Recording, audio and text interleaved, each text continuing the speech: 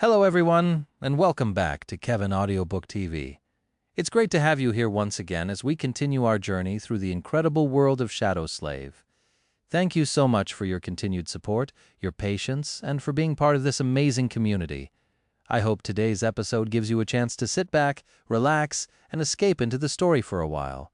So put on your headphones, get comfortable, and let's dive straight into the next chapter. This is Shadow Slave. Let's go! Shadow Slave, Chapter 901, Chapter 901, Degrees of Danger. Well, actually, it was black. Shrouded in the darkness of the long night, Sunny rode north through the wailing hurricane of snow. To his eyes, which could see through any shadows, the snow appeared as light gray, bordering on white. The way back was not long enough to deal with thoughts and emotions raging in his heart, but luckily Sunny had too many worries about the future to drown in the regrets of the past. Doesn't matter anyway. Vern was dead, and everyone else was also dead. None of the people Sunny had come to know in the past weeks survived. Now, all he could do was make sure that his soldiers, Professor Obel and Beth, did not share their fate. That was not going to be an easy task. Soon, the wreckage of the old war machine appeared in view. Sunny dismissed Nightmare, walked into the rusted metal frame, and lingered for a few moments in front of the rhino. Then, he opened the hatch and climbed inside. Quentin, Samara, and Belle were keeping watch, each of them tense and ready for battle. Noticing him, the irregulars sighed with relief. "Captain, you're back," Sunny nodded. "Did anything happen in my absence?" Quentin shook his head. There were no nightmare creatures yet. Professor Obel and Miss Beth were both exhausted, so they're sleeping. We settled the professor in your quarters. I hope you do not mind." He remained silent for a moment, then added with a hint of melancholy in his voice, "Of course, we are keeping an eye on them, in case one or both have become carriers of the spell." Sunny did not particularly care about the accommodations at that moment, so he simply nodded. The first point of Quentin's short report was the most important. No nightmare creatures, yet. That could change at any point. In fact, he had taken a risk by allowing his soldiers to sleep and leaving the rhino, even if one of his shadows had stayed back to observe the surroundings and be a potential exit point of Shadow Step. Out here in the wild expanse of the Antarctic Center, it was nightmare creature country now. Hordes of them moved through the mountains, many spilling down onto the coastal plain. A transient swarm could have stumbled on the cohort's camp at any moment, so it was not secure. But security was a thing of the past now. Before, he had had choices that were safe and choices that were dangerous. But after leaving the protection of LO 49 and its thick walls, he could only choose between different degrees of danger. It was all about calculating the probable risk. Even then, with his fated attribute, such calculations were more or less useless. Grimacing, Sunny covered his face with a hand and then rubbed it. He was too tired and numb to care right now. He needed rest, too. "Well, I'm going to take a nap then. Wake me up if there's movement outside." Since his comfortable bed was currently occupied by Professor Obel, Sunny climbed into one of the free sleeping nooks and closed his eyes. How risky was it to fall asleep right now? Before letting his consciousness plunge into the comfortable embrace of darkness, he summoned Saint and ordered her to guard the rhino from the shadows. That was all Sunny could do. The night never ended, and morning never came. When Sunny woke up, the world was exactly the same as it had been before. The raging blizzard enveloped the world, obscuring the cold, dark sky. He had been pulled out of his dreamless slumber by the wholesome of a sleeping pod opening nearby. Opposite him, a panel on the wall of the rhino slid away, revealing a sleeping niche hidden behind it. Dorn's massive figure could be seen inside. The giant man had drawn a short straw when they were assigned the transport vehicle, since standard pods were a little bit too small for his prodigious body. Watching him climbing out of one was slightly comical every time. Sunny did not smile, though. Making sure that his shadows and Saint did not perceive any threat, he left his niche. Soon, Luster and Kim woke up too. Quentin, Belle, Samara, U-turn. The three irregulars could not wait to get some long-awaited rest. Their exhaustion and desire to sleep were so overwhelming that they did not even linger to listen to the report that their colleagues had brought from the dream realm. A minute later, All three were gone into the sleeping pods. Sunny studied Kim, Luster, and Dorn. They looked much better than they had yesterday. Even though one night of rest was not enough to remove all the accumulated fatigue, awakened were resilient creatures. Sunny, who had only slept a few hours, felt utterly broken instead of rested himself. However, that feeling would pass soon. So? His soldiers glanced at each other.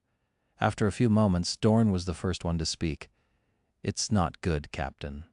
This time Sunny did smile. "Wow, who could have thought?" The giant man nodded awkwardly and then started the report. "From what we were able to find out, East Antarctica is still under human control, but the Antarctic Center, it's all a big mess." His face darkened. "The Saints were eventually able to kill one of the Titans, but 2 more remain. A chunk of the mountain chain was destroyed in the battle too. But that's not the worst of it." Sunny let out a frustrated sigh. "Just come clean with it." Dorn looked down. "The siege capital that our division was supposed to establish, it is gone. Wiped out of the map completely. The survivors, whoever remains, both soldiers and civilians, are in the process of trying to retreat to other strongholds. There's no organized First Army force left from here to Mount Erebus, sir." Sunny remained silent for a long time, a resentful expression appearing on his face. Just like that. Their 400 kilometers journey seemed to have just turned into 1,000 kilometers journey. Shadow Slave, Chapter 902, Chapter 902, State of Affairs, Dorn, Kim, and Luster, brought other news from the Dream Realm, too. All of it was fragmented and chaotic, since the First Army itself did not seem to have a strong hold on what was happening throughout the Antarctic Center. With all modern forms of communication down, whatever information trickled in and was disseminated through the Dream Realm was doomed to be incomplete, and often became obsolete on arrival. The lack of reliable intelligence was the worst fear of all armies. The strange blizzard raging across the Antarctic Center was the cause of the collapse of the interaction network. It was attributed to one of the Titans that had emerged around a month ago, designated as the Winter Beast. The Titan's current location was unknown, but its impact could be felt throughout the region. The field army tasked with evacuating the Antarctic Center was in a rough spot. The southern reach of the landmass, where Sunny and his cohort were currently stuck, was lost and all but abandoned. People were scrambling to preserve the remaining 6 siege capitals, not knowing when and where the Titans would strike next. Even worse, the Titans were merely the harbingers of a new phase of the chain of nightmares. The frequency and potency of the opening gates seemed to have increased drastically, and countless nightmare creatures were pouring into the waking world every day. In other words, humans in the Antarctic Center were in trouble, and Sunny was in the biggest trouble of all. Wonderful. His soldiers had not only received information, but also reported the cohort's current status and location. The information was going to take some time reaching Master Jet, and then more time would pass to get her response back to Sunny. For now, he had nothing to do. Sunny contemplated for a few minutes whether he should start moving north immediately, or remain in place for a few days to give his soldiers time to recuperate and learn more about what was happening in the region. In the end, he decided to postpone the decision for when the second shift of sleepers returned from the Dream Realm. Keeping the rhino static in the open was not an ideal situation, but neither was blindly venturing into the mountains.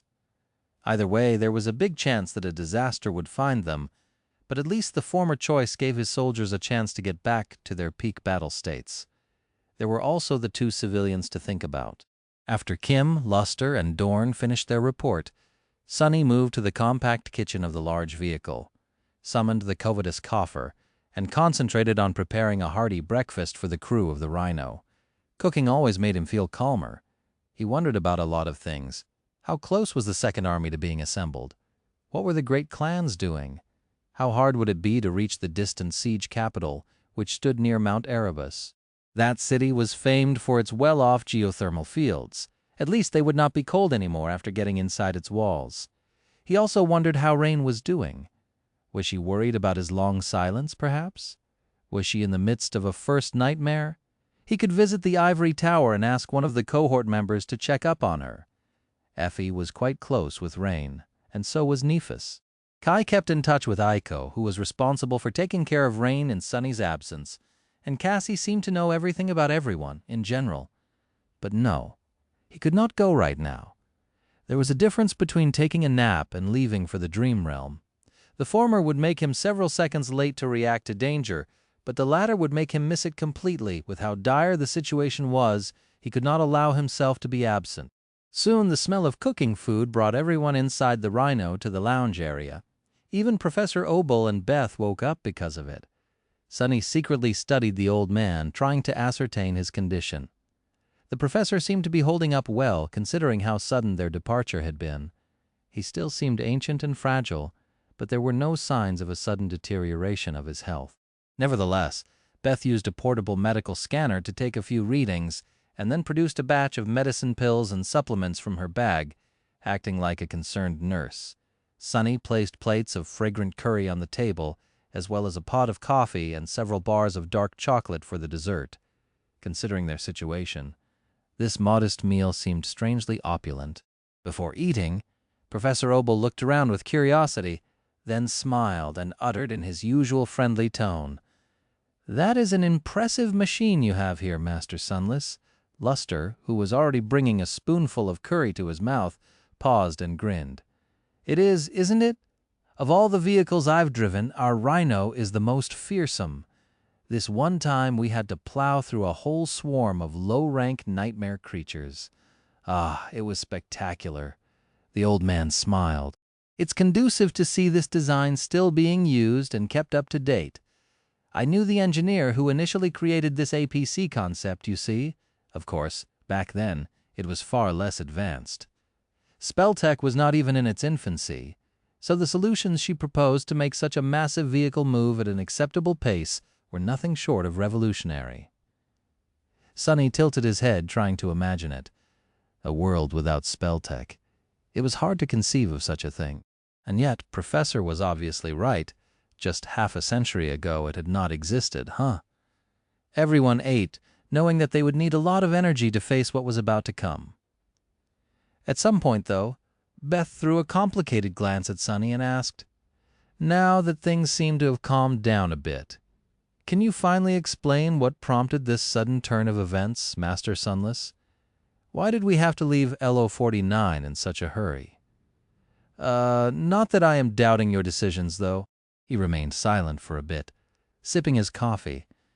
"What was there to say?" Sonny shrugged. "The Ariadne was destroyed, and LO49 is gone. Everyone back there is dead. The 9 of us are the only ones who survived. Shadow Slave Chapter 903. Chapter 903 Abstract Numbers." His words caused a dead silence to settle over the Rhino. Luster, Kim, and Dorn froze, grave expressions appearing on their faces. Professor Obel looked down, suddenly appearing even more fragile and old. A heavy sigh escaped from his lips. Beth's eyes widened. What do you mean, dead? That is impossible." Sonny looked at her silently and then shook his head. "This is the era of the nightmare spell. Anything is possible, and terrible things are doubly possible. In fact, they are all but inevitable.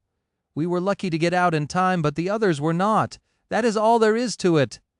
His voice was full of grounded confidence, but in fact, Sonny felt very unsettled. He was not entirely sure if he was trying to convince Beth or himself. Professor Obel, who had been born during the dark times and lived through the horrors of the first generation, seemed to understand what Sonny was trying to say. He must have experienced many such calamities throughout his long life and lost a lot of friends. His young assistant, however, did not. Looking at Sonny with a pale face, she forced out, But," he interrupted her. "Don't think about it too much. Concentrate on your own survival instead. We are not out of the woods yet, and what is to come is far more important than something that is already over, and it is over." With that, the conversation died down. The previous lively atmosphere disappeared as if it had never existed. Sonny studied the faces of people gathered in the lounge area and then stood up. He did not really want to console and manage anyone's feelings right now. They were all adults. Actually, he was the youngest person here, so why was he the one who had to take care of everyone? Well, because he was in charge both in terms of power and authority. And with those uninvited, also came responsibility. Ugh, how irritating. Sunny hesitated for a few moments and then said, "The best way to honor those that are gone is to make sure that we don't follow them. So, rest well and gather your strength. I'll keep watch outside." He sighed and walked away, leaving them behind. Climbing to the roof of the rhino, Sunny commanded Saint to dismiss Morgan's warbow and summoned it into his own hands. Then he shivered, enveloped by snow. Chilling wind howled through the rusted frame of the ancient war machine, the remains of which rose from the ground like the bones of a giant beast. Even though staying outside was cold and uncomfortable, right now he preferred it to being in the company of other humans. There was a lot for him to think about. Observing the surrounding area through the senses of his shadows, Sunny closed his eyes. There was no way back, and the path ahead was dangerous and unclear. Remaining in this spot was not at all safe as well. Funnily enough, the unnatural blizzard not only made it harder for humans to see the approaching nightmare creatures before they launched into a frenzied attack, but also hid them from the sight of the abominations. Unless a swarm stumbled directly on the rusty wreckage, it would pass by this shelter without catching the smell of human souls inside. That, at least, played in Sunny's favor. Before he knew it, his thoughts wandered back to the lost personnel of LO-49. 1,400 people. 16. Even if he counted those that had died in the weeks before. Just like that, so many lives had been lost. It was expected, actually. With a strange grimace, Sunny remembered hearing about the chain of nightmares from Master Jet for the first time. Back then, he was rather callously indifferent. What did the fates of humans in Antarctica have to do with him? Their number was much higher than 1,400, too. There were 700 million people living in the southern quadrant, and he had not been inclined to give a damn about a single one. At least not enough to risk his life over it. He was still indifferent. 700 million was too large of a number to conceive of. It was too distant and abstract. When speaking about millions of people, people stopped being people and turned into numbers. Sunny did not wish them ill, but he also could not bring himself to care about mere numbers. But soldiers and civilians that had died in LO-49 were different. Even though 1,400 could not compare to 700 million, to him they were real. He had lived with them, shared bread with them, and fought side by side with them. He had come to know them as people and not numbers. So their deaths affected Sunny much more than the potential evisceration of the whole quadrant. Knowing what he knew now, he couldn't help but see the First Army and its mission in a different light. There would be much more death, for sure. The government had an ambitious goal of evacuating the whole continent, but their plan was already bursting at the seams. Many more people were going to die, millions of them. In the end, how many of the 700 million would be saved? 600? 5? Even less, of course. He had no way of knowing. So, how did it make him feel? Was he outraged? Motivated? Burning with resolve? Did he find conviction? Not really. Letting out a bitter breath, Sunny whispered, "Such a waste." All he felt was contempt. It was such a waste, all of it, of human lives, resources, and potential. It made him sick to know that the world was gobbling up so much, while the people who could have prevented it from happening were too busy fighting among each other. Those bastards. In the end, all Sunny could do was follow his advice and concentrate on himself, and that which belonged to him. He couldn't save 700 million people, but he could make sure that he, his soldiers, and civilians in his care would make it to the other side of this disaster alive. That, at least, he could possibly manage. Shadow Slave, Chapter 904. Chapter 904, A Journey of 1,000 Miles. 2 days later, they finally received a word from Master Jet. The message, which had passed through several people before reaching Sunny, was simple. Retreat to Erebus and rendezvous with Davis and his cohort of irregulars there. Godspeed. Sunny took a deep breath after hearing the news. It was as he had expected, even though a small hope that some miraculous help would be sent to assist them on the 1,000-kilometer journey had been still somehow aflame in his heart. Now it was completely extinguished. With that, the cohort's short period of rest was over. It was a good thing, too. Over the past couple of days, Sunny killed several nightmare creatures that had wandered close to the camp. Strangely, there had not been as many of them as one would have expected, and he was quick to dispose of the bodies. Still, the smell of blood was slowly permeating the area, and pretty soon it was bound to attract bigger threats. The blizzard was still raging outside the wreck of the old war machine. Piercing the swirling snow with beams of light, the rhino growled as it drove forward and abandoned its temporary shelter. Accelerating, it then moved north toward the slopes of the towering mountains. The atmosphere inside the vehicle was tense, but as minutes passed without anything lunging an unexpected attack on the APC, everyone calmed down a little, except for Sunny. He had no plans of calming down until they safely reached the stronghold of the 1st Evacuation Army. In fact, he would prefer if his people remained tense and paranoid as well. But there was such a thing as too much pressure, too. People tended to break if subjected to persistent and overwhelming stress without any chance to take a breath. Actually, his soldiers were holding up surprisingly well considering everything they had gone through in the past 2 months, and for a good reason. One of the criteria he had chosen these particular awakened by was their mental resilience, after all. Even Luster, who seemed like a carefree fool most of the time, was enduring the rigors of the calamitous Antarctica campaign with a surprising tenacity. Maybe it was exactly that light-hearted and frivolous personality of his that made the young man so immune to despair. Do I need to learn from Luster? That was something Sunny had never expected to think about. The rhino drove forward, and hidden by the veil of snow, Saint and Nightmare followed it from a small distance. Even though the mountains were obscured from view by the snowstorm, the jagged peaks were getting closer and closer. Sunny's shadows prowled outside, scouting the path ahead.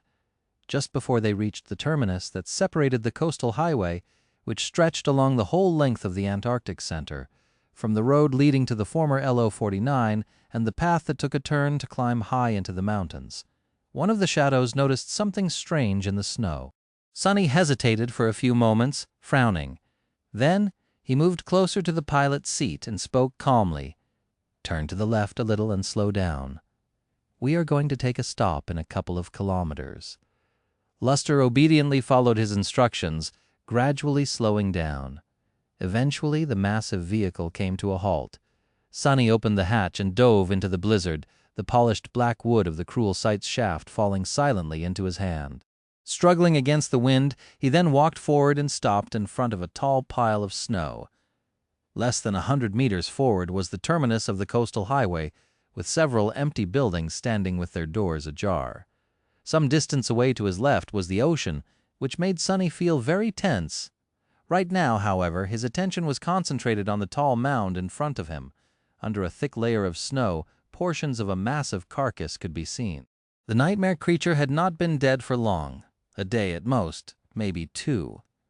From a cursory look, it had been a demon, probably of the awakened rank.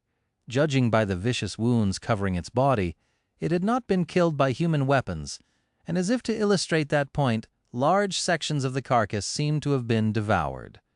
Strange, nightmare creatures were known to fight amongst themselves on occasion, but only in the dream realm. Out here in the waking world, there were too many human bodies for them to tear apart, and too many human souls to devour. So, even when different tribes of abominations collided with each other, they rarely showed any sign of hostility.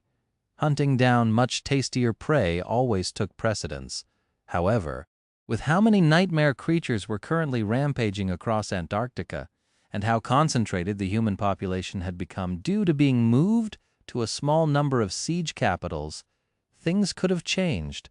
If there were instances of infighting between the abominations, it could potentially help the mission of the First Army tremendously. Of course, Sunny prevented himself from becoming too optimistic about that prospect. He had more important and immediate concerns anyway. A nightmare creature capable of slaughtering an awakened demon had to be sufficiently strong, and it could still be near. What kind of abomination was it, and where had it gone? Was it alone, or accompanied by a whole swarm of other monsters? If he managed to deduce something about the nature of the enemy from the corpse, he would be able to better prepare to defend against the threat. Sadly, the dead demon did not offer any clues. The only thing Sunny found out was that the killer was not too fearsome, since there were signs of a furious confrontation all over the place. If the other party was truly powerful, their victory would have been entirely one-sided. Waste of time. Shaking his head, Sonny was just about to turn back when he sensed something through his shadows. One of them had glided a bit further up the highway and was currently observing some disturbances in the blizzard. He slowed down, turning to the north. What is that? A moment later, a troubled expression appeared on Sonny's face. Shadow Slave, Chapter 905. Chapter 905, Bearer of Bad News. The shadow hid on the slope of a tall cliff, observing the wide highway that stretched north between the mountains and the ocean. The world was obscured by a white wall of snow, but it could feel slight tremors running through the ground. Something was approaching. A few moments later, two bright dots appeared inside the blizzard, slowly growing larger as their source drew closer. Then, powerful beams of light cut through the snowstorm, making the shadow shift its position. Several kilometers away, Sonny frowned with a troubled expression. People. What approached from the north was not a swarm of nightmare creatures or a lumbering monstrosity, but a small procession of civilian transports accompanied by a handful of military vehicles. They cut through the blizzard, rolling down the highway at a slow speed. Several of them appeared battered and barely functioning. Soldiers could be seen manning the turrets, shivering in the vicious cold. His scowl deepened. What are they doing here? Luster, bring the rhino to the edge of the coastal highway. Leaving the carcass of the dead demon behind, Sonny walked forward. A few minutes later, he was standing on the snow-covered surface of the highway, with the rhino positioned behind him. His silhouette was drawn against the backdrop of the blizzard by the beams of two powerful spotlights. The convoy was already close, but they did not notice him yet. Striking the butt of the cruel sight into the ground, Sonny hesitated for a moment, and then activated the Light Eater enchantment. Immediately, the silver blade of the spear shone with brilliant light. It was as though a small sun bloomed in his hand. Somewhere behind, Bell and Dorn emerged from the APC, carrying their weapons with guarded expressions. Samara had climbed to the roof of the vehicle and was now laying on it, resting her chin on the stock of her rifle. The other three irregulars remained inside, protecting Professor Obel and Beth. The radiance of the cruel sight was too intense to not be noticed. Finally, the soldiers protecting the small convoy reacted, turning the turrets in the direction of the unknown threat. Their faces were tense and frightened. The lead vehicle slowed down. I hope those fools don't start shooting blindly. Using the extraordinary rock and its sonorous enchantment, Sonny augmented the volume of his voice. Calm and oppressive, it rolled across the highway, easily breaching through the howling of the wind.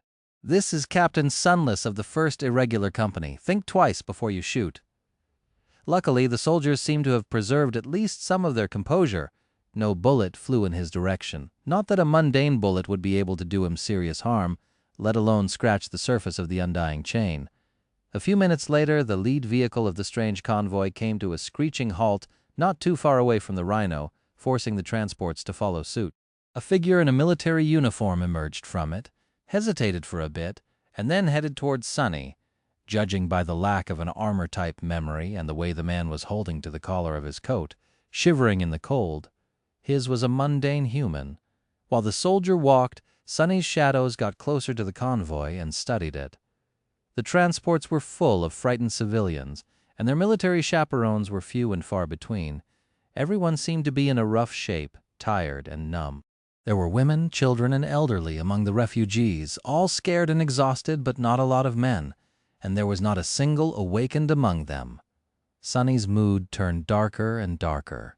Finally, the soldier walked close enough to see him. Raising a hand to shield his eyes from the rhino's lights, he mumbled in a startled voice, "It really is the devil!" Sonny looked at him with a frown. "I can hear you, you know." The soldier flinched and then lowered his hand, trying to stand at attention. "Oh, sir, sorry, sir." His voice, despite the effort to sound professional, sounded haunted. Sonny sighed and shook his head, at ease. Then he looked past the man's shoulder at the battered convoy, wondering what it was doing here. "Please explain who you are, and why you are in this area." "I thought that the First Army abandoned the southern reach of the Antarctic Center." The soldier remained silent for a while. Eventually he said, "Sir, you must know that our division suffered heavy losses when the siege capital we were building was destroyed. A sufficient number of us had time to evacuate, taking the civilians with us. However, the aftermath was chaotic." Sonny did not know the details of how the city had been obliterated, except for that it had been done by a titan. Nevertheless, he could imagine the panic and mayhem that had ensued in the aftermath. He nodded. The man let out a heavy sigh. Most of those who escaped retreated north, but for many of us that direction was cut off. We gathered as many people as we could and eventually headed south. Something about that story did not sit right with Sonny, he interrupted the tired soldier. You made it all the way here, driving on the highway. Staying so close to the ocean was too dangerous. Even Sonny did not dare choose that convenient but dire path. How did a bunch of mundane soldiers survive it? The man's face grew bleak. He lingered for a while and then said grimly, "There were a lot more transports in the convoy at the start of it. Captain, this is just the ones that remain. I have 340 free civilians in my care and 40 soldiers," Sonny sighed. Ah, now things were making much more sense. Put in a somber mood, he asked, "There were no awakened assisting you?" The soldier shook his head. "There were. They stayed back to buy us time. That was a week ago, sir." Sonny thought that he understood the full picture, except for one most important thing. Why come so far south? He stared at the man for a bit and then asked directly, "But why would you head here, of all places? Why not circle back and head north to one of the remaining siege capitals?" The answer soon came, making the corner of his eye twitch. "Evacuations, sir." After the initial chaos died down, the awakened escorts, they were still alive back then, received orders through the dream realm.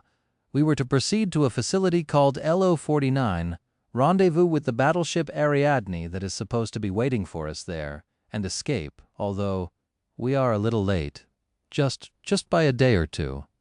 Sonny stared, lost for words. The soldier suddenly seemed excited. "Captain Sunless, sir! Have you come from that facility? Were you sent to escort us the rest of the way?" Exposed to that hopeful gaze, Sonny felt a bitter taste in his mouth. He lingered with the answer, but his flaw only allowed him to remain silent for so long.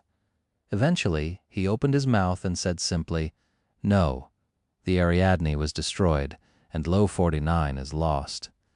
I am sorry to say this, soldier, but you and your men have made it all the way here for nothing." Shadow Slave, Chapter 906, Chapter 906. Moral Conundrum. Sonny had never seen a few words crush a man's spirit so thoroughly, except for maybe himself, when Nephis had spoken his true name and commanded him to leave her for dead on the forgotten shore. The soldier managed to remain standing, but he looked like a marionette with its strings cut. All light was extinguished from his eyes. He remained motionless for a while and then turned slightly, throwing a forlorn glance at the small, battered fleet behind him. Sonny could imagine how he felt.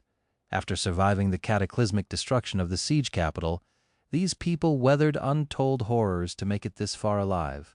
What had kept them going was probably the hope that salvation was drawing closer and closer, and now, when they almost reached the destination, that hope was cruelly crushed. He sighed. "It just happened a few days ago. The news would not have reached you. My people and I are the only ones who survived." The soldier looked down, silent. Eventually he asked, "If I may ask, what are your plans now, sir?" Sonny looked at him with a deadpan expression. "My orders are to proceed to the Erebus Field siege capital to rendezvous with another cohort of the 1st Irregular Company." Suddenly a tentative spark appeared in the soldier's eyes. "Master Sunless, sir, will you consider?" Sonny knew what he was going to say. It was not that hard to guess. He wanted to laugh. In fact, he almost did. It took a lot of self-control to remain outwardly calm. A bitter, familiar, unhinged laugh got stuck somewhere in his throat. Of course, Sonny knew. The soldier was going to ask if the irregulars would escort the civilian convoy to safety. Why wouldn't he? They had persevered for the last week without any awakened to protect the handful of transports from the rampaging nightmare creatures. And even though their hope of sailing to safety aboard the Ariadne was gone, there was an actual master standing in front of them.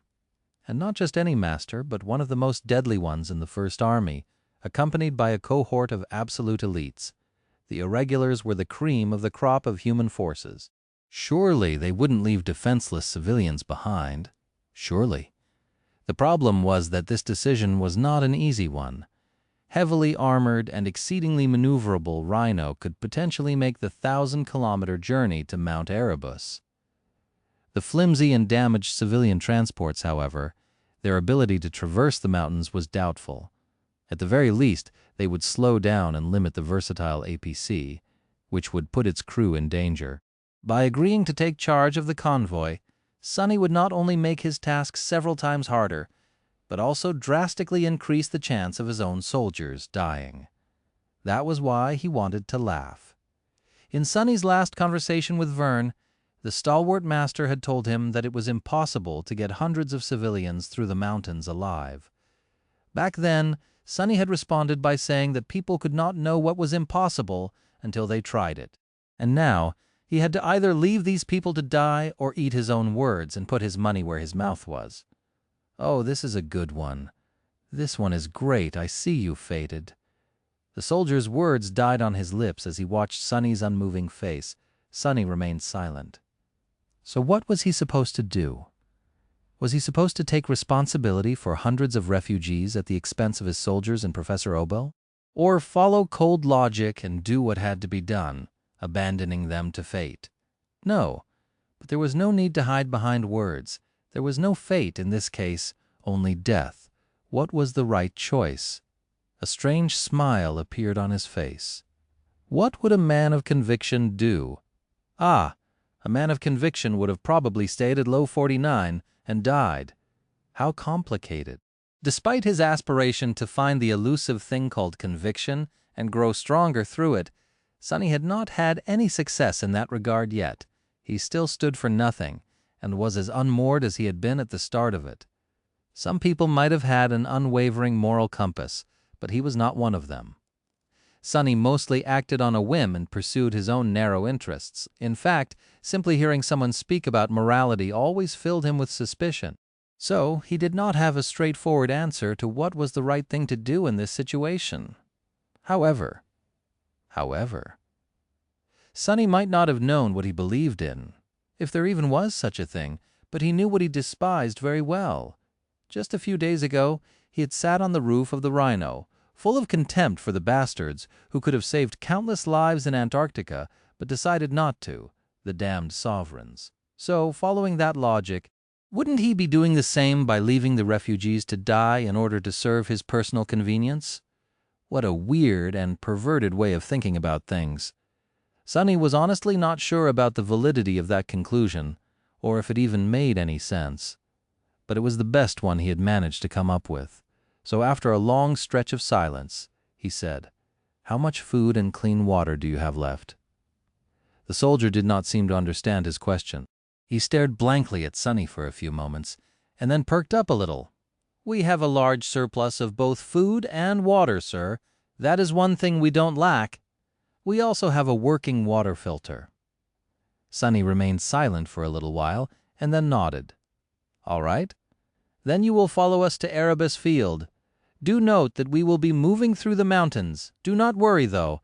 My cohort has scouted the road networks in this region of the Antarctic Center extensively. We'll guide you well?" The soldier took in a shaky breath and saluted. "Yes, sir." Sonny lingered for a few moments, then asked, "What is your name and rank?" The man responded after a short pause, fidgeting with the collar of his coat. "It's Sergeant Gear, sir." Sonny glanced at the caravan of battered vehicles behind him and sighed. "Here's my order, Sergeant Gear. From now on I'll be assuming command of this convoy. You did well getting them here. Leave the rest to me." Shadow Slave, Chapter 907. Chapter 907, Burden of Command. As expected, the refugees were devastated by the news that their salvation had slipped away from their grasp at the last moment. Many of them looked like they were about to give up, but strangely the terrible change did not end up being as crushing to their already crumbling morale as Sonny had thought it would be. The reason? He was the reason, or rather his status and reputation. Although being found by a master was not really comparable to boarding a rescue ship, Ascended were a kind of symbol among humans. Saints were too mysterious and distant, so it were the masters that dwelled in the human subconscious as the epitome of valor, achievement, and might. Sonny did not know about valor and achievement, but Ascended were indeed immensely powerful, and he was more powerful than most. So when the refugees learned that Master Sunless of the First Irregular Company had taken command of the convoy, many of them were elated despite their extreme exhaustion. He had a fearsome reputation after all. In fact, Sonny felt that the mundane soldiers had gone out of their way to embellish his achievements as much as they could when they delivered the news. Their purpose was transparent. The soldiers, too, wanted to keep the morale of the civilians from reaching the very bottom of despair. As a result, the refugees regarded him as some sort of intrepid hero who was both the scourge of nightmare creatures and a dauntless savior of men. When they looked at him, their eyes were full of hope and reverence. Sonny was weirded out by these gazes. Fools, how easy are you to deceive? Did they not hear the part of the story where a whole settlement that he had been stationed at was completely destroyed? But no, they didn't. People just wanted to believe in something that would give them solace, no matter how far removed from the truth their belief might be. It was strangely easy for them to ignore anything that conflicted with such a belief in the end. Making people lie to themselves was the best and most effective kind of deception. Regardless, Sonny was not going to dispel their mistaken impression of him. Not only did it make the refugees easier to control, but there were other things to consider. Namely, the spreading plague of the spell. Now that Sonny knew that a first nightmare was born of a tiny seed as well, he couldn't help but feel that it could only be planted into fertile soil. Wouldn't a soul that was full of fear and despair be more fertile, while one illuminated by hope less so? If he thought about it like that, it was no surprise that the nightmare spell had descended during the height of the dark times. Back then, the whole world had been drowning in desperation. Maybe by managing the morale of the convoy, he would be able to reduce the number of mundane humans succumbing to the nightmares. Look at me, thinking strategically. Shaking his head, Sonny walked back to the rhino and climbed inside. Remembering the mangled corpse of an awakened demon that rested under the snow less than 100 meters away, he wanted to leave the terminus of the coastal highway as soon as possible. But there were a few things he had to do before that. "Professor Obel, can I speak to you?" The old man had lived through the havoc of the first generation, so he would have valuable insight about the task facing Sonny without a doubt. And indeed, speaking to the professor gave him a few good ideas. However, something like the chain of nightmares had never happened in the history of the world before, so there was no handbook on how to survive it. He had to come up with his own solutions. 10 minutes later, Sonny gathered his cohort, as well as Professor Obel, Beth, and Sergeant Gear in the command suite of the Rhino. He didn't waste any time and got straight to business. The situation is far from being perfect, so I'll be brief. Our first task is to inspect the vehicles of the convoy and service them as needed, to make sure that they will be able to make it across the mountains. However, we can't do it here in the open. There is an abandoned military bunker not too far from our position. If all goes well, we will reach it within a day and make camp. His thinking was rather simple. He couldn't have the civilians sleeping in the cramped transports, since the consequences of someone turning into a nightmare creature inside one would be devastating. So, ideally, they needed to find a well-protected campsite every time they needed to rest. The old bunker, which had stood empty since the dark times, was hidden in the mountains at a sufficient distance from the ocean. It was a conducive place to achieve a lot of pressing tasks. Sonny paused and looked at his subordinates with a grim expression. For now, we'll assume a standard march formation. Our immediate task is to reach the bunker without suffering any losses. There are two types of threats we need to be wary of, those from beyond and those from within. I won't say anything about the former, since they just mean that we must enter battle with the enemy. The latter, however, I desire soldiers keeping eyes on the civilians at all times. Don't let anyone fall asleep. He lingered for a moment and then added, "Clear one of the transports completely and move all passengers to the other 4. That will be our mobile infirmary. If someone does fall asleep, wake them up. If they don't wake, transfer the sleepers to the infirmary and get ready to put them down, should anyone fail the first nightmare. Sergeant Gear shivered but remained silent. It was not easy for mundane soldiers to fight nightmare creatures, especially not without working exoskeleton armor suits and inside a moving transport with no space to retreat and maneuver. Sonny had thought about it in advance. There were 5 civilian transports and 4 smaller army vehicles escorting them, so the math wasn't too hard. He looked at his soldiers. Luster will drive the Rhino, while each of you is to be stationed inside one of the transports from now on. Keep the refugees safe and observe your surroundings. If the convoy is ambushed and the enemy gets past me, it's your job to make sure that no one dies, or at least as few of them die as possible. Bell, you will watch over the infirmary. The others, divide the transports among yourself. Sergeant Gear, the crews of the military vehicles will be responsible for themselves. The same protocol applies. The soldier nodded. Yes, sir. After that, they all stared at him in silence. Sonny raised an eyebrow. What are you waiting for? Go! I desire to get off the coast as soon as possible. Shadow Slave Chapter 908. Chapter 908 Delegation. After a short stop, the battered convoy started moving once again. The Rhino was driving at the front, followed by the 5 civilian transports. 2 military vehicles flanked them, and 2 more protected the rear. It would not be possible to maintain the formation higher into the mountains, but for now, the roads were wide enough. Taking a turn, they drove away from the coast, slowly climbing higher and higher into the outskirts of the mountains. Observing the multitude of screens in the command suite of the Rhino, Sonny felt thankful for the fact that he had scouted this whole area with his shadows a month ago, while en route to LO-49. He roughly knew the twists and turns of the mountain roads, the shape of the slopes and the deep canyons, and what path to take. He knew where the most dangerous spots were, where a large-scale ambush could be waiting for them, and where it was possible to make camp. This stretch of the mountains was like a maze, and with civilian transports following the Rhino, its mobility was severely reduced. There were only so many paths the convoy could take. Luckily, Sonny remembered them all. Of course, a lot of things could have changed in a month. The devastating battle between the 3 Saints and an unknown Titan had destroyed a few mountain peaks further up north and caused a powerful earthquake. Although only a weak echo of that clash had reached this region, it was still enough to potentially change the topography. There would be rock falls that had blocked previously clear roads, while some roads would have simply broken down and collapsed. A glacier or 2 could have come undone, obliterating everything in their path. And, of course, there were swarms of nightmare creatures lurking in the dark. There was also snow. The blizzard seemed to be growing weaker, but it had already covered the world with it. As a result, the Rhino was forced to lower its wedge-shaped ram and clear the path forward for the convoy. Just like that, the proud war machine was reduced to playing the role of a snowplow. The progress was tortuously slow. Sonny had to simultaneously scout ahead and think deeply about how to manage the convoy. He wanted to consider as many problems as possible before they actually happened, to hopefully prevent them. It had been easy to command a small cohort, but now hundreds of people were depending on him. The complexity of the task and the amount of moving parts comprising it were giving him a headache.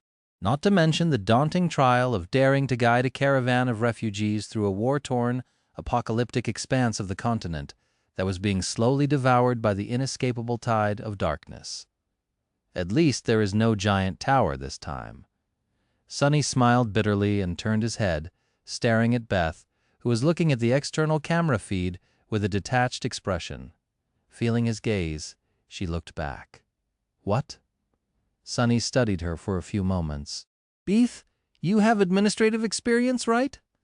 The young woman frowned in confusion. Sure, I used to do that sort of thing on behalf of the professor. Running a research facility demands a lot of paperwork, you know? He nodded. Good. Then congratulations. You're in charge of the refugees now. Beth blinked a couple of times. What? Wait. What do you mean? Sonny shrugged. I mean that you're responsible for their well-being. Food, water, health, morale. Find responsible people among the civilians and coordinate with them to solve any problems that you can handle yourself. Report the rest to me.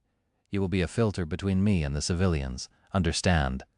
She scowled. I do, but my priority is the professor. Sonny shook his head and waved a hand dismissively. "He's a civilian too, is he not? Now that we are escorting a convoy of refugees, it's in your own interest to make sure that everything is running smoothly. The safer the convoy is, the safer the old man will be as well. In any case, I need to delegate these things to someone. Otherwise, I won't be able to concentrate on the military side of things, and our safety, including the professor's, will be compromised. Would you prefer I entrust the civilian side of things to someone who does not care about him as much?" She glared at him for a few moments, then scoffed. "Fine. I guess I'll be the housekeeper then. You be the guard dog." Sonny grinned. "That sounds swell from what I hear. All dogs do is sleep all day and get treats. Who wouldn't want to live like that?" The young woman gave him a strange look and didn't answer. Above a mountain road that clung to the side of a canyon, a tall cliff stood, covered in snow. On a deep ledge cutting into its face, veiled by darkness, a dozen monstrous forms lay as they hid from the howling wind. The nightmare creatures were resting, their bloodshot eyes staring aimlessly into the blizzard. Then something changed. As if catching a faint smell, the abominations stirred. The maws opened, and their muscles rolled under the desiccated hides. One by one they rose from the snow and listened. From a distance, a barely audible hum of engines and the rustle of wheels could be heard. Frenzied flames ignited in the eyes of the vile creatures, and hoarse growls escaped from their maws. Using their powerful limbs, the nightmare creatures moved toward the edge of the ledge, lusting to sink their fangs into human flesh. Before they could, however, a shadow suddenly moved between them, and something landed in the middle of the pack, sending snow flying into the air. The abominations only had a moment to see what it was. There, between them, a graceful knight in intricate onyx armor stood, raising a beautiful jade geon. A split second later, the white blade flashed. Back inside the rhino, Sonny closed his eyes for a moment, listening to the voice of the spell whispering into his ears. The convoy was climbing higher into the mountains. They moved slowly, but had not encountered any serious problems yet. A few minutes later, he suddenly received a radio transmission from one of the flanking vehicles. Stir Sunnel? Sir?" Sergeant Gear's voice came through, marred by interference. Sonny manipulated a few switches to improve the quality and asked, "What is it? Is there danger?" The man answered after a short pause with doubt in his voice. "No, yes, I don't know, sir. It's just that the cliffside ahead, there's blood flowing down it." His voice sounded nervous. The response came a second later, startling the soldier. "Don't mind it. The situation is under control.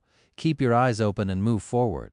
Gear stared at the radio in his hand and then glanced at the soldier near him. "He said that the situation is under control." The other soldier shivered. "Then I guess it is." They approached the cliffside that seemed to be seeping blood and drove past it. Nothing happened. A few more hours passed, full of similarly strange events. However, no abomination had managed to get close enough to the convoy to pose a serious threat to it. In the evening, when the blizzard had grown thin enough to see the stars in the sky, they finally reached their destination. Up ahead, hidden between tall cliffs, was the entrance to the old abandoned bunker. That was going to be their base for the next couple of days. Shadow Slave, Chapter 909, Chapter 909, Underground Nest. During the dark times, humanity had come to the brink of destruction. A series of cataclysmic natural disasters had brought it to its knees, causing several waves of mass migrations, each of them accompanied by plagues and famine. Previously arable lands had turned into wastelands, and many resources that had previously been the lifeblood of civilization were suddenly running dry. There had not been enough food for everyone, not enough livable space for everyone, and not enough power source for everyone. So, humans had done what they knew best. They had turned to war. The marks left by those devastating wars still haunted the planet. From the polluted air to the derelicts of broken military machines, they littered the earth like scars caused by a deadly infection. The old bunker Sonny was facing right now was one of those scars. He knew neither what army had built it and for what purpose, nor what had happened to those people and why the bunker now stood abandoned. He also did not care. There were always stories about terrifying doomsday weapons hidden in such places, waiting to be unleashed by a carefree explorer, but most of them were just that, stories. In reality, places like that one were usually empty for one simple reason: everyone had died or left, and those who survived had no need and no capacity to return. Plus, the bunker had already been unsealed a long time ago. Its massive blast doors stood open, covered with snow. Sonny was much more worried about the present than the past. Anything could have made its way inside during the chain of nightmares. If a tribe of nightmare creatures had made a nest in the narrow underground passages, laying siege to the bunker would not be easy. In fact, it was as tough of a task as a military unit could get, but he could not turn back. The civilian transports were crowding the mountain road behind him with nowhere else to go. The vehicles needed maintenance and repair, and the people inside needed rest. It was his obligation to provide for them. Looking at the dark entrance gloomily, Sonny turned and addressed his cohort. "Prepare yourself.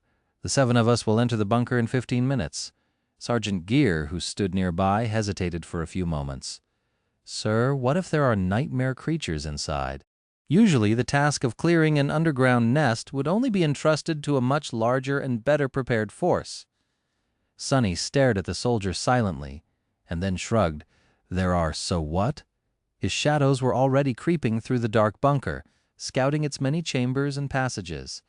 There were indeed abominations hiding underground, a lot of them. They had turned the abandoned complex into their lair some time ago, and its nature was going to make any potential assault both hard to pull off and bloody. For a regular military force, Sonny and his people, however, were elites. He was confident in their ability to clear out the bunker without suffering any losses. They had no other choice anyway. Most of his confidence, though, came from himself. As minutes passed by, Sonny used his communicator to project an image on the snow and started to slowly fill it out as the irregulars watched attentively. Passage after passage, room after room. Soon a detailed map of the bunker was projected in front of them. Then Sonny marked every nightmare creature and its position on the map. Lastly, he sketched a rough figure of a snake-like monstrosity and drew several red dots on its body. Those were the weak spots he had observed with Kim's help. Sergeant Gear stared at the projection, dumbfounded. Not paying him any attention, Sonny addressed the irregulars. "There are 94 nightmare creatures inside the bunker, as well as several hundred eggs. The plan is simple. We'll go in and clear them all out, level after level. The first 2 levels only have awakened abominations, and the heart of the nest seems to be situated on the 4th, with several fallen protecting it. There's not a lot of room to move, so mind the walls. Sam, leave the rifle behind. It won't be of any use underground anyway." He spent the remainder of the 15 minutes going over the important points and explaining what kind of enemy they would be facing. Then, without any fanfare, the cohort brandished their weapons and entered the bunker, disappearing into the darkness without a single radiant memory illuminating their way. Hidden in the shadows, Saint and Nightmare remained outside to guard the convoy. An underground nest was always a dire target. The lack of light, the unpredictable nature of the terrain, the twists and turns of narrow passages that could lead to an ambush at any second, the limited space that made it hard to move and fight. It was a nightmare for a cohort of awakened, especially if the abominations had both the numbers and the home ground advantage on their side. It wasn't too hard for the irregulars, though, because they knew where the enemies were, what the lay of the land was, and had already developed an optimal plan of attack. Even if something unexpected happened, Sonny's shadows were keeping an eye on everything, so the cohort would know about any potential attack in advance. Swiftly moving from room to room, from corridor to corridor, they methodically slaughtered the nightmare creatures. Despite being inside a beast lair, it appeared as though the abominations had found themselves inside an enemy stronghold instead. The awakened seemed to know the structure of the bunker better than its current inhabitants, as well as how to separate, flank, and box the monsters in. There were no avoidable movements, no words spoken. The irregulars were fast, efficient, and deadly. Bell especially seemed to be born for this type of assault, since he could freely phase through walls and attack from any angle. His sword made short work of the monstrous snakes, Striking precisely at the vulnerable sections that Kim's aspect had pointed out, Sunny was in full control of the situation. His shadows spread throughout the underground complex, informing him of the movements of the enemy. Whenever there was a possibility of danger appearing, his spear lashed out, obliterating the threat. Whenever there was a change, he adjusted the plan on the fly and informed his soldiers. They went through the first level like the Reaper's scythe, cutting down all living things on it, then did the same on the second, then the third. In the end, not even the fallen abominations could do anything. The last rabid assault of the nightmare creatures was completely dismantled by an essence trap that had been set up by Samara. Whoever survived the blast was finished off by the melee fighters, just like that. The deadly nest of powerful abominations was obliterated. As soon as the last of the creatures lost its life, shadows surged across the underground complex, dragging the corpses away to hide them out of sight. About an hour after the cohort had entered the bunker, Sunny emerged from the darkness and breathed in the cold air. Then he looked at the soldiers waiting outside and calmly said, "Bring the transports inside." The soldiers stared at him for a few seconds in silence, then turned around and walked toward the vehicles without saying anything. What was there to say? Shadow Slave, Chapter 9-1 Den. Chapter 9-10 Rest and Management. The old abandoned bunker was not exactly the best place for a few hundreds of exhausted refugees to rest, and that had been before Sunny and his cohort had smeared monster blood all over the place. It was dark, cold, and in no way suited for people to live in. And yet, there was no other choice. They needed a temporary shelter to prepare for the journey ahead, and there was nothing better than this derelict facility for dozens of kilometers around. In the end, the civilian transports and the military vehicles entered the large hangar behind the blast doors, and the refugees disembarked, throwing frightened gazes at the dark interior of the bunker. The rest was both simple and demanded a lot of work. 6 comparatively clean rooms were designated as living areas, each welcoming around 70 residents. Lighting fixtures were installed, and heater elements were taken off the vehicles and placed in the corners to chase away the cold. Awakened were assigned to the living quarters to keep people safe. There was so much to do that Sunny was momentarily at a loss. People needed blankets, food, medical care, and 100 other things that he had not stopped to think about. Luckily, he did not have to solve all these problems alone. Sergeant Gear already had sufficient experience taking care of the refugees, and Beth seemed to have taken on her responsibility as the civilian representative with zeal. After about an hour of working things out, Sunny was left mostly alone. In the morning, there would be a lot to do, but for now, people just wanted to rest. No one knew when they were going to get a chance to leave the transports again. Sunny himself chose to watch over the infirmary, sending Belle away to a less stressful post. Currently, there were 3 people inside, 2 refugees and a young soldier. All 3 slept as their souls wandered in the first nightmare. Their shallow and rare breaths were almost inaudible. Glancing at them, he summoned his chair, sat on it, and prepared for a long night. Unlike the rest of the convoy, Sunny would not be resting any time soon. There was too much for him to do. He closed his eyes. Above ground, the blizzard finally subsided, and the dark canvas of the mountains could be seen once again. The eerie lights of the aurora danced in the black sky, making it seem as though it was aflame with ghostly fire. Distant stars burned coldly up above. What a sight! Sunny relaxed as his shadows climbed 4 different peaks. Now that the blizzard was gone, he could finally observe the surroundings. He could control his shadows from as far as 13 kilometers or so. Of course, that number seemed small compared to the 1,000 kilometers the convoy had to travel to reach the Erebus Field siege capital. But here in the mountains, where the terrain was rough and uneven, that was enough. One could see a lot if they just climbed high enough. Naturally, trying to study the landscape from the summit of a tall mountain would have been hard for most people, considering that the whole continent was obscured by the veil of impenetrable darkness. The long night of Antarctica was still lingering and would be for several more months. But Sunny could pierce through that veil with ease. To him that darkness was an ally. As the first shadow reached sufficiently high, he sighed and opened his eyes. Then he activated his communicator and projected the map of the area from its memory storage. So outdated. If Sunny wanted to guide the convoy through the mountains, he had a lot of tedious work to do. First, he recalled the journey to LO49 and started to mark all the old roads that he had scouted back then on the map, as well as their condition and degree of disrepair. Some were too damaged for the civilian transports to drive on. Some were comparatively fine, and some could be used, but only if there was no other option. In the process, Sunny also marked all points of interest, potential campsites, possible ambush spots, entrances to the old tunnels that could be hiding untold threats, and so on. The process was long and boring, but the result was going to allow him to plan a good route. After a while, feeling tired, Sunny glanced at the map and sighed. Its current state was satisfactory as the starting point. Then came the harder part. Relying on the four shadows, looking at the world from high above, he started to add changes to the map. Some roads had been destroyed in the past month, some were blocked. Whole areas were buried under ice after several glaciers rolled down from the mountain peaks, and everywhere nightmare creatures prowled.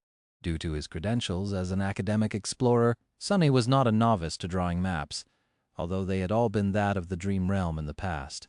The more he filled in the current one, the more bleak his expression became. Things were not looking good at all. There were too few paths the convoy could take, and none of them was particularly easy or safe. The sheer number of abominations flooding the mountain range was appalling. Even though Sunny could not judge their exact numbers and power from afar, there were too many. They were like maggots swarming in dead flesh. Nevertheless, he diligently marked the larger swarms on the map, as well as the direction they seemed to be heading in, and their approximate speed after hours of arduous work. The projection in front of him looked like a piece of psychedelic art, with a chaotic net of lines and symbols of different colors covering its surface. The most prominent color, however, was red, with a sigh. Sunny leaned back and remained motionless for a while. What a disaster! It would have been much easier to slip through the hordes of nightmare creatures if he only had to worry about the rhino. The APC could conquer all types of terrain and was as durable as they came. The vehicles of the convoy, however, Sunny felt as though he had gone into battle with his hands tied behind his back. Curse it all. As Sunny was pondering the optimal course of action, there was a sound of footsteps in the corridor outside, and the door of the infirmary slowly opened. Behind it, Professor Obel stood holding a plate of food in his hands. Sunny raised an eyebrow, surprised by the unexpected visit. "Professor, what brings you here?" The old man smiled. "Ah, don't mind me, Master Sunless. I just noticed that you have not gotten your portion of the food the soldiers had cooked for us, so I thought to bring you some." Sunny hesitated for a few moments. What a thoughtful old man. Something told him that the professor had not just come here to give him food. Considering how much time had passed, the old man should have been asleep. It was also strange to see him without Beth, who always followed him like a shadow. The question was, what did Professor Obel want?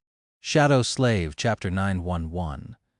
Chapter 911, Question of Value. Come in. The old man entered, closing the door behind him. Then he looked around, found a rusty stool, and sat down, handing Sunny the plate. "Sorry, it's not much. Indeed, it wasn't. The broth the soldiers had cooked was made out of synth paste, monster meat, and spices. It was a common army dish that could be made with all kinds of ingredients, as long as there was water and basic rations at hand. This particular version looked almost edible, too." Sunny shrugged. "That's all right. I'm from the outskirts of NQSC, so I'm not a stranger to synth paste." Professor Obel nodded, then curiously studied the map Sunny had created as he ate. After a while, the old man said, "It is in moments like this that I'm reminded of how potent utility aspects can be. Their wielders tend to be overlooked in favor of combat specialists, who get all the glory, but your ability is truly incredible. Someone more versed in battle would have been able to kill a few dozen more nightmare creatures, maybe even 100 or two. But with this, we will be able to sneak past thousands of them and defeat those that we do encounter with minimal losses, or none at all. This map will vastly increase our chances of survival more than any warrior would be able to." He paused for a moment and looked around. "This bunker, too. Your soldiers are a fearsome bunch, Master Sunless, but without your sight and awareness, Liberating this outpost without casualties would have been a tall task even for them. You seem to be able to see everything and be in several places at the same time. I think I owe my life to that last ability of yours, actually. Remembering the bloody incident that had happened in the safe room of LO-49, Sonny swallowed a spoonful of broth and nodded. That is a lot of compliments. Don't be mistaken, though. I'm a menace in battle, too. Professor Obel chuckled. I'm just giving credit where credit is due. You might have not realized it, but you are uniquely suited to lead this convoy, Master Sunless. Still, it is a lot of responsibility, especially for a young man such as you. How are you holding up? Sonny stared at him blankly. I'm fine, thank you. I've been through worse. The old man sighed. I'm sure that you have. His tone seemed strangely regretful. What is he getting at? Sonny frowned, then asked frankly, Professor, I'm sure that this is not just a social call. What is it that you want from me? Professor Obel remained silent for a few moments. Eventually he smiled. I guess I'm really easy to read, huh? Comes with the territory, I guess. At my age, people don't have time for pretense. Yes, you're right. I wanted to talk to you about something, Master Sunless, or rather, I have a favor to ask. He looked at Sonny with a fatherly expression, which was an entirely new experience for Sonny, and said, There is a long road ahead of us. In the future, you will have to make a lot of decisions as the leader of this convoy. Our lives are literally in your hands, Master Sunless. So I wanted to ask you in advance, if a time ever comes when you have to decide between saving my life and that of someone else, especially my assistant Beth, that stubborn child, I want you to choose against me. Keep someone else alive and leave me behind. Sonny stared at the old man for a while, perplexed by the sudden request. With all due respect, Professor, I can't agree. My orders are to deliver you safely to a siege capital, you and you alone. Everyone else is just a bonus. They don't have the same value. Professor Obel simply shook his head. Value? You are wrong, Master Sunless. I'm old and don't have much time left. It is young people like you and Beth that hold true value. I might have done a few worthy things in the past, but you are the ones who will accomplish great and amazing feats in the years to come. You will carry the flag of humanity into the future, not old fossils like me. If a species starts to cannibalize its young to prolong the lives of the old, there's no value in that. None at all. Sonny looked away. That's great, but I'm not even sure if humanity has a future. The old man laughed. Oh, forgive me, young man, but I've been hearing these words for almost a century. When I was young, many people were convinced that we were all going to go extinct soon. But we didn't. Then they went around saying that if things did not change for the better, humanity would surely be doomed. Things changed for the worst, but humanity still persisted. Then the nightmare spell appeared, and it seemed like all their fears came true. And yet here we are, still kicking. Humanity is far more tenacious than you think, Master Sunless. That it was. Humans were incredibly adaptable, resourceful, and stubborn creatures. They tended to cling to life so ferociously that eradicating them was often a futile endeavor. But not always. Sonny glanced at the professor darkly. Humans that used to inhabit the dream realm were tenacious too. Where are they now? The old man did not seem to have an answer, so he just sighed dejectedly. After a while he asked, So, are you going to grant my wish or not? Sonny remained silent for a bit. Then he scoffed. Why do I have to choose whom to keep alive? I'll just make sure to save everyone. There's no need to decide between you and Beth, so why would I? Professor Obel looked at him with a slightly somber expression. That might be an unreasonable ambition, young man. Sonny shrugged, his expression nonchalant. This whole campaign is an unreasonable ambition. Should we just give up? The old man studied him for a while, then suddenly smiled. His smile, for some reason, seemed a bit brighter than usual. Indeed, that is also true. At that moment, Sonny glanced at the three people sleeping in the infirmary and frowned. His eyes seemed to grow a little darker. Deactivating his communicator, he looked at Professor Obel and said in a calm tone, I think it's time for you to go, Professor. I have some matters to attend to. Thanks for the food. The old man lingered for a moment, but then nodded and stood up. As soon as the door closed behind him, Sunny summoned the moonlight shard and walked over to the sleepers. It seemed that two of them were about to wake up, whether as people or nightmare creatures, though. That Sunny did not know. Shadow Slave, Chapter 912. Chapter 912, Soul of a Man. The first infected was a young soldier from Sergeant Gear's unit. The other two were refugees, a man in his 30s and a woman who seemed old enough to be Sunny's grandmother. All three were outside the usual age for a sleeper, but the soldier at least was young and strong. He had a higher chance of survival, from what Sunny could tell. Not that anyone knew a lot about how and why people survived the first nightmare. It was a mystery why the spell had eventually settled for teenagers of about 16 to 18 years old after devastating the first generation indiscriminately. But even back then, younger people had been more likely to survive. Humans might have not known the reason, but they were very good at gathering statistics. Perhaps it had something to do with the soul. Some believed that it was hard for a soul to form a stable core after becoming set in its ways. So a situation was possible where an older person could survive their nightmare, only to die anyway after their soul collapsed while trying to create a core.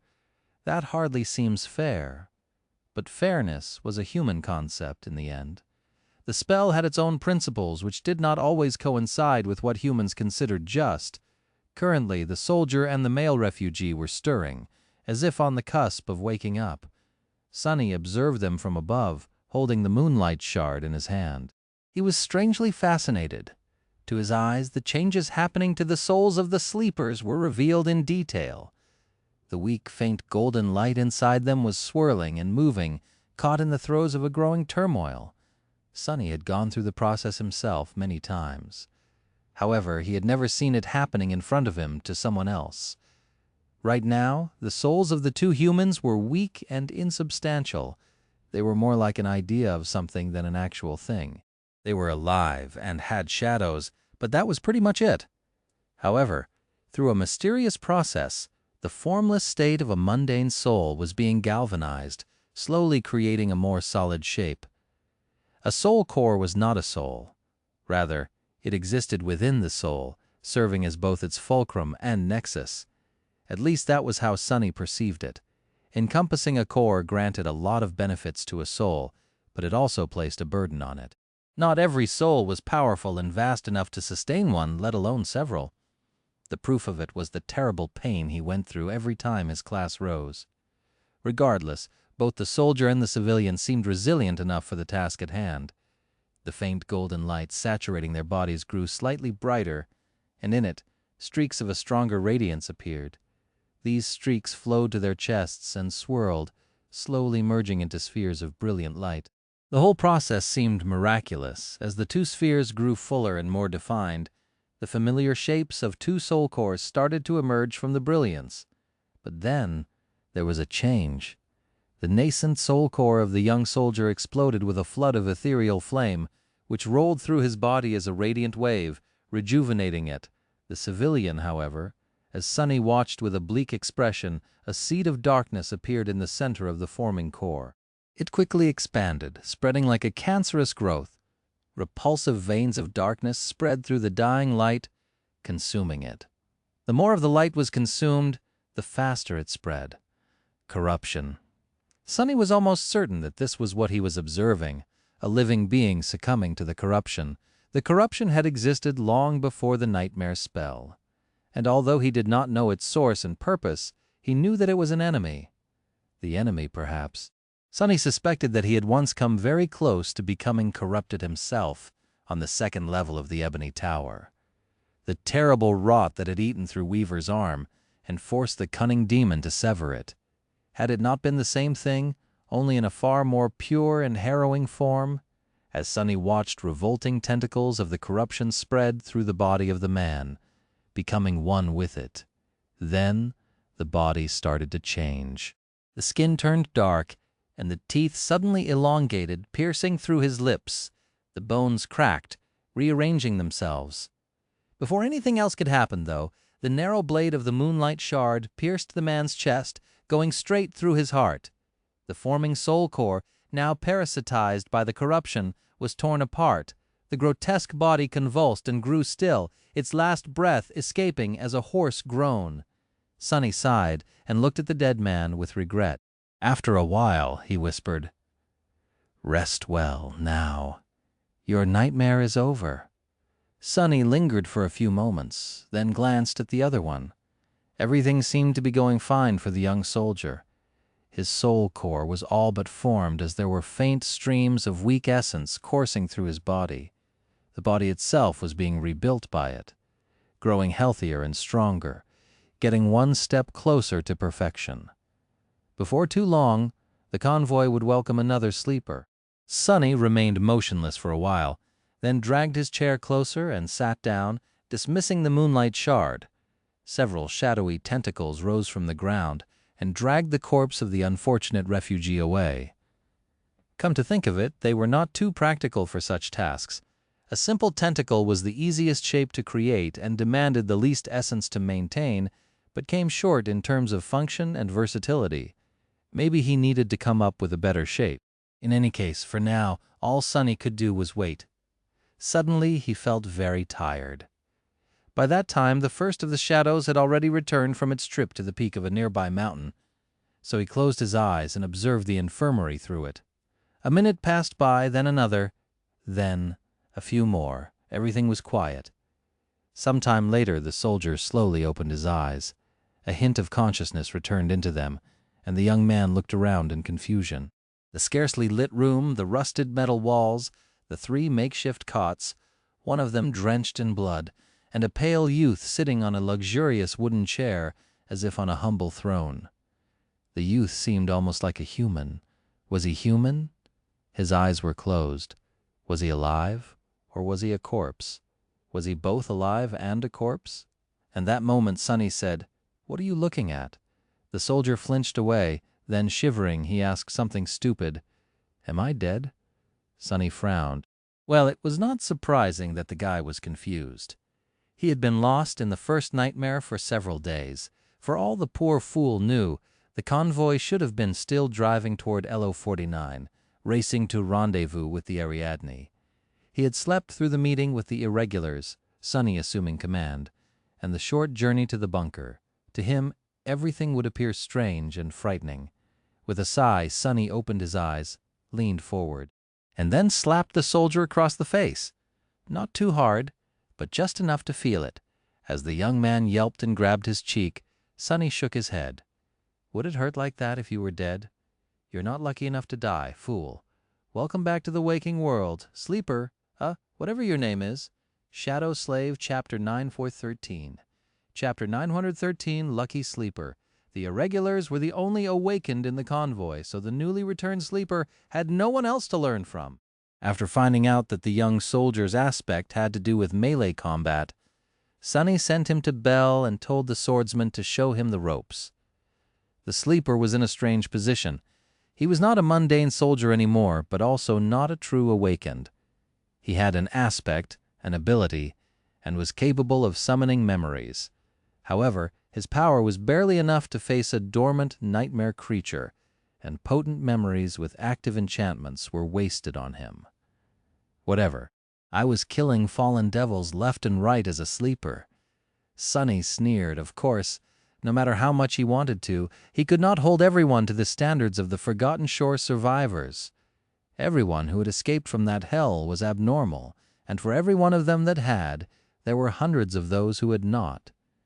In any case, the sleeper was at least capable enough to watch over the refugees, lessening the burden on the irregulars. To make his task easier, they had bestowed a few memories to the young man. Now he was wearing sturdy snakeskin armor and wielding Bell's spare sword. He even had an enchanted bow and a quiver of poison arrows, as well as a magical lantern and a charm that protected him from cold. If there was one thing the irregulars did not lack, it was memories of lower ranks. Pretty much every battle they fought resulted in one or two of them receiving something. Most of these memories were useless to the members of the cohort, whose equipment had been of high quality even before Sonny improved it, but they were just right for a new sleeper. There was enough to arm several more, even. Come to think of it, Sonny had been mostly paying attention to the human toll that the rampant proliferation of the spell had levied, But there was another side to the epidemic devouring Antarctica as well. Before too long, there would be a lot of sleepers like that one on the continent. So many, in fact, that their numbers could potentially rival that of the evacuation army in the future. That belated realization gave him pause. Those were thoughts for the future, however. For now, he only cared about the convoy and its fate. The convoy was not going to have thousands of sleepers protecting it any time soon, but there might be enough of them to form a cohort of their own one day. Well, I better tell Bell to do a good job of mentoring that guy then. With that, he threw the thoughts about the sleeper out of his mind. For now, there was a lot to do, and not enough time to do it all. In the morning, Sonny sent Quentin, Samara, and Kim to take a look at the vehicles of the convoy. Each had to be inspected, serviced, and hopefully repaired well enough to make the journey to Erebus Field in one piece. At the same time, he assigned Dorn and 20 of Gear's soldiers to explore the bunker and see if there was anything inside that could be recovered and used for their benefit. The underground complex had stood abandoned for half a century at least, but there was a possibility that a few intact pieces of machinery remained, ready to be cannibalized to repair the vehicles. There could also be untouched caches of preserved provisions, and so on, not to mention the carcasses of nightmare creatures that needed to be dressed and dismantled. Every member of the cohort already had their cores saturated, so there was no better use for all the remaining soul shards than to feed them to the rookie sleeper. Just like that, the young soldier was going to consume hundreds of soul fragments in his very first day after returning from the nightmare. What a lucky bastard. Recalling how arduous it was for him to get even a single fragment on the forgotten shore, Sonny listened to Beth with a dim expression. She was in the process of reporting what state the refugees were in, which, if put succinctly, was not too good. Well, what else had he expected? It was already a miracle that these people were holding on to their sanity. Many of them were the most vulnerable members of humanity, too, children and elderly. The shock of watching their whole continent go up in flames right in front of them was not something one could endure without paying the price. With a sigh, Sonny summoned the covetous coffer and started unloading the precious things he had stored inside in preparation for the Antarctica campaign. Quality food, sugar, salt, spices, dried fruit, chocolate, tea, coffee, toiletries, expensive alcohol for special occasions, and much more. He had prepared a lot, thinking that this stash was going to last the cohort at least a year. There was even foldable furniture, a spacious field tent, and a few things to make leisure time between missions more enjoyable. Beth watched more and more items appear from an average-sized chest with wide eyes. Sonny, meanwhile, felt extremely bitter. The mountain of supplies was large enough to fill an entire room. Not too long ago, it seemed like a lot. But with hundreds of mouths to feed, it was barely enough to sustain the refugees for a few days. However, the supplies were not meant to sustain them. Sergeant Gear had that covered, even if all the civilians had to eat was synth-paste broth and all they had to drink was filtered water. Rather, Sonny's pile of treasures was supposed to achieve something different, improve their mood, even if just by a bit. Enduring the apocalypse was much more bearable if you had some toothpaste and a clean toothbrush. Although that statement seemed nonsensical and foolish, it was, nevertheless, somehow true. Sonny had experienced the fact himself. Here, talk to Gear and distribute this stuff among the civilians. Tell the cooks to step up their game, too. I want the next few meals to be really tasty, until we leave the bunker, at least. Beth, who was staring at a pack of cheap-scented soap as if mesmerized by it, slowly nodded. Ah, yes, I will, huh? Sonny sighed and clicked his fingers a few times, fruitlessly trying to get the young woman's attention. Damn, do I need to slap her too? Shadow Slave, Chapter 914. Chapter 914, moving on. In the end, they stayed in the derelict bunker for 3 days. The vehicles of the convoy had turned out to be in a worse state than Sonny had thought, so it took a lot of work for Kim and Samara to get them in shape with Quentin's help. The patchwork repairs they implemented were not pretty, but at least the transports were not going to fall apart on the road, stranding dozens of refugees and bringing the convoy to a halting stop. In the freezing cold of the polar night, stopping meant death. That was without even considering the swarms of nightmare creatures prowling in the dark. The world itself was more than happy to kill them. Throughout these few days, Sunny continued to monitor the surroundings and diligently updating his map. The four shadows spent a lot of time either climbing mountains or hiding on their icy summits. He knew for a fact that shadows did not experience getting cold, and yet Sunny could not shake the feeling that the gazes they threw at him from time to time were less friendly than usual. Tough, do as you're told and don't complain, bastards. He was not a very friendly person himself. The days spent in the bunker were strangely uneventful. There were no large hordes of nightmare creatures in close proximity to it, yet, and whatever small swarms passed by, were not strong enough to pose a serious threat.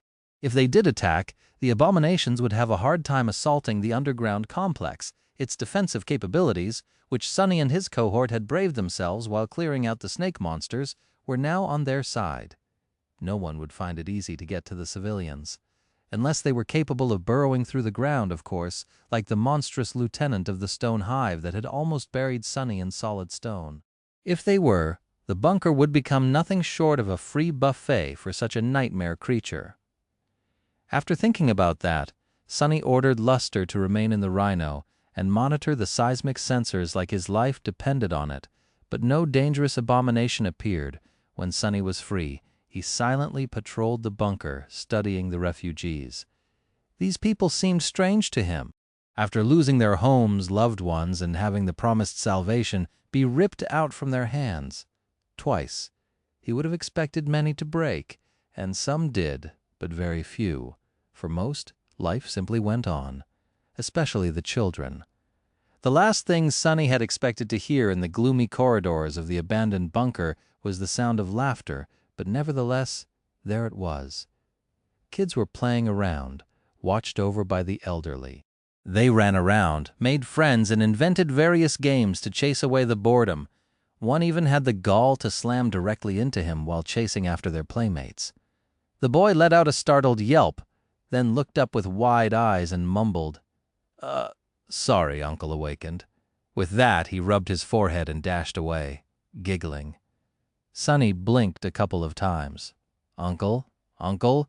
The nerve. Who was he calling an uncle? Kids were doing fine, but even the adults, pressed down by the burden of knowledge, showed pale smiles from time to time. They were warm, had both water and food, as well as a temporary but safe shelter. That was all it took for the human spirit to hold on, it seemed. Maybe Sunny himself had something to do with their mood as well. The refugees decided to trust in the competence of the master who had taken charge of their survival. They surrendered their fates into his hands and, unburdened, found enough strength to believe in the future, even if only a little. Strange. So strange. I would never entrust my life to anyone. At the end of the third day, Sunny gave the command to start preparing for an immediate departure. That decision was met with a lot of turmoil, both from the civilians and the soldiers. Even his own men spoke up. "Sir, if I may." Samara gestured to the ramshackle vehicles, slight concern apparent on her usually nonchalant face. "We have done a lot, but I'm not sure how well our repairs will hold. If you give us 2 more days, maybe even 1, we'll accomplish much more." Beth and Sergeant Gear were similarly in favor of postponing the departure by a few days. The people are just starting to come to their senses. A few more days of rest will do wonders for both their mood and their health. "We have a lot of old people here, you know. They require care," but Sunny was adamant. He simply shook his head. "You don't get it. We must leave now. There is a huge horde of nightmare creatures moving in from the east, and another one coming down from the north. If we go now, we'll have a chance of slipping past them before they arrive. If not, we'll simply drown in abominations. Do you actually think that they won't find us underground, or that 7.5 awakened can stop them? Wake the hell up and start loading people into the transports. That's an order." No one could challenge his authority, and no one had any reason to. While hard to accept, his words were true, which was to be expected considering that Sunny could not lie. He would have loved to lie and manipulate these people, but sadly, he could only manipulate them by telling the truth. Weirdly enough, he was starting to earn a reputation of a rough but fair leader as a result. Who'd be more dependable than the devil, after all? After 3 days of rest for some and back-breaking work to prepare the convoy for the journey ahead for others, the small fleet of vehicles finally left the hangar of the old bunker.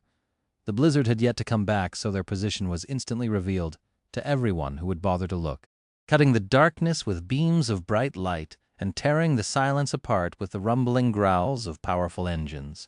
The convoy moved north. Their long journey had begun. Shadow Slave, Chapter 9:15. Chapter 9:15, Fool's Errand. In the cold darkness, a small procession of vehicles was climbing an old and battered mountain road. The road clung precariously to the stone slope, so narrow that the wheels of the transports barely fit on its cracked surface. Looking through the windows to their right, all the refugees could see was a sheer drop.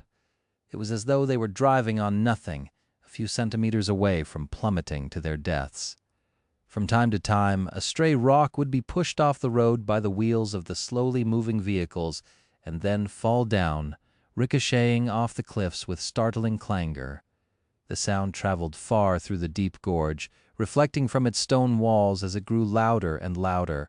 For the frightened refugees, it seemed as deafening as thunder. Their fear was only made worse by the darkness. The headlights of the transports cut wide swaths through it, but beyond that, the night was impenetrable and oppressive. The drivers were already struggling with keeping the vehicles on the narrow road, and with most of it obscured by the chilling gloom, their task seemed all but impossible. Traveling through the mountains at night was an ill-advised and perilous affair. It was a fool's errand. Who's the fool, then? Studying sensor feeds in the command suite of the Rhino, Sonny was mentally calculating the rate of their progress. No matter how he thought about it, the convoy's speed was appallingly slow. Sadly, it couldn't be helped. The powerful APC was moving at the head of the column, clearing the path for the other vehicles. Its ram was lowered and once again serving to push through the snow. From time to time, the Rhino had to remove other obstacles from the road as well. Stone debris, large boulders, and massive chunks of ice that had split from the glacier at the peak of the mountain. It was doing a good job of it, for the most part. Very rarely did they stumble on something that the Rhino could not move through or push away. In these instances, the whole convoy had to come to a halt and wait for Sonny to remove the obstacle that the APC could not handle safely with his own two hands. The Rhino was a powerful machine, but it could not compare to the might of a master. There were very few things that Sonny could not throw off the road, and even if there were, he would simply cut through them with the sin of solace. The jade blade of the beautiful Jian was sharp enough to cut through granite as if it was water. Not that he enjoyed listening to its invasive whispers. In any case, each such stop made their already slow progress even slower. The darkness, the cold, the precarious nature of the old mountain roads, the rough state of the area after the recent earthquake, none of it was making Sonny's life easy, and that was just the natural side of things. Of course, there were other threats around them as well. The whole region was teeming with nightmare creatures. For now, Sonny had managed to lead the convoy past the large swarms of abominations, but it was only a question of time before they had to fight. With how much noise they were making and how much light they were producing, it was inevitable for something hungry to notice them. Some already had, of course. However, Saint had been able to kill the few solitary nightmare creatures without drawing too much attention. Sonny was using her as an outrider, so she traveled apart from the convoy to intercept any emerging threats before they could deal damage to the transports. He did not know how long her protection would last them, though. Sonny felt as though the envelope of safety around the convoy was getting smaller and smaller. At least he and his soldiers could see through the darkness. If they were as blind as the mundane soldiers protecting the convoy, Sonny would have probably gone mad by now. As it was, he remained surprisingly calm and analytical to him. The situation was both simple and unreasonably difficult. There were two types of things at his disposal. One of them was assets, Saint and Nightmare, himself, the irregulars, and the mundane soldiers. The other was dependents, the refugees, as well as Professor Obel and Beth. There were also four types of danger facing him. One was the nightmare creatures whom he had to track through his shadows and either avoid or slay. The other was the threats from within people succumbing to the spell or going mad, which he could mitigate through various measures. The third was the environment itself. The world could easily kill them without even needing the help of the abominations, but that could be dealt with as well. And finally, there was the fourth kind of danger, the most dire one, the unforeseen threats that one could not be preempted, dealt with, or mitigated. Sonny's task was simply to apply his assets in the correct way in order to protect his dependents from the danger. However, even if he made all the right decisions, nothing stopped a new gate from opening right in the middle of the convoy, so there was that to think about as well.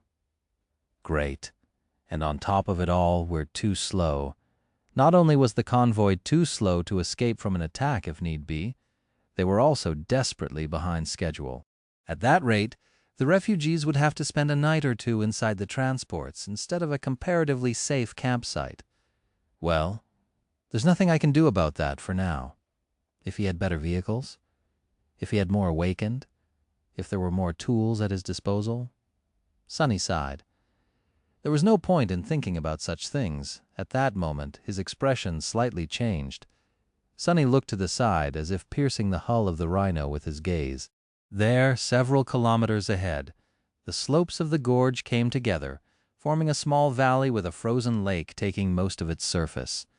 A swarm of nightmare creatures had just appeared from behind a tall rock protrusion and was descending toward the lake, and on the other side of the valley, still hidden from sight by the slope of the mountain, there was another swarm, this one smaller, but composed of much more powerful abominations. They were heading in the same direction. What Sonny had feared came true.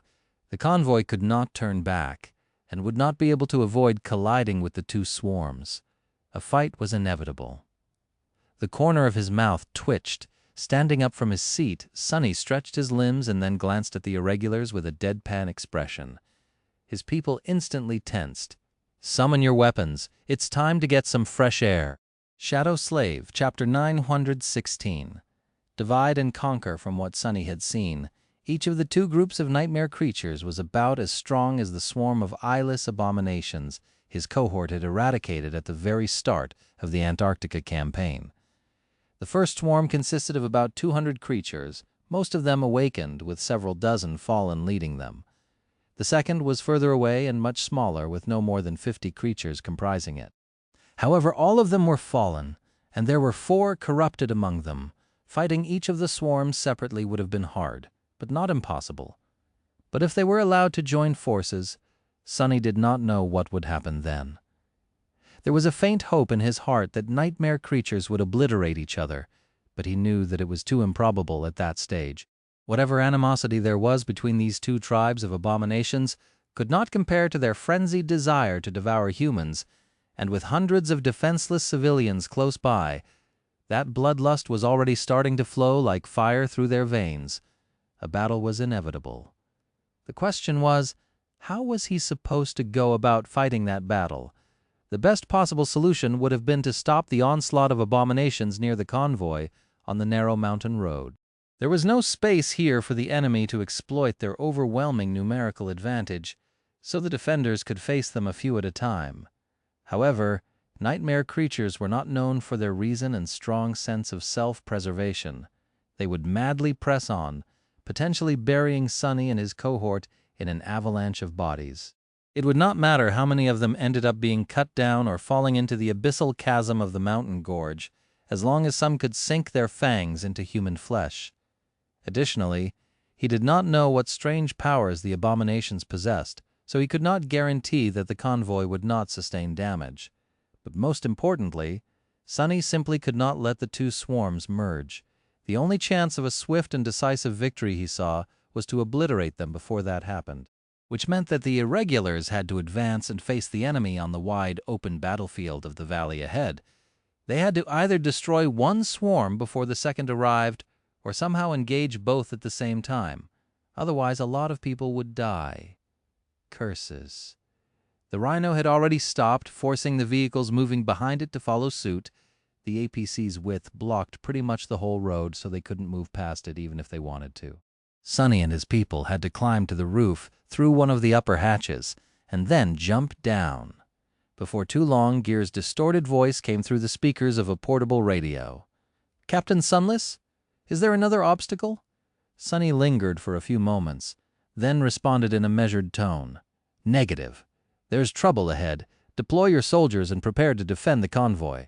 My cohort will advance to engage the enemy, but if something gets past us, it will be up to you and your men to stop it." Sadly, gear couldn't do much. There was the lone sleeper and a small amount of charged ammunition that Samara had supplied to the soldiers before leaving the bunker. The charge wasn't supposed to dissipate completely yet, so they had a few hours left to make use of the few enchanted bullets. However, that was pretty much it. Without even the powered exoskeleton armor suits, mundane soldiers were no match for nightmare creatures above the dormant rank. Gear's answer came after a few seconds of silence. Understood. What to do, what to do. Looking ahead, Sunny feverishly went through numerous scenarios, calculating risks and trying to come up with a way out of the dire situation, one that would not spell disaster for the convoy. No matter how he looked at it, something had to be sacrificed to balance the scale in their favor. His mind was running on all cylinders, but failing to come up with a decision. Soon, he gritted his teeth and commanded the irregulars to advance. They dashed forward, braving the snow in cold silence. It did not take long to reach the small valley. They managed to arrive at its edges before the first swarm of nightmare creatures had time to descend from the mountain, but just barely. There was maybe a minute or two left. The second swarm was still some distance away, hidden behind a tall slope. In front of them was a large, empty space. It was covered with snow and almost perfectly flat. That was because most of the valley was taken by a mountain lake, which was frozen now that the long night had come to Antarctica. This was where they were going to fight. Soon the pristine surface of the snow would be painted by blood. Hopefully of nightmare creatures, but maybe that of humans too. Sunny ordered his soldiers to hide behind tall boulders and climbed on top of one. Then he summoned Morgan's warbow and closed his eyes for a moment. He was just not strong enough. There were just too few assets at his disposal. This damned war was just too unfair. Someone had to stop the larger swarm, and someone had to stall the smaller but more powerful one. Someone had to advance, while someone had to stay back and defend the convoy. There was simply no way to achieve all these goals without suffering a loss of something, and even though Sunny knew what decision he had to make, it was not easy to make it. Sorry, Saint. His loyal demon would have to pick up his slack and face the second swarm with just Nightmare by her side. He could not even spare a shadow to reinforce them. One was watching over the convoy, and he needed the other three himself. Saint had always been an outstanding warrior, but even she was not capable enough to handle 50 fallen and 3 corrupted abominations alone. The black steed would be of help, of course, especially now that he had subjugated a lot of nightmares, but still, the odds were not in their favor. If left to face the enemy alone, both shadows would eventually be destroyed. That was why speed was of the essence. If the irregulars handled the larger swarm fast enough, they would be able to come to Saint's rescue. If not, Sunny would have to either risk losing his shadows or dismiss them and compromise the lives of the irregulars, who would then be attacked from 2 sides. "Kim, I need your help." With a grim sigh, he raised his bow and pulled on its string. Shadow Slave, Chapter 917. Chapter 9117, Black Tongues. A black arrow noiselessly flew through the darkness of the moonless night and disappeared into white snow without a trace. Then another. Sunny tried to send as many arrows flying as he could before the swarm arrived. In the end, he managed to draw his bow 14 times, knowing that he would have to, and, hopefully, have time to rescue Saint. He had chosen to wear the mantle of the underworld into the upcoming battle. The dying wish was already fused with it, but Sunny had not poured his essence into the transcendent charm yet, not wishing to draw attention to himself. For now, he was just a black silhouette on the dark backdrop of the night, almost unnoticeable if not for the pale radiance of the crimson aurora that swirled above, devouring the skies with its ghostly light. Soon the swarm descended into the valley. The nightmare creatures were bestial in appearance, with dirty fur and emaciated, gaunt frames that brimmed with feverish power. Their snouts were long and narrow, revealing hungry maws with black tongues and countless fangs, all sharp enough to cut through metal. The fallen abominations were especially ferocious. Their lean bodies were twice the size of Nightmare and had bloody bone protrusions rising from the patchy fur like morbid armor.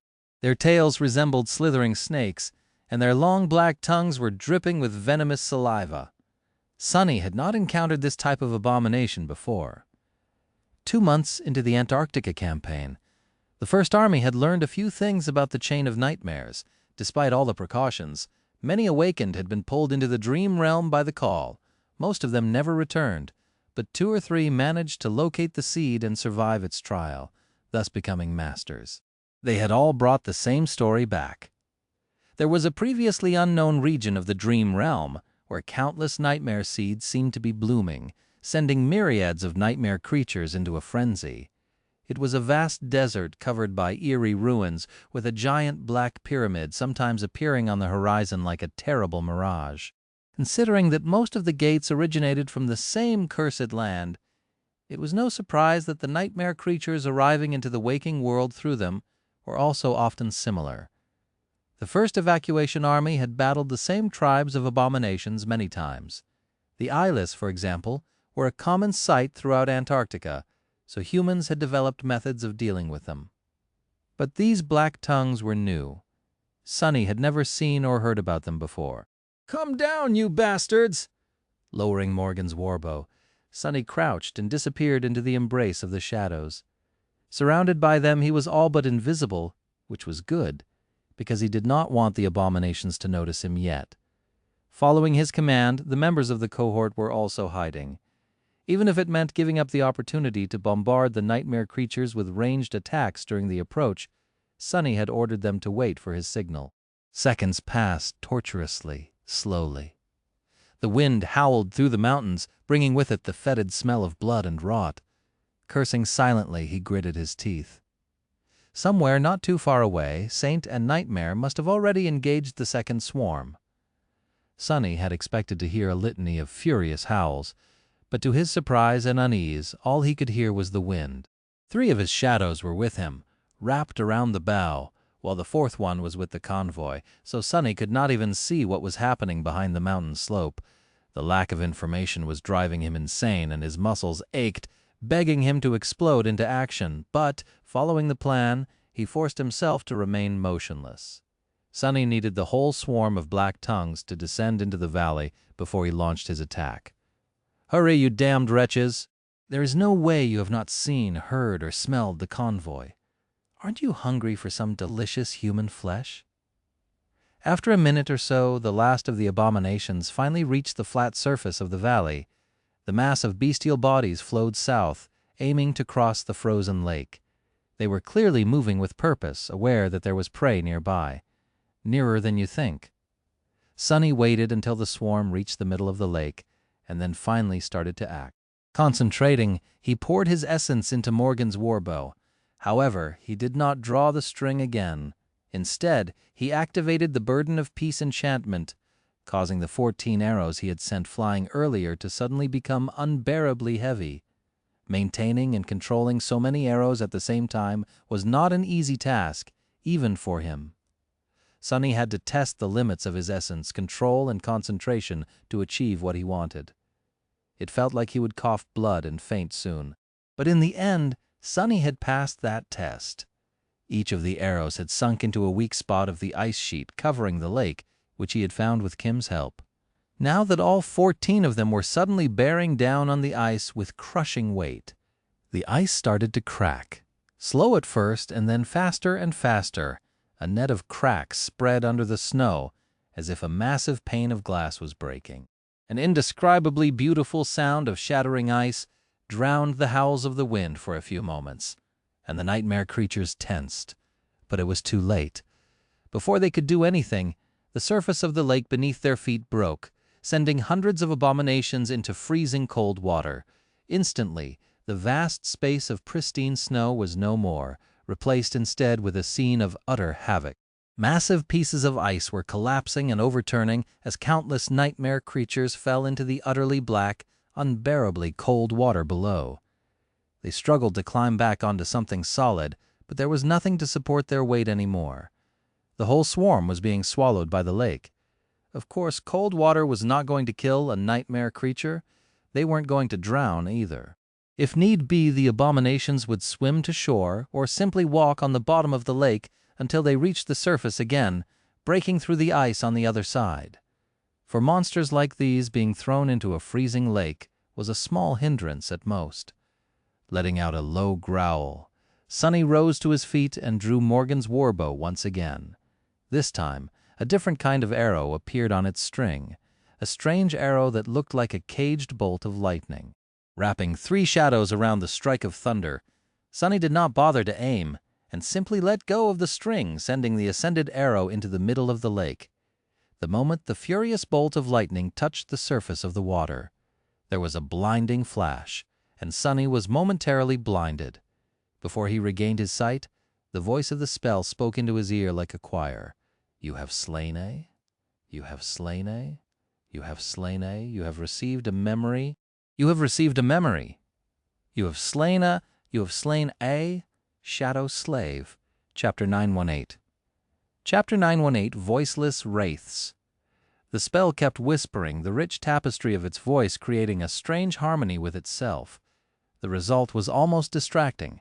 Sonny instantly lost count of how many creatures he had killed with that single arrow, but it seemed to be close to 100, at least. The swarm was nothing short of decimated.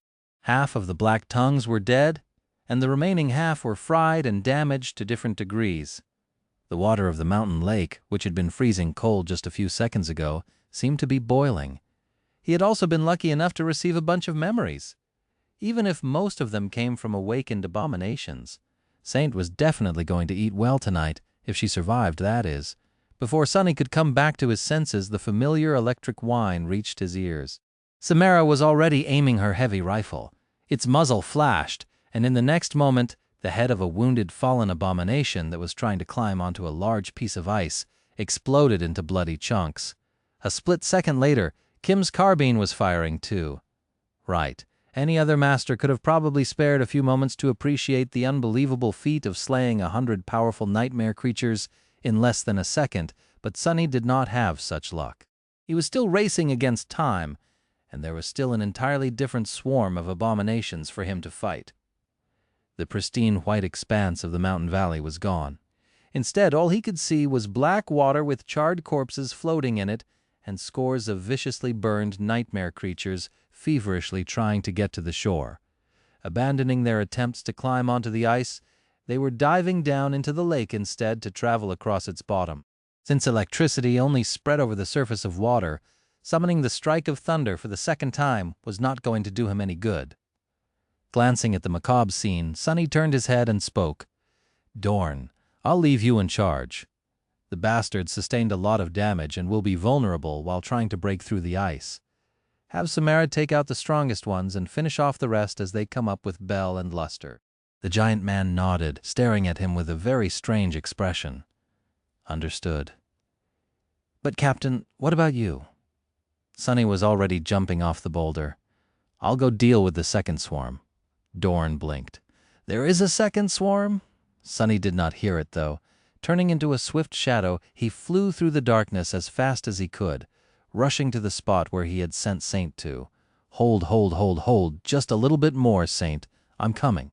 Soon he crested the sheer wall of the mountain slope and froze for a moment, looking down. Far below, in a narrow ravine, a furious fight was taking place. The nightmare creatures resembled grotesquely tall humans, with inky black skin, sunken eyes, and motionless faces. They were wearing strange armors forged out of dark metal and wielded no weapons. However, Sonny had a strong feeling that being touched by their empty hands would be the end of him. Their mouths were also sewn shut. No wonder there were no howls. Saint was the silent type, and these wretches were the same. She was currently facing 3 of the 4 corrupted abominations alone. Corpses littered the ground, and the Sin of Solace danced. Deflecting one blow after another, the taciturn demon had abandoned her usual grounded style and was now fighting with composed but desperate urgency. Looking at it, Sonny could not help but be reminded of the first time he met the living statue back on a barren plaza of the Dark City. Back then, the original stone saint had slain several creatures of a higher rank at the cost of her life. The 4th corrupted was wandering aimlessly, straining to rip the black threads piercing its lips open. Inky blood was smeared all over its eerily still face. The creature's mind seemed to be gone, shattered by the cursed blade. However, Saint was also wounded, ruby dust flowing through the cracks of her onyx armor. She was slowly losing strength. Some distance away, Nightmare was holding back dozens of fallen abominations. The black steed rampaged in their midst, using its iron hooves, bestial strength, and wolfish fangs to tear them apart. His body was wreathed in shadows, with two crimson flames glowing furiously through the haze of darkness. The black steed looked like an incarnation of terror and dread, but he was not doing well either. For now, Nightmare was able to stay ahead of the enemy due to his overwhelming speed, but he could not allow the abominations to swarm Saint from the back. Every time they tried, the dark courser had no choice but to give up his advantage and put himself between the Voiceless and his rider. His sides were torn, and there were strange marks lingering on his sable coat, glowing with ghostly blue light. Around these marks, Nightmare's flesh seemed to be rotting. The two shadows were no match for the swarm of terrible abominations, which seemed to have come from a Category 3 gate. They could escape from the Voiceless Wraiths, but they could not defeat them. Only be defeated. Saint and Nightmare only lasted this long because of the perfect combination of their innate abilities and the memories Sunny had entrusted to his shadows. Saint was using the Broken Oath, which continuously weakened and damaged the corrupted. She also wielded the Sin of Solace, which was a transcendent weapon that possessed an insidious power. That power came at the cost of dealing mental damage to its wielder, which Saint was immune to. A combination of soul damage and mind damage was truly a formidable one, especially when paired with her sublime mastery of the sword. Additionally, the Sin of Solace possessed the Omen of Dread enchantment, which caused terror to poison the minds of its enemies. That enchantment augmented the potency of the Mantle of Fear and Dreadlord that Nightmare possessed, making the black steed more powerful the more he was feared. In the past, that seamless synergy had never failed, but today it was not enough. Well, that was before Sunny himself was added into the equation. Dashing toward the ravine, he sent his senses forward. The voiceless abominations were strong enough to bully his shadows. But how long would they last now that the Master of the Shadows had arrived? Shadow Slave, Chapter 919. Chapter 919, Defying Gravity. Flying down the slope of the mountain, Sunny left the shadows and did something that would have usually been considered a very stupid move in a battle. He leaped into the air, soaring high above the ravine, and then plummeting down.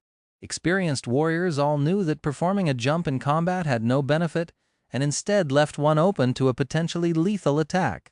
Worst of all, the jumper had nothing to use as support, so dodging or changing direction to avoid the strike was all but impossible. It even prevented one from performing a truly powerful attack, since power was born from the ground beneath the soles of one's feet and traveled all the way up through their body to the tip of their blade. However, desperate times demanded desperate measures. Falling. Sunny strained his muscles and drew his bow. Even that was much harder in the air, but he managed somehow. As wind whistled in his ears and the ground rushed toward him with frightening speed, he opened the floodgates of essence and activated two enchantments. One was Death Dealer of Morgan's Warbow.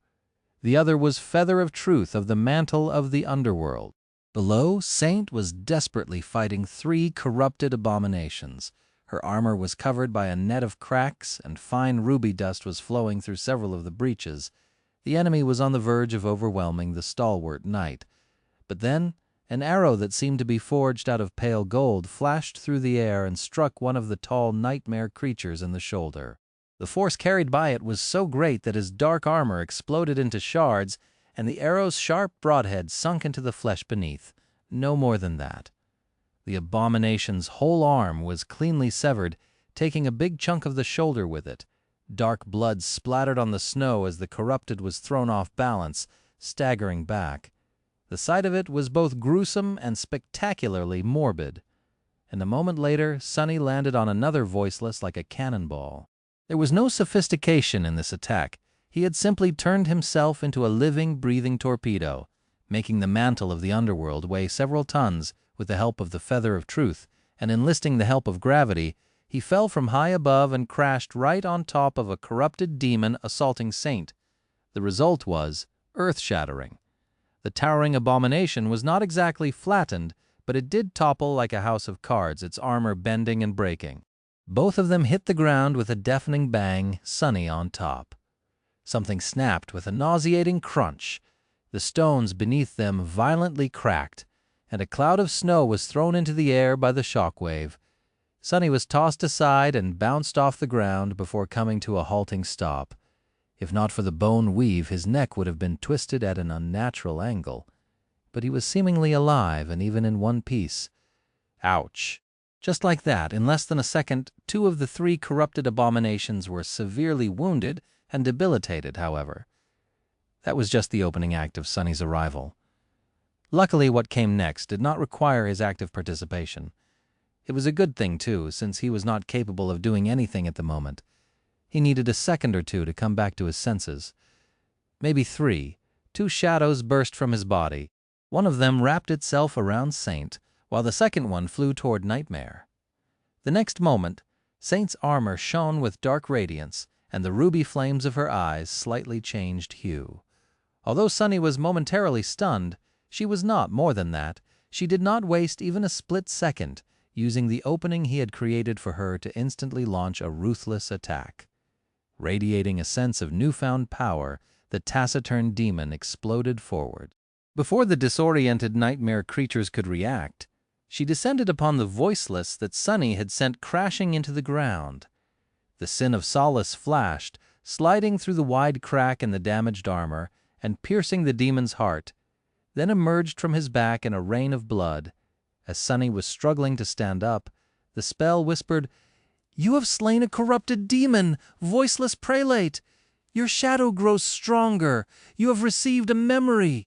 That was all he needed to hear to regain his bearings and shrug off the disorientation. The world had stopped spinning. Everything hurt, but what else was new?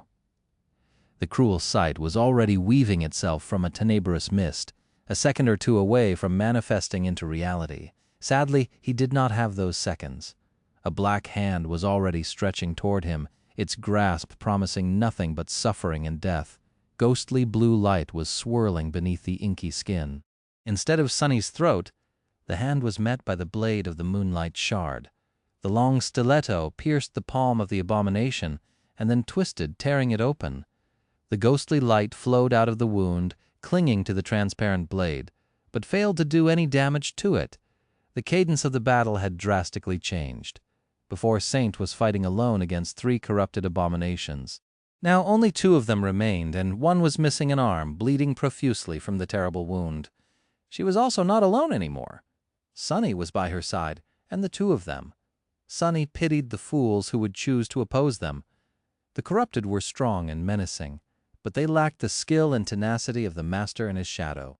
They also lacked a crucial quality, the ability to fight as one, seamlessly cooperating to achieve the result that was larger and more lethal than the sum of its parts.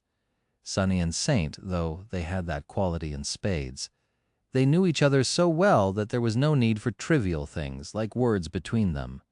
Sunny did not even have to use shadow dance to understand his loyal demon's combat will perfectly. She was his shadow, after all, and also one of the masters from whom he had learned the most, fighting back to back with Saint. Ah, he had missed that feeling. She had been forced to act independently by the circumstances as of late, so they rarely received opportunities to enter battle together. Let's kill these wretches fast and go help Nightmare. Brandishing the cruel sight and the Sin of Solace, the 2 of them faced the towering corrupted. They wasted no time to attack.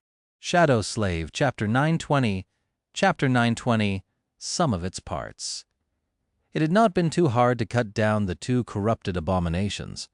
Well, of course it was. Both were terrifyingly powerful and vicious. A single creature like that could have decimated a whole brigade of mundane soldiers and erased an entire human citadel from the map. The smallest touch of their hands was enough to obliterate the soul of a powerful awakened, but Sunny and Saint were stronger. Not in the literal sense, since both were lacking in terms of physical strength when compared to the Voiceless. However, their skill, synergy, and murderous resolve were unrivaled. Luring the abominations into a trap after trap and helping each other avoid the retaliatory strikes, they swiftly cut the looming creatures down. The fact that one of the creatures was missing an arm and losing rivers of blood helped too. In a sense, it was similar to facing carapace centurions back on the Forgotten Shore. Those monsters had been higher than Sonny in both class and rank, and yet he had killed his fair share. These ones, even though corrupted nightmare creatures were much more powerful, he was not a sleeper anymore either. Sonny's own power had grown immensely in the past years. In fact, he could have dealt with the two voiceless abominations even faster. But his mind was also preoccupied by manifesting shadows to help Nightmare hold on. With a swarm of black tentacles supporting him, the Dark Courser managed to last until Sonny and Saint were done with their prey. The rest was simple, if not at all easy. Facing dozens of fallen abominations was a daunting task as well. It took all Sonny had to obliterate them while keeping his shadows alive. The battle was arduous, brutal, and bloody. His body was full of holes by the end of it, and his mind was on the verge of collapse due to exhaustion. However, the three of them were a harrowing threat to oppose. Without the corrupted leading them, the rest of the Voiceless had no choice but to succumb to the aura of fear emanating from Nightmare, Saint's merciless blade, and his shadows. The sin of Solace severed their bodies. Nightmare's hooves and fangs tore them apart. The cruel sight burned them down, and the swarm of manifested shadows restrained and blocked them to make the killing easier. By the end, the narrow ravine was all but buried in corpses. The last one to die was the corrupted whose mind Saint had destroyed before Sonny arrived. Feeling a sense of dreadful threat from the tall abomination, Sonny chose not to approach it and summoned Morgan's warbow once again, instead. The creature turned out to be incredibly resilient. He had to sink dozens of arrows into its flesh to kill it. The corrupted eventually fell to its knees, burdened by the weight of them. But even then, it did not die for a while. The black threads piercing its lips did not give way until the very end, no matter how much the abominable creature clawed at them with its immense strength.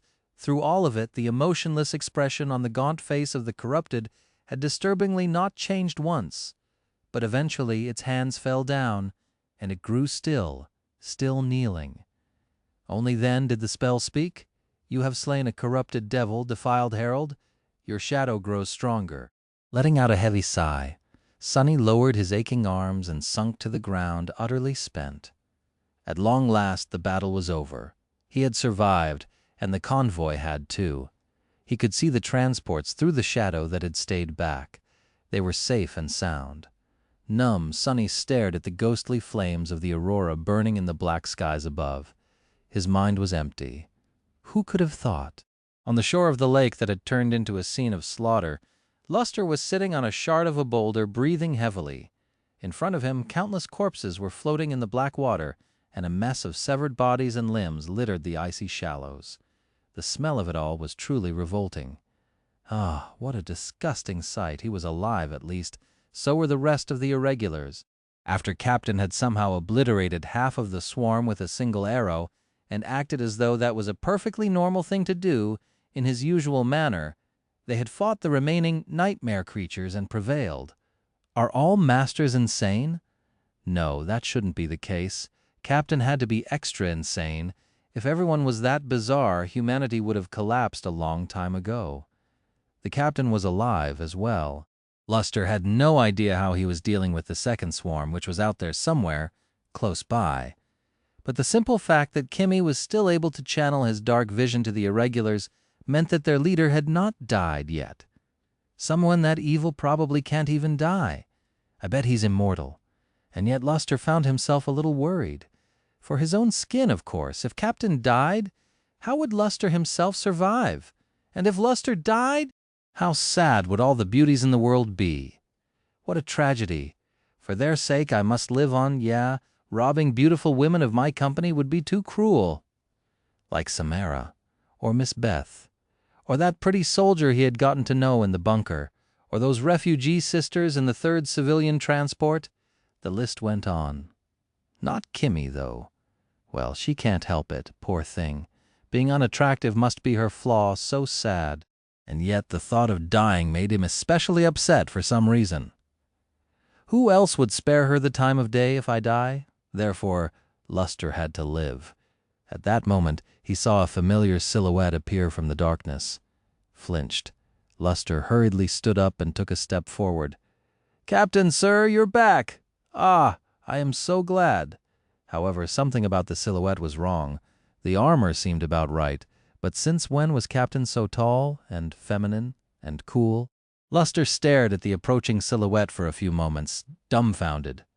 What the— Then another figure emerged from the shadows, wearing a very similar suit of fearsome black armor. That was the captain. Staggering back, Luster tripped and fell on his down. His eyes widened in horror. "Gods, there's two of them? Shadow Slave, Chapter 921, Chapter 921, New Pets." Sonny stared at Luster for a few moments, then sighed. "What is wrong with that guy?" The young man seemed unsure where to look. His startled gaze jumped between Sonny and Saint, full of confusion. Then strange sparks ignited in his eyes. "Ah, I see. So that is—" Sonny did not let him finish. "You are alive. Good. I take it that the swarm is dealt with."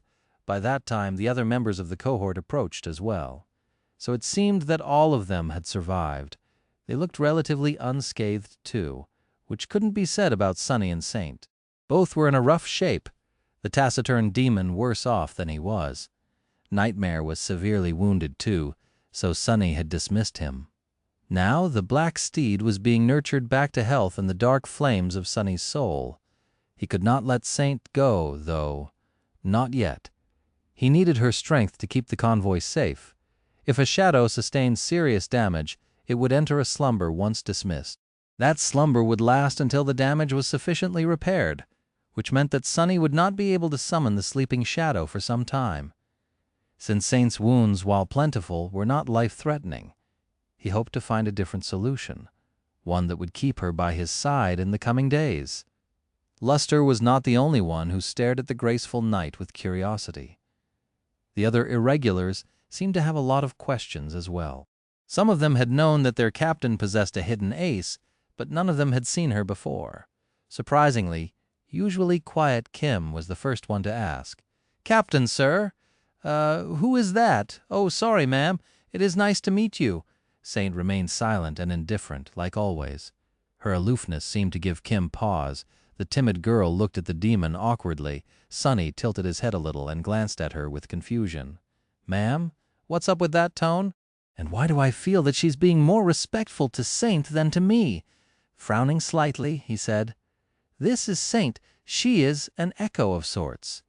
Luster's eyes turned into circles. "What? A saint? Captain, you have a saint as an echo?" Sonny grimaced as an especially strong pulse of pain rolled through his body, stifled a groan, and shook his head. "What kind of idiot would believe something like that? Gods! No, she is merely an ascended demon. She's just called Saint.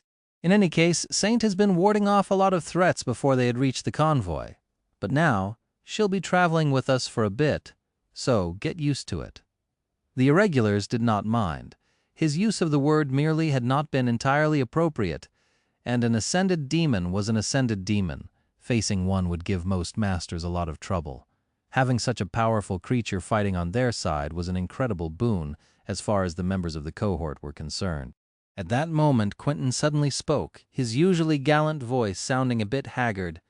"Oh, I need to report something, Captain. We received a few memories after wiping out the swarm, as usual, but this time there was something else." He looked at Samara, and then a whirlwind of sparks appeared around them. Sonny blinked. "Is that what I think it is?" Soon 2 shapes appeared from the storm of sparks. Both were monstrous in appearance, resembling nightmarish hounds. One was about the size of a large wolf, while the other was larger than a PTV. Black tongues hung from their ferocious maws, dripping with venom. Quentin smiled brightly and patted the smaller monstrosity on the head. "We also received 2 echoes. This one is Blackie, an awakened beast. The other one is an ascended monster, and, oh, I'm actually not sure what Sam called it." He glanced at the giant abomination and then looked at Samara questioningly. Her face remained as deadpan as ever. She remained silent for a few moments, and then uttered laconically, "Abomination." Quentin cleared his throat. and the other one is called Abomination. We were bound to get an echo sooner or later, of course, but two at the same time. Isn't this great news, Captain?" Sonny tried very hard to appear calm. His expression was perfectly composed. "Are you goddamn kidding me? What the hell? How could they get two whole echoes while he had not received even one after Nightmare, despite slaughtering literal thousands of enemies? What rotten luck was that?" Suddenly, the transcendent memory he had received and could not wait to study did not seem as that much of a jackpot anymore. A shaky smile appeared on Sonny's face. "Yeah, great news indeed." He glanced at the two monstrous hounds, one small, the other one large, and swallowed his bitter envy. Then Sonny turned to Quentin and said, "In any case, I want you to see if you can use your ability to heal, repair, treat Saint. I do not know if it will work, but do your best. We'll need her strength soon." Sonny had a good reason to believe that Quentin's healing aspect would be effective in helping Saint, at least to some degree. The graceful knight was a strange creature. Her body was different from that of a human, or most nightmare creatures for that matter. It was not exactly made of flesh, but it was also not really stone. Instead, it was something in between, having characteristics of both. Applications of modern medicine would obviously not work, since even the greatest surgeon would be utterly lost at what to do with Saint's mysterious anatomy. Healing aspects might not be of any use either, since most of them were aimed at mending flesh. However, Quentin was a bit special in that regard. His ability was not actually to heal, but instead to restore. It was slower and less effective than more straightforward healing powers, but also more universal. Sonny had seen Quentin treat people, repair machine parts, and even mend cracks in the hull of a ship. In battle, he used that ability to keep his armor from breaking apart no matter how much damage it sustained. So, since the chivalrous healer could restore both living organisms and inanimate objects, was there anyone better suited to treat Saint, who seemed to be a bit of both? That was what Sonny was thinking about as they walked through the snow, returning back to the convoy. Luckily, his guess turned out to be correct. Although slowly, Saint's broken armor started to mend under Quentin's touch, and the flow of fine ruby dust that served her as blood was stemmed. For now she would still be able to help him defend the refugees. But how many battles like the one they had won today were there ahead? How many would it take to kill them all?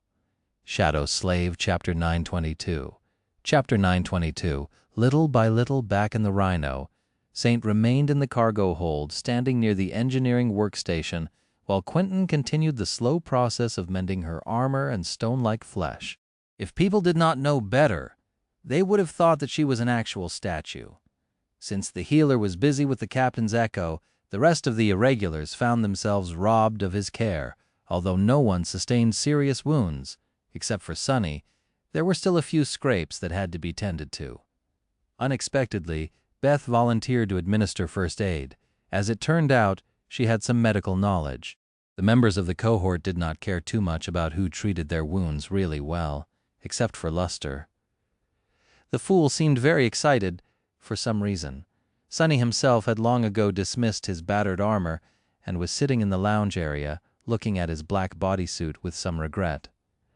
The uniform was truly the result of a magnificent design. Among other features, it was even able to repair itself. However, everything had its limits. With how much abuse he had put it through, the bodysuit was definitely a goner. It was full of holes, looking like a set of rags. His body beneath hurt all over, too. Well, figures, at least there was good news as well. The convoy was already moving forward. After reaching the valley, the mundane soldiers and the civilians had been shocked to see the scene of slaughter there. They were even more disturbed after witnessing the narrow ravine where Sonny, Saint, and Nightmare had fought the Voiceless. In fact, even the members of the cohort seemed a bit pale. Regardless, the battle had gone surprisingly well for the convoy. Not only had they survived without suffering any losses, but the irregulars even managed to acquire 2 echoes. The monstrous hounds were going to be of great help in their long journey. Sonny's list of assets was slowly growing.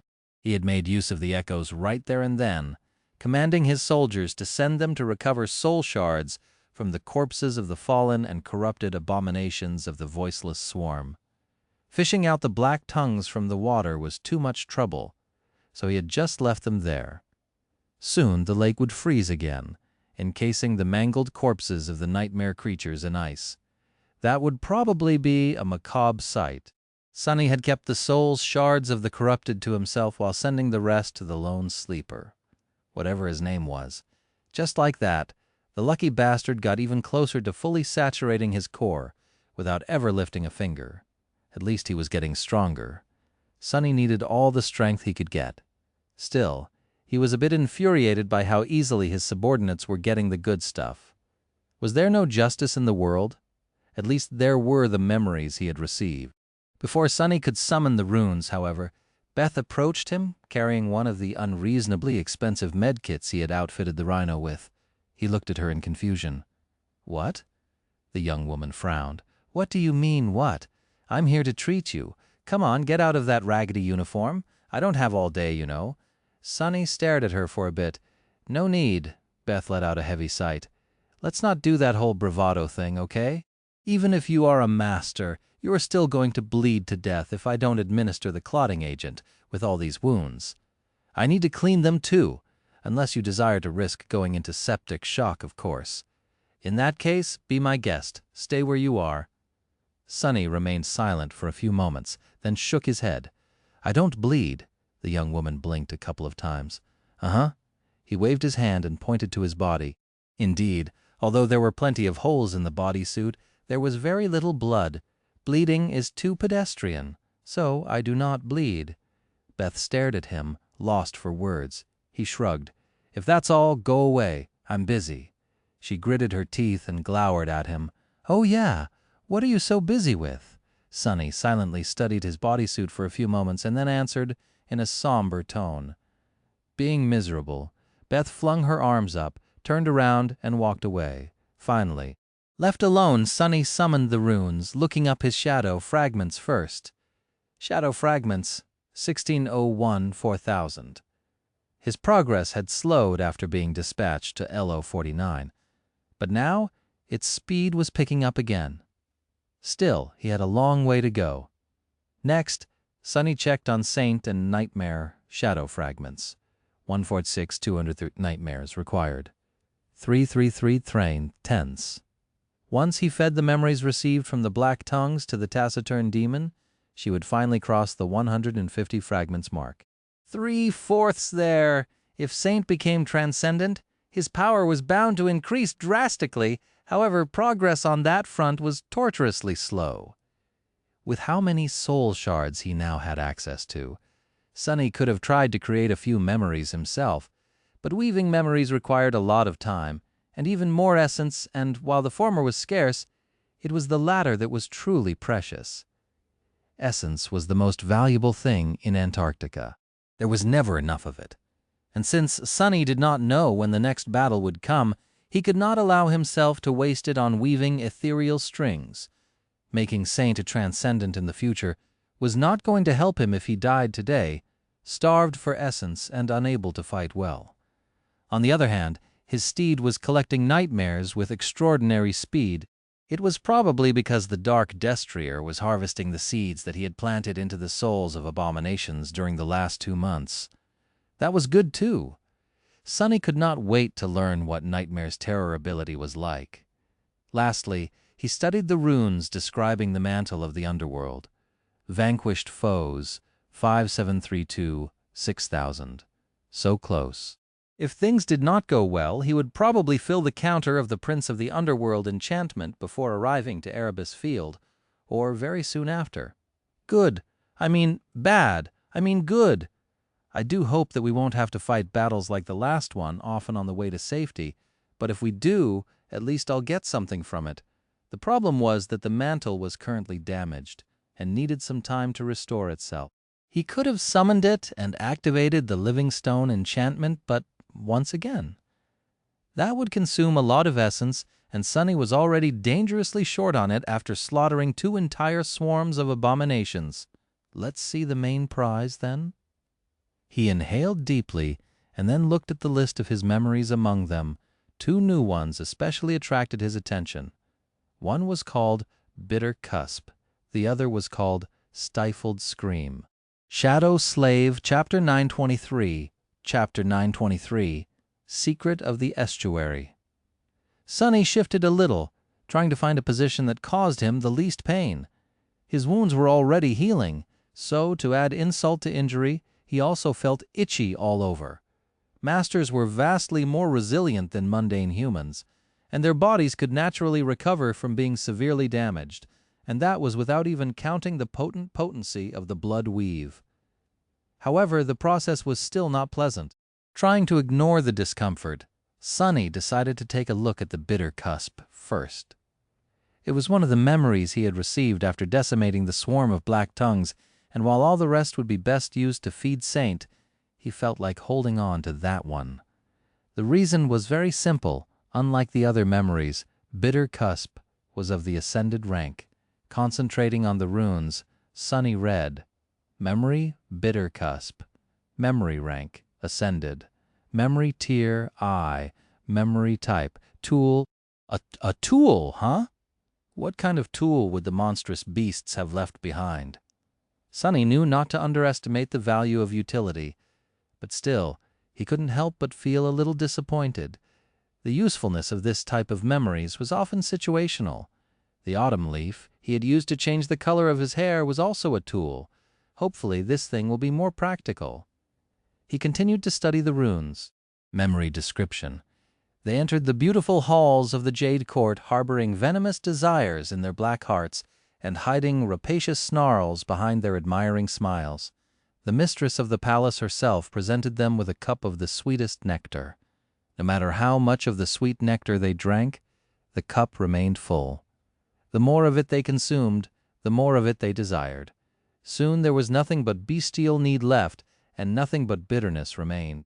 Sonny scratched the back of his head. Well, that's one weird description. I do wonder if the Jade Court has something to do with that beetle I fought, though. He turned his attention to the enchantments. There was only one. Enchantment. Black venom. Enchantment description. This cup overflows with a bitter venom. Do not drink it. Huh. Sonny hesitated for a bit, then summoned the bitter cusp. Soon, a beautifully engraved chalice of white jade appeared in his hand. Indeed, it was full of a perfectly black liquid. Yeah, not drinking that, definitely. For some reason, Sonny had a strange compulsion to take a sip. Maybe it was because the spell had straightforwardly instructed him not to. However, his intuition was telling him that the black liquid was indeed a deadly poison. And if it felt deadly to him, then it had to be rather potent. Politely asking an enemy to have a drink did not seem like a good idea, which was not to say that there was no use for the ascended toxin. Smearing the black venom on a blade was one of them, for example. It would also not be a problem to stealthily add a drop or two into someone's food or drink. Not that he would do such a thing, of course. Satisfied, Sonny dismissed the bitter cusp and concentrated on the second memory that had caught his attention. He had high hopes for this one, considering that it came from a corrupted demon, voiceless prelate. The runes read, Memory, stifled scream. Memory rank, transcendent. Memory tier, 3. Memory type, charm, jackpot. Charms were rare and extremely useful, and it was especially so for Sonny, considering that both Saint and the Mantle of the Underworld had the ability to fuse one into themselves. He already had one transcendent charm, but a second one was most welcome. He continued to study the runes' memory description. A great river was contained within it, flowing endlessly from the future into the past. When doom came, many entered to seek shelter from it, and many had come to seek the truth. That was because the great river existed outside time, and so it was said that a dreadful secret was hidden at its estuary. Few of those capable dared to approach it, and none of those who had returned. Mysterious. That description really had not told Sonny much. Perplexed, he remained motionless for a few moments, then shook his head and continued to read the runes. Enchantments, echoing silence, word of power. Echoing silence, enchantment description. When wearing this charm, the physical power of its master is augmented, but only as long as they remain silent. The longer their silence lasts, uninterrupted, the greater the boon of power they'll receive. Sonny tilted his head. Interesting. So it was a comprehensive physical boost.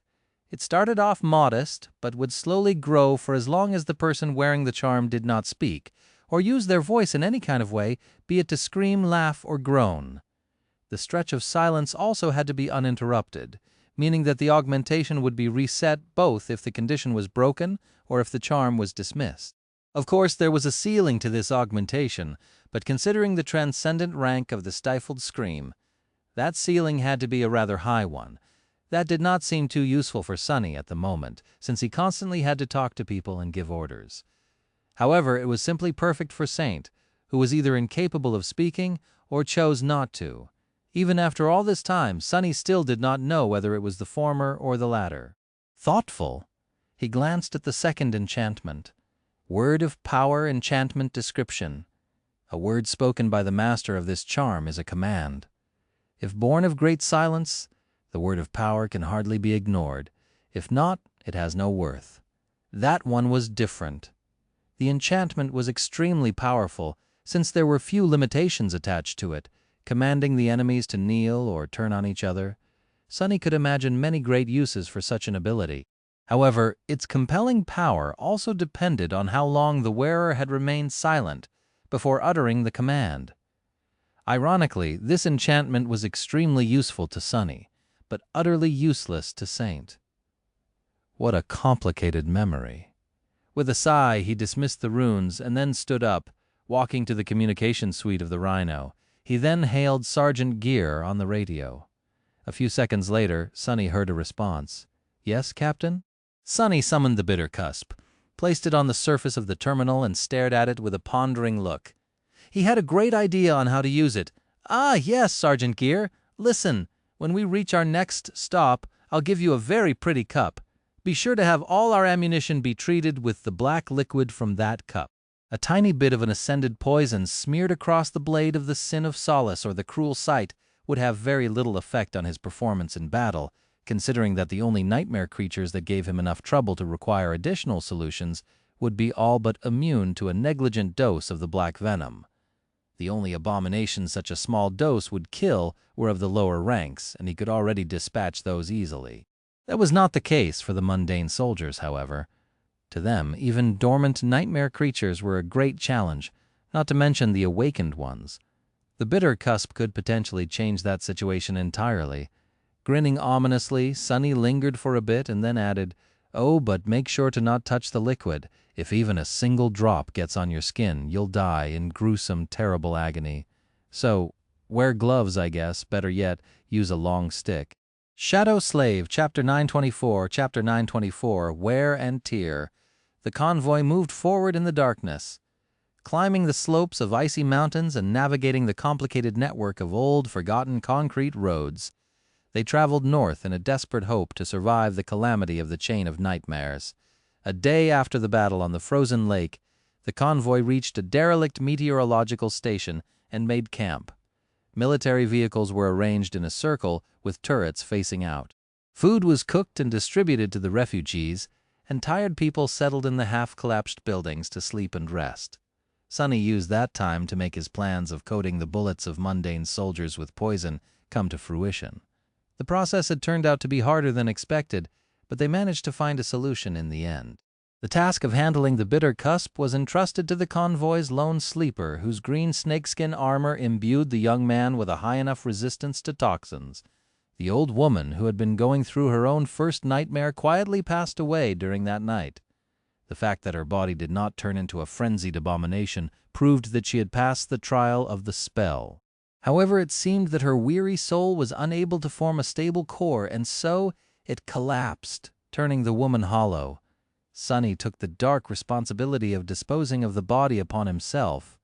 In the morning they held a somber funeral under the eerie lights of the aurora, and then dove back into the bitter cold of the twisting roads. The small column of vehicles continued to struggle against the rough terrain and the dreadful conditions of the polar night as it slowly ventured deeper into the mountains. In the next few days they had to fight against several more packs of prowling nightmare creatures, but none of them were as large and threatening as the two swarms the irregulars had eradicated before. The battle readiness of the convoy had increased due to Sonny's efforts and a bit of luck. The two new echoes served as forward scouts and provided invaluable support in combat. The ascended one, Abomination, was especially fearsome. The sleeper bell was growing into his power too, and his core was well on its way to being fully saturated. The mundane soldiers were now capable of dealing with weaker nightmare creatures, thanks to the bitter cusp. Saint was slowly growing stronger as her wounds healed, and the echoing silence enchantment of the stifled scream continued to accumulate power. Little by little, to the people of the convoy, things appeared to be looking up. However, Sunny knew that it was just an illusion. In truth, their situation was becoming direr with each day. The further north they moved, the more nightmare creatures there were. Navigating between powerful swarms of them was getting harder and harder, and so was avoiding the truly overwhelming hordes. The amount of small skirmishes the irregulars and their echoes had to fight was growing in both frequency and ferocity. For now, they were handling the pressure fine, but their fatigue continued to mount, while their physical condition deteriorated. Small scrapes and injuries they received were bound to add up, sooner or later. Their reserves of essence were also getting closer and closer to not having enough time to replenish between fights, even with Luster's help. Additionally, the deeper they went into the mountains, the more signs of destruction caused by the earthquake they encountered. Many roads were completely destroyed by rockfalls or buried under countless tons of glacial ice. Increasingly often, the rhino could not handle clearing the path through the roads that remained. All of that meant that there were more and more enemies around, with less and less suitable paths to take. Sunny felt like a noose was being drawn tighter around his neck with each day. As a result, he had to lead the convoy forward using more risky routes. A few times, the civilian transports were very close to falling off the crumbling roads and plummeting into the deep gorges below, or being destroyed by falling debris. He had to leave the rhino and use shadow chains to secure the vehicles, shield them, or pull them to safety with his own two hands. He even had to resort to coming close to the abandoned tunnels that pierced the mountains here and there, promising convenient shortcuts and shelter from the chilling wind. However, just looking at the dark portals of their hungrily open maws made Sunny shiver. Driving past the old tunnels filled him with a sense of deep, gnawing unease. No goddamn way. The condition of the transports was also getting worse and worse. The rougher of a path he chose, the faster they broke down. Samara and Kim had to administer hasty field repairs more than a few times. But there was only so much they could do. The engines of the vehicles stalled, their wheels got stuck in the deep snow, the heating elements malfunctioned and filled the interiors with acrid smoke. The batteries cracked and leaked because of being both overheated and exposed to terrible cold. There was no end to the problems Sunny had to solve. Damnation! Sitting in front of a screen in the command suite of the Rhino, he stared at the map. Sunny had just finished updating it with the information his shadows had brought back from a lengthy scouting mission. Many lines had been crossed out, and many red marks shifted position, drawing a narrow net around the convoy. In the absence of the black bodysuit, he was back to wearing the puppeteer's shroud outside of combat. His old and reliable armor possessed an enchantment called Doubtless, but ironically he was full of doubts. Just how am I supposed to? At that moment, one of the transports behind the Rhino came to a screeching halt. The lights illuminating its interior went out, signaling a serious malfunction. The rest of the vehicles were forced to stop, too. Sunny looked down and sighed. What now? Standing up, he stretched, massaged his tired shoulders, and left the APC through the main hatch. Darkness and bitter cold welcomed him, and the cutting wind immediately tried to suck all warmth out of his body. Walking through the light snowfall, Sunny headed to the back of the convoy.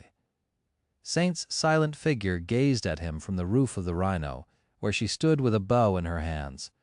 Looking up, Sunny found that the stars to the east appeared a bit hazy, as if veiled by something. A resentful frown appeared on his face. "Don't tell me. Is the blizzard picking up again?" This was grave news. Shadow Slave, Chapter 925, Chapter 925. Low growl walking toward the broken transport. Sunny was deep in thought. If the blizzard was really returning, things were going to get ugly for the convoy. Sure, the snowstorm would hide their location from the roaming swarms of nightmare creatures. but it would also all but destroy his own ability to track the abominations and keep his map up to date. Sunny and his shadows could see through the darkness of the polar night, but they could not see through the impenetrable wall of billowing snow. Additionally, the mundane drivers were going to have even more trouble with keeping their vehicles on the road. The vehicles themselves would suffer more stress as well. Should he insist on continuing to drive through the blizzard, or find a place for the convoy to wait it out? Sunny did not like the thought of traveling across treacherous old roads in such hazardous conditions, but neither did he like the idea of being stationary, holed up in some cave like a blind rat, with no way to escape should things go south. Damned blizzard, damned rust buckets. Why can't they all be like the Rhino? Of course, that was not a fair comparison to make. His Rhino was a state-of-the-art military carrier, while the civilian transports were just that some of them could barely be used to carry people, even since they had been hastily refitted from industrial cargo vehicles in preparation for the evacuation campaign. It was a miracle that they were able to move honestly. Approaching the cause of the current setback, Sunny had to walk around the massive body of Abomination, who was laying on the road and staring east. The massive beast seemed to have sensed the approaching blizzard as well, considering how intently it was looking at the sky. Snowflakes were falling on its rugged fur. The smaller Echo, Blackie, or whatever the awakened beast was called, was there as well, leaning against the larger one. It had a habit of following the stronger monster everywhere, while Abomination mostly ignored its existence. Damned mongrels. Would it kill you to make way for me? I am the master of your masters, you know. Show some respect. Shaking his head, Sunny reached the transport. Samara, Kim, and Quentin were already there, running diagnostics with grim expressions on their faces. He did not like the look of that. What's the situation? Samara glanced at him with a deep frown. Captain, it is serious this time. There was a charge overload in the hub relay, causing the main battery to be cut off from the rest of the systems. Usually that wouldn't be too debilitating, but this transport already lost both the support battery and the backup accumulator. There's a lot of melted wiring. Quentin can restore some, but other parts will need to be replaced. Sunny did not understand much of what she had said, but then again he did not need to. That was the whole reason for employing specialists. He had become a big fan of delegation, so how long is it going to take to get this transport moving again? Samara looked at Kim and Quentin, then hesitated for a bit. About 2 hours if we move fast. Sunny closed his eyes for a moment. 2 hours, that was not impossible, although cutting it close. Their window of opportunity to drive past the nearest horde allowed for such a delay, but not much more. If he let the convoy stall for 2 hours, there would be no space for mistakes in the next day or so. Could he afford that? Or should he abandon the transport and relocate people to the remaining ones, thus overloading the struggling vehicles even further, and increasing the risk that they themselves might break down in turn? Curse it! Did Nephis have to deal with this amount of nonsense during her short stint as the Bright Lord? Leading 1,000 crazed sleeper through a bloody revolt and a suicidal crusade might have been a bit harder than he had thought. Being in charge of hundreds of people was not at all fun. Sunny was slowly starting to understand why the sovereigns were all suffering from some sort of lunacy. He sighed. I can give you 110 minutes. If it's not done until then, though, we'll load the refugees on other transports and abandon this one. For now, do what you can. Jir will make sure that the passengers aren't cold. With nothing much to do after that, Sunny walked aside and stood in the shadows as his subordinates got busy with their tasks. He thought about returning to the warm interior of the Rhino, but decided against it. He had been cooped up inside it for a while, so some fresh air, even if it was bitterly cold, was a welcomed change. The refugees inside the dead transport did not seem too discouraged, especially after soldiers brought a portable heater. The sleeper was there too. His lantern memory chased away the darkness, helping the civilians cope with their fear. And speaking of the sleeper, currently, we do not have any more infected, which means that the infirmary transport is empty. If things don't go well with the repairs, I can just reassign the passengers there. That can be a good stopgap solution. There'll be trouble when someone does catch the spell, of course. His thoughts were interrupted by Abomination, who suddenly let out a low growl. Considering the size of the massive monster, its growls reverberated through one's very bones and were not easy to ignore. Sonny turned and looked at the echo with a frown. What's up with him? Her, whatever. What's up with that thing? Abomination's monstrous snout was gnashed, revealing rows of terrifying fangs. It was still laying on the road, staring at the eastern skies. The echo looked tense. The other beast by its side was also acting nervous. However, it seemed to be simply repeating after the larger one without understanding the reason. Sonny's frown deepened, turning into a scowl. That cannot be good. He walked over to Abomination and tried to climb on it to get a good vantage point. "Don't move, you bastard!" Reaching the creature's withers, he looked east, seeing the same thing that it saw.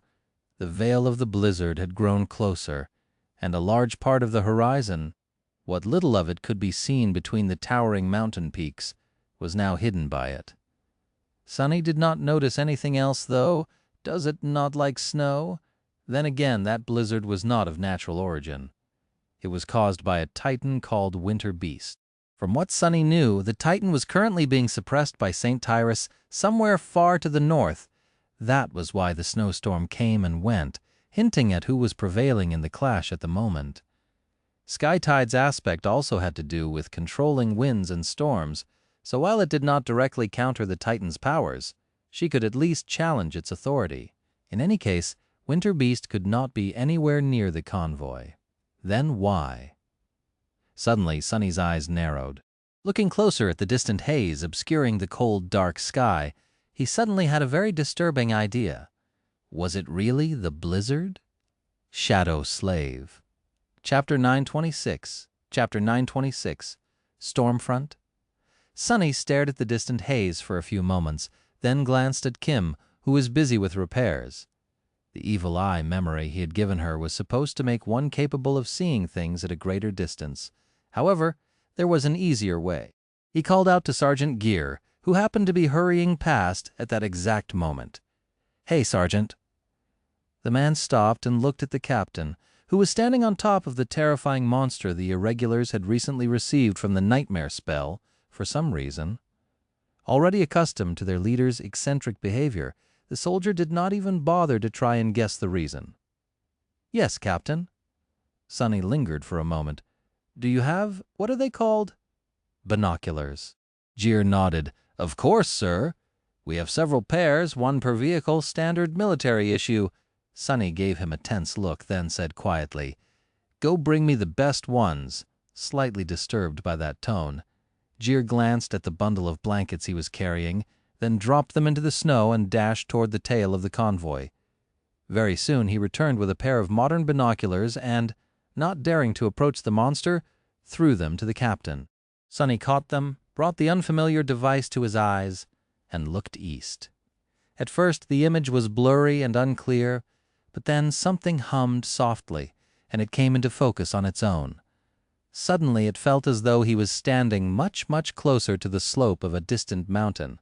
Sonny could even see the individual boulders, as well as mounds of snow between them. Moving the binoculars, he searched for a stretch of open sky. A few seconds later, he finally laid his eyes on the haze that obscured it. Sonny remained motionless for around a minute after that, then silently lowered his hands. His face remained still, but his eyes were suddenly terribly bleak. Feeling something, Sergeant Gear cleared his throat. "Sir? What is it?" The captain looked at him with those bleak eyes, making the soldier shiver. "What is it?" Sonny repeated the question in his mind. What he had seen was not a wall of swirling snow. Instead, it was a ghastly creature that resembled a mix between a bat and a leech, with leathery wings, a long neck, and a head that seemed to be one giant, fleshy, circular maw. In fact, he saw thousands and thousands and thousands of them. The hazy veil that obscured the sky was not caused by the returning blizzard. It was a horde of flying abominations that was so vast that it resembled a rolling storm front from a distance. That vast horde of horrid abominations was swiftly moving in their direction. Suddenly, Sonny's mouth was terribly dry. He glanced at the convoy that stretched along the narrow road, a few vehicles blocked from moving any further by the broken transport. "Surge?" Sergeant Gear's tense voice caught his attention. Sonny forced himself to focus on it, pulling his mind back to reality. Dead! Dead! They are all dead! Throwing the binoculars back to Gear, he threw all unnecessary thoughts out of his mind and issued an order. Get these people out and load them into the infirmary transport. Do it as fast as possible. No! Faster than that! Gear blinked. The infirmary transport? But, interrupting him, Sonny barked, Now! The soldier flinched. This was the first time he heard the usually cool-headed captain shout. Understanding that something had gone terribly wrong, Gear ran toward the broken transport. Move, move, move! A few minutes later, the frightened refugees were being hastily loaded into the infirmary vehicle. The soldiers were running around preparing for a swift departure. The irregulars were getting ready for a fight. Sonny was in the middle of all this havoc, giving orders. Load the poisoned ammunition immediately, all of it. Empty the reserves entirely. Throw all non-essential cargo out. We need as much speed as we can get. Samara, you have 3 minutes to charge as many bullets as you can. Luster, prepare the Rhino for an all-out charge. We're never going to make it. There's no chance. Simply none. The enormous horde of flying horrors was traveling too fast. The fleet would never be able to outrun it, even if they were moving on a flat and well-maintained road. Of course, fighting it was not an option either. If the appalling creatures descended upon the convoy, everyone would be devoured within seconds. Sonny might be able to survive by turning into a shadow, but the rest, everyone would die a gruesome death, and yet the horde seemed to be traveling from east to west while the fleet was heading north. If, by some miracle, they managed to escape from the path of the abominations, maybe there still was a sliver of hope for them. Perhaps there even was some shelter ahead, one that Sonny had missed when he was compiling the map. In any case, he could not bring himself to just give up. No matter how small the possibility, he owed it to these people to make an effort to save them. He had taken them under his command. After all, they were his responsibility. Move. Finally, the broken transport was cleared of civilians. Sergeant Gear ran up to Sonny. It's done. Captain, what do you desire to do with... Before he could finish the sentence, Sonny grabbed the massive vehicle by the front bumper, strained his muscles a little, and then tossed it over the edge of the road with his bare hands. The transport plummeted into the deep, dark gorge with thunderous clangor. It was so heavy that the road under them quaked from the violent force of the first impact. Sonny glanced at the stunned soldier. Get everyone inside and start the engines. Hurry! As everyone ran to their vehicles, Sonny stepped through the shadows and appeared inside the Rhino. Sparing a glance at Professor Obel and Beth, he lingered for a moment and said, Strap yourself in. It's going to be a bumpy ride. They listened without asking questions. Since most of the irregulars were assigned to the civilian transports, the only other person there was Luster. He was already in the pilot's seat, ready to send the APC forward at Sonny's command. Sonny did not make him wait long. What are you waiting for? Go! The Rhino shot forward, plowing through snow as it cleared the way for the other vehicles. The fleet followed as they moved across the mountain road with reckless speed. But not enough of it. On the roof of the APC, Saint was effortlessly holding her balance. Standing there like a statue, she slowly turned her head east. Then the taciturn demon lingered for a moment and silently raised her bow. Shadow Slave, Chapter 927. Chapter 927, Racing Against Time. The Rhino flew forward, somehow navigating the twists and turns of the narrow mountain road without plummeting off its crumbling edge. There was nothing but darkness ahead, with snow swirling as it melted in the powerful beams of light that shot from the roof of the heavy vehicle. For once, Luster seemed serious and completely concentrated, his fingers wrapped around the yoke so tight that they had turned white. The convoy did its best to keep up. The civilian transports were sandwiched between the APC and the military vehicles, shaking precariously as they rolled forward at high speed. Sergeant Gear and his soldiers were hastily loading the poisoned ammunition into the feeding mechanisms of the turrets, turning their barrels east and aiming spotlights at the sky. The veil obscuring the horizon was getting closer and closer. Damn, damn, damn. Sonny was standing behind Luster, perceiving the world through the eyes of his shadows. They were gliding far ahead, scouting the path in search of serious obstacles and possible shelter. Shelter. There was none to be found, and the devouring swarm was too fast to outrun. Suddenly his head jerked sideways. A dozen or so meters ahead, a swift silhouette lunged at the approaching rhino from a deep crack in the cliff's face. All Sonny had time to see was a powerful body, a glint of madness burning in a pair of frenzied eyes and dozens of sharp claws that shimmered as if made of metal. Before the attacking nightmare creature that had laid in ambush received a chance to collide with the APC, a black arrow pierced its neck, throwing the abomination back and nailing it to the stone slope. Standing on the roof of the rhino, Saint drew the string of Morgan's warbow again as the pinned corpse flashed by. Luster flinched, but kept the vehicle steady. That was a close one, sir. Sonny had nothing to answer. They had to move with as much speed as they could muster, but advancing in such a reckless manner brought its own risks. Not being able to discover ambushes in advance was one of them, and even then it would most likely not be enough. Go faster. By now everyone could tell that the approaching haze was strange and unnatural. They would not be able to see the flying horrors with their own eyes for a few more minutes, but fear was already spreading through the convoy. Sonny did not really need to tell anyone to hurry, but staying silent was too nerve-wracking even for him. Curse it! In his mind was the image of the map of the mountains. Studying it, Sonny was feverishly trying to find a way to escape. He already knew the optimal route to take, but had a sinking feeling that it was already too late. He did not know the speed of the approaching horde, but judging by how fast the distant sky was being devoured by it, their chances were slim. Up ahead, a stray nightmare creature appeared on the road. Before it could react, a massive shape lunged at it from the darkness. Abomination's powerful jaws closed on the monster's throat, and then the echo threw it into the abyssal darkness of the gorge with a powerful twist of its neck. Then the ascended monster dashed forward, followed by the smaller echo. Soon they reached a fork in the road and stopped, unsure of where to go. Sonny knew, however. His shadows had already explored both roads, confirming the information reflected on the map. A few moments before the rhino reached the fork, he leaned forward and spoke to Luster.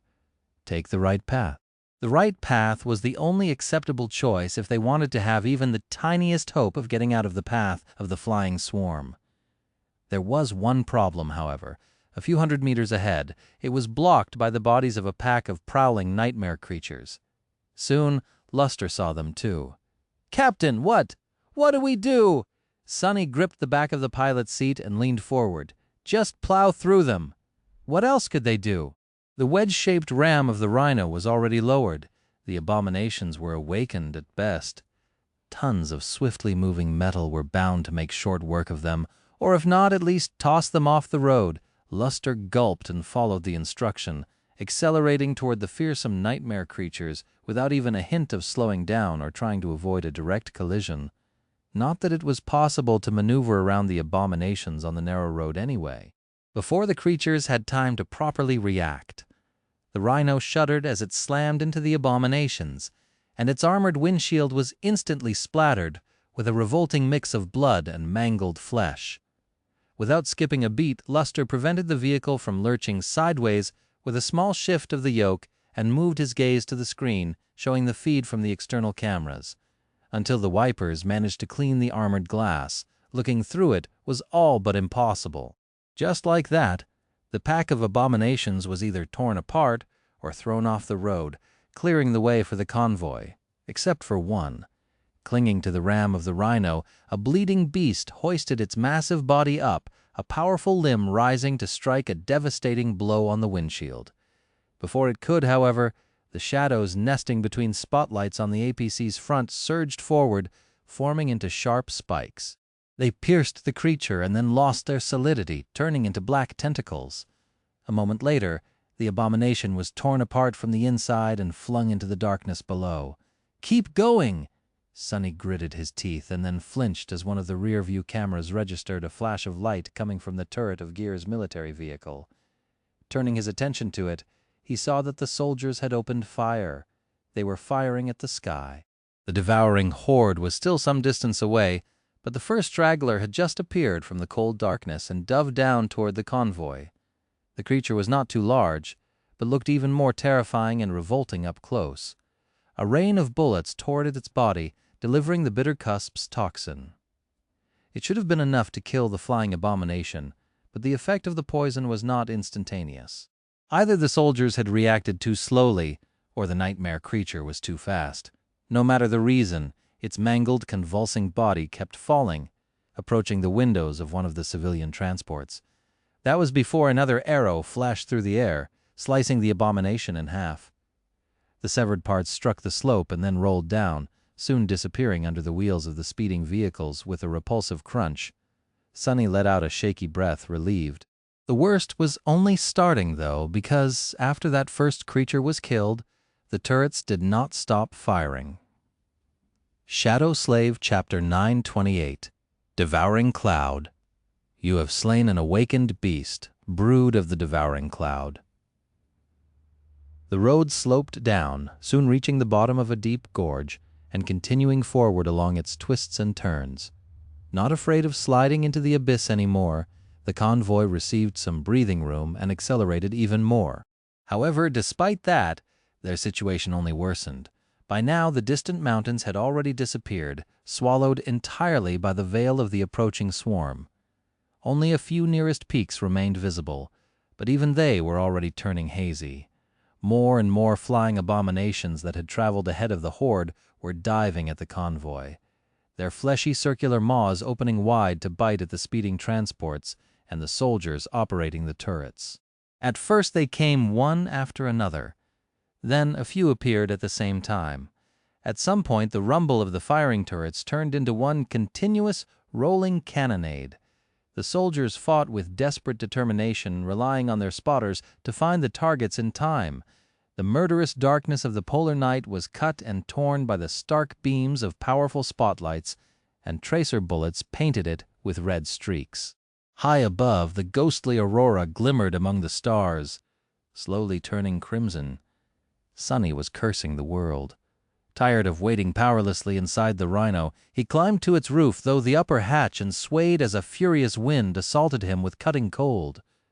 A few steps away, Saint was standing straight, sending one arrow after another into the dark sky. Each arrow reaped a life, and the bodies of abhorrent creatures were raining down on the snow behind the convoy. In a gun nest on the roof of one of the civilian transports, Samara was discharging her rifle time after time, and somewhere high above, bloody explosions of charged essence bloomed with each shot. The other awakened were assisting the soldiers as well. However, even though each possessed a memory capable of dealing damage at range, they were less proficient with them. The sleeper, ironically, was the closest the convoy had to a marksman after Saint and Samara. His quiver was full of poisoned arrows. In an infuriating turn of events, Sonny was the only one without a suitable weapon. He only had one bow, and that one was currently being used by his shadow. Curses.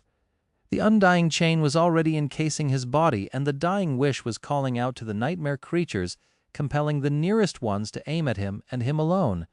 That made the pattern of their attacks a little bit more predictable, causing more bullets to hit their mark. He did not know what else to do. All of it was meaningless anyway. The convoy could kill 1,000 of these flying monstrosities, and it would still be no more than a drop in the ocean. With each minute, the number of attacking abominations was mounting, and with each second, the devouring cloud was drawing closer. Soon it would envelop the gorge completely, and then all their efforts would end in a gruesome and bloody finale. Sonny did not think for a second that the convoy would be able to fight through countless thousands of the flying abominations. Why did I not account for it? Fool, damned fool. It was not as though he had not fought swarms of flying nightmare creatures before, and yet Sonny had never considered a situation like this one seriously enough to come up with effective countermeasures. What countermeasures were there, though? What was one supposed to do if the sky itself decided to devour them? He gritted his teeth. There was no way out, as far as Sonny could tell. They had already failed to escape from the path of the harrowing horde and had not found a shelter to weather the heavenly plague. The soldiers continued to fire their turrets, hurriedly swinging the steaming barrels around to catch the brood beasts before they crashed into the transports. Saint and Samara continued their slaughter, But there was no point. Feeling a bitter taste in his mouth, Sonny looked up. The mountains had disappeared completely, swallowed by the seething haze of the devouring cloud. Numerous abominations blotted out the sky, making it seem as though the crimson lights of the aurora itself were spawning the all-consuming deluge of them. A minute or two later, the horde would flood the gorge and descend upon the convoy. His only solace was that not even a fraction of the nightmare creatures would be able to satiate themselves with human flesh. There were too few humans in the convoy to fill their stomachs. Starve, the rest of you, bastards! Lacking a suitable weapon, Sonny could not even help his people in their last stand. But that was not his job. His most important job as a leader was to think, and yet Sonny could not think of anything either. The image of the map was still flashing in his mind, almost burned into it. All the potential campsites and shelters he had marked in advance were too far away, and all the convenient roads he had scouted were useless. Saint suddenly stepped back, and in the next moment a corpse of one of the brood beasts crashed into the roof of the Rhino. The APC shuddered, but continued to speed forward. A drop of faded blood hit the visor of Sonny's helmet. He inhaled deeply and stared at the ugly maw of the dead abomination, numb to its repulsive appearance. Maw. These ghastly, hungry maws would soon be feasting on the flesh of his people. A hungry maw. Suddenly a grim expression appeared on his face, hidden by the helmet. Turning around, Sonny dove back into the hatch, noiselessly landed on the floor of the APC, and dashed toward Luster. Where is it? Where is it? Soon, one of his shadows noticed an old, almost entirely crumbled road that forked away from the main one 100 or so meters ahead. The Rhino was just about to reach it. Turn left! Luster's hands reacted faster than his mind, sending the Rhino into a sharp turn. The vehicles trembled as its wheels left the somewhat intact surface of the better-preserved road and entered the more dilapidated one. The young man spared a glance at his captain. "Sir, where are we going?" Sonny paled a little into a hungry maw. He did not need to explain further, really. Now that they had entered the derelict road, there was only one way forward. And there, ahead of them, waited something that he had hoped to avoid at all costs. The dark portal of an old, abandoned tunnel. Not too long ago, Sonny had sworn that he would never enter one. But now he could only pray that they would reach it. Shadow Slave, Chapter 929. Chapter 929, Swarm. As the convoy desperately drove toward the distant entrance of an old tunnel, the devouring cloud finally reached the gorge. The sky disappeared, blotted out by a slithering mass of the winged abominations, and submerged the world into impenetrable darkness. Even the dim glint of the shimmering stars was extinguished. The swarm flowed down the slopes of the mountains like a tidal wave. Penetrating the armored frame of the Rhino, a deafening rustle of countless beating wings assaulted Sonny's ears. He grimaced, glanced at the screens one last time, and dashed back to the roof hatch. Once he climbed outside, the noise grew many times more violent, making it seem as though a hurricane was raging around him. The mass of nightmare creatures was seconds from swallowing the rearmost vehicles of the convoy. The overheated barrels of the turrets continued to discharge a barrage of bullets into the rushing wave of abominations, long tongues of flame blooming from their glowing muzzles. At that point, the soldiers did not even have to aim to hit the enemy. However, all their efforts were in vain. Sonny would have needed thousands of soldiers and hundreds of heavy artillery vehicles to put a dent into the swarm of abhorrent abominations. But he just needed to buy a little time. Saint. Following his mental command, the shadow turned and threw Morgan's warbow in his direction. Catching it, Sonny took a moment to balance himself on the swaying roof and then drew the string with furious determination. All four of his shadows flowed forward from his fingers. A bolt of lightning streaked through the air, striking one of the brood beasts. The creature's body disintegrated in a blinding flash, and then dancing arcs of electricity spread through the swarm, stretching in all directions for dozens of meters. For a moment, the whole world was illuminated by a stark radiance. That bought the convoy a few more seconds at most. Not enough! Even if Sonny had essence to spare, he could not use the strike of thunder repeatedly. Like almost all memories, It needed time to be summoned and dismissed. Although the whole process took no more than a dozen seconds, right now, that was enough of a delay to doom them all. If Winter was here, she would have had a solution.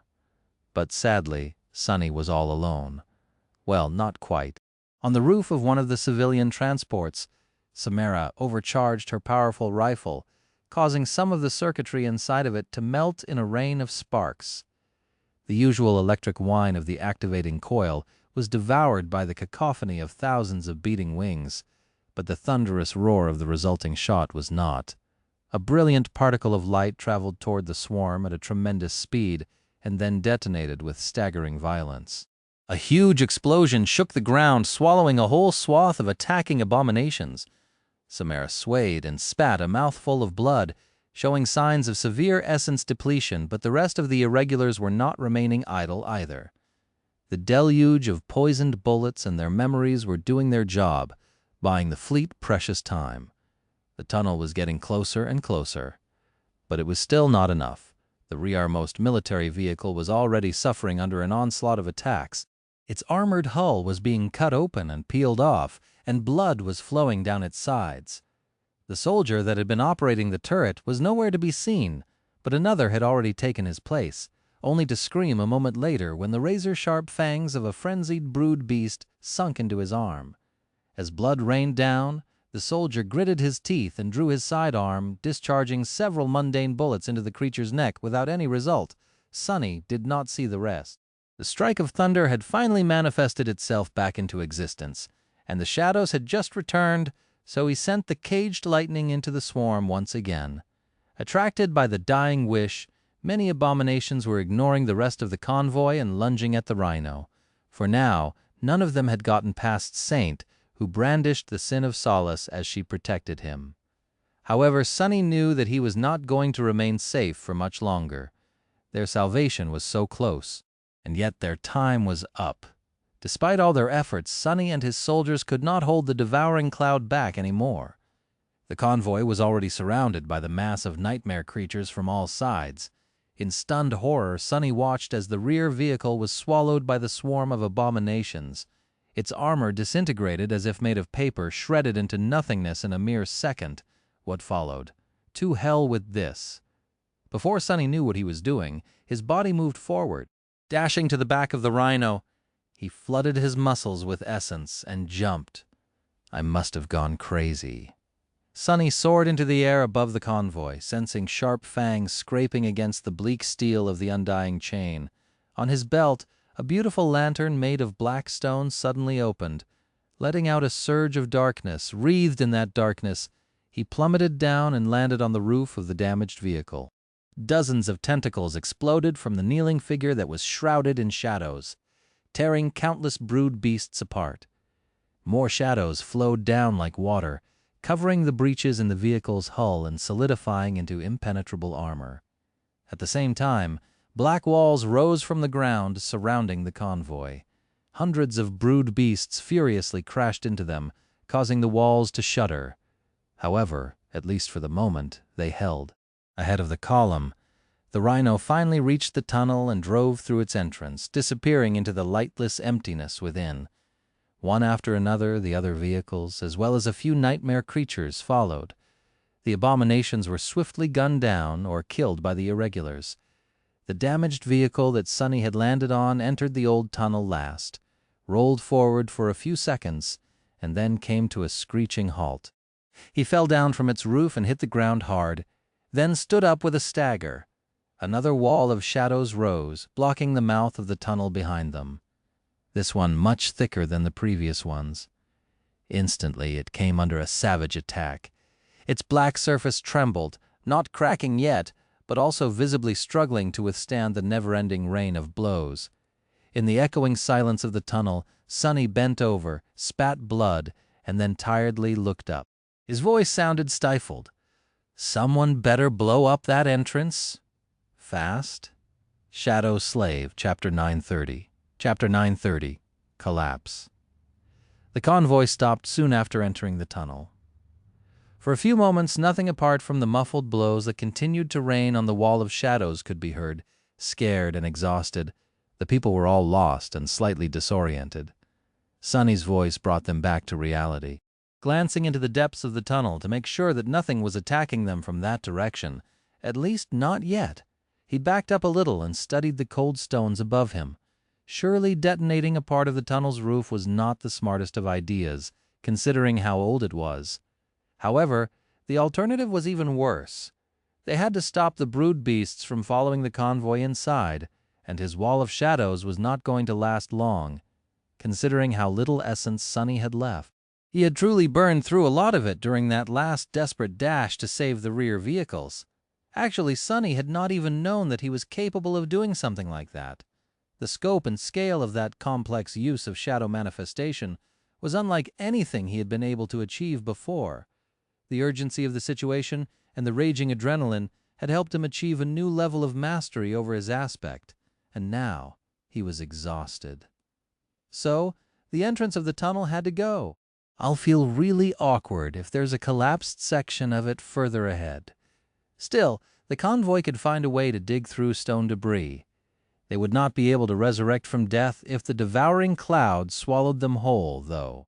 With the help of explosives that Sergeant Gear provided, Kim's ability to see weak points of both living and inanimate objects, and Professor Obel's knowledge of mundane science, they were able to detonate a few small charges and collapse the entrance of the tunnel, cutting themselves off from the outside world.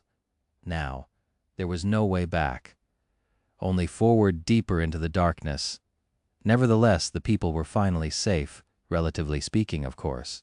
They still did not know what awaited them ahead in the eerie expanse of the old tunnel, so Sonny posted plenty of sentries in front of the Rhino. Only then did he have time to assess the state of things. The convoy looked battered.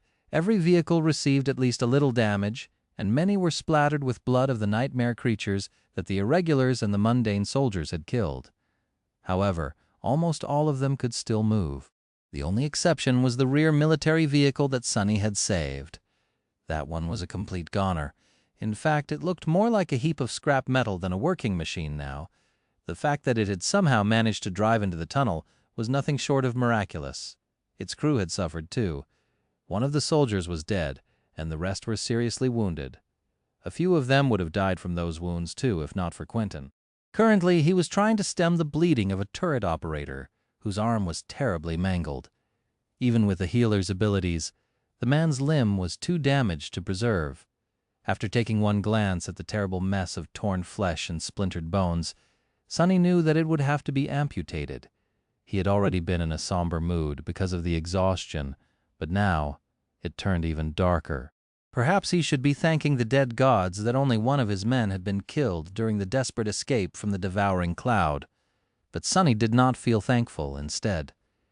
He remembered the brazen claim he had made to Professor Obel not too long ago, a promise to try and save everyone who had entrusted their lives to him. Sonny had already failed that promise twice.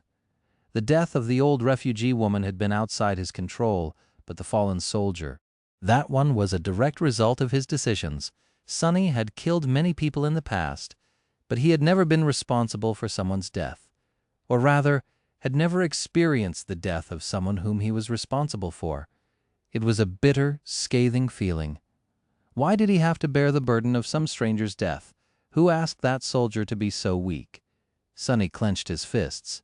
So annoying. He remained motionless for a while, then winced. In any case, the loss of a military vehicle was painful, but not impactful. Losing another civilian transport would have been much more damaging, not to mention lethal. The wounded soldiers would be out of commission for a few days or longer, depending on the severity of their injuries, but in the end, they were going to survive. All in all, they had all gotten off easy. Sonny had fully expected to watch the whole fleet be destroyed after finding out about the approaching horde of flying abominations. Losing just a single soldier, no matter how resentful he felt about it, was incredible luck. Of course, they were not out of the woods yet. He did not know anything about the old tunnel, but suspected that traveling through it would not be very safe. In fact, his decision to seek shelter inside could potentially result in a fate similar, or even far worse than being quickly gobbled up by the devouring cloud. Brimming with optimism, am I? Any kind of nightmare creatures could have built a nest here after the chain of nightmares came. More disturbingly, the tunnel could be home to something that had entered the waking world much earlier. Humans did a good job of either closing or containing those gates that opened within the borders or in the vicinity of population centers out of necessity, but no one bothered or had resources to do the same in the wilderness, provided most gates manifested near places where a lot of people lived, but not all. Somewhere inside the tunnel, they could potentially meet an abomination that had been dwelling here for decades, or maybe even half a century. Surely there was also a possibility that there were no nightmare creatures inside, and they were completely safe. Honestly speaking, the chances of that were equally high. Unconvinced, Sonny walked to the front of the convoy, past the massive form of the rhino, and stopped near the sentries. Up ahead, a long stretch of the tunnel was illuminated by the headlights of the APC. He stared into the darkness beyond. After a while, Sonny looked down and let out a heavy sigh. That does not bode well. He could not see anything.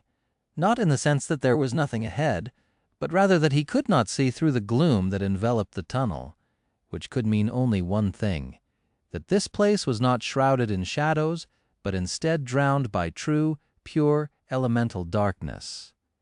Shadow Slave, Chapter 931. Endless tunnel, true darkness was different from light and shadows. Shadows existed in places where light was obscured or could not reach. If the shadow was vast and deep enough, people mistook it for darkness, but all it truly was the absence of light. True darkness, however, was more than that. It was an elemental force of its own, one that was both independent and opposed to light.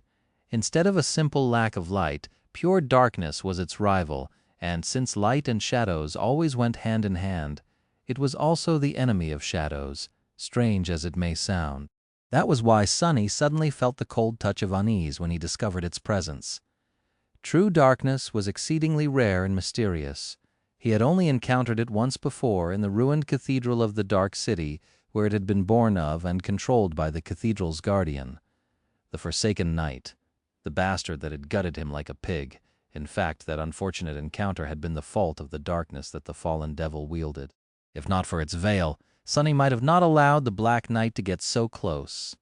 That was because his eyes, which were capable of peering through any shadow, were as blind in true darkness as that of a mundane human. Sonny had not seen the approaching Forsaken Knight in the shroud of darkness, and now he could not see into the depths of the tunnel.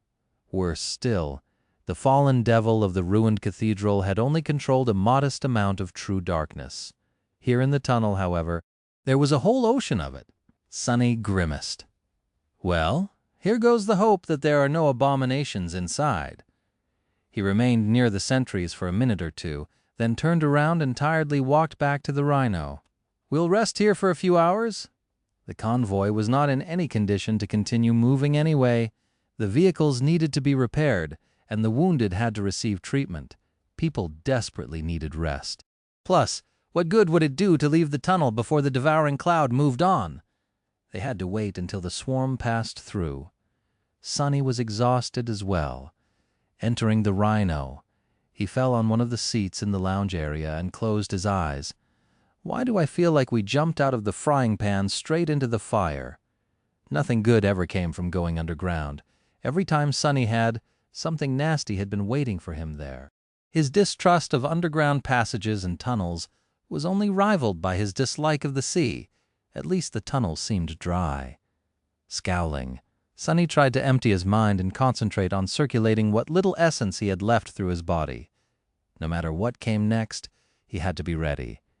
Samara was recovering from utterly depleting her essence, and Quentin was busy healing the injured soldiers. Kim and Luster were performing field repairs on the civilian transports. The Sleeper was creating a new batch of poisoned bullets to replace those expended during the flight from the devouring cloud. Sergeant Gear's ammunition reserves were at a point where each round had to count. Only Bell and Dorn had nothing to do, which was why Sonny chose them to accompany him on a scouting mission.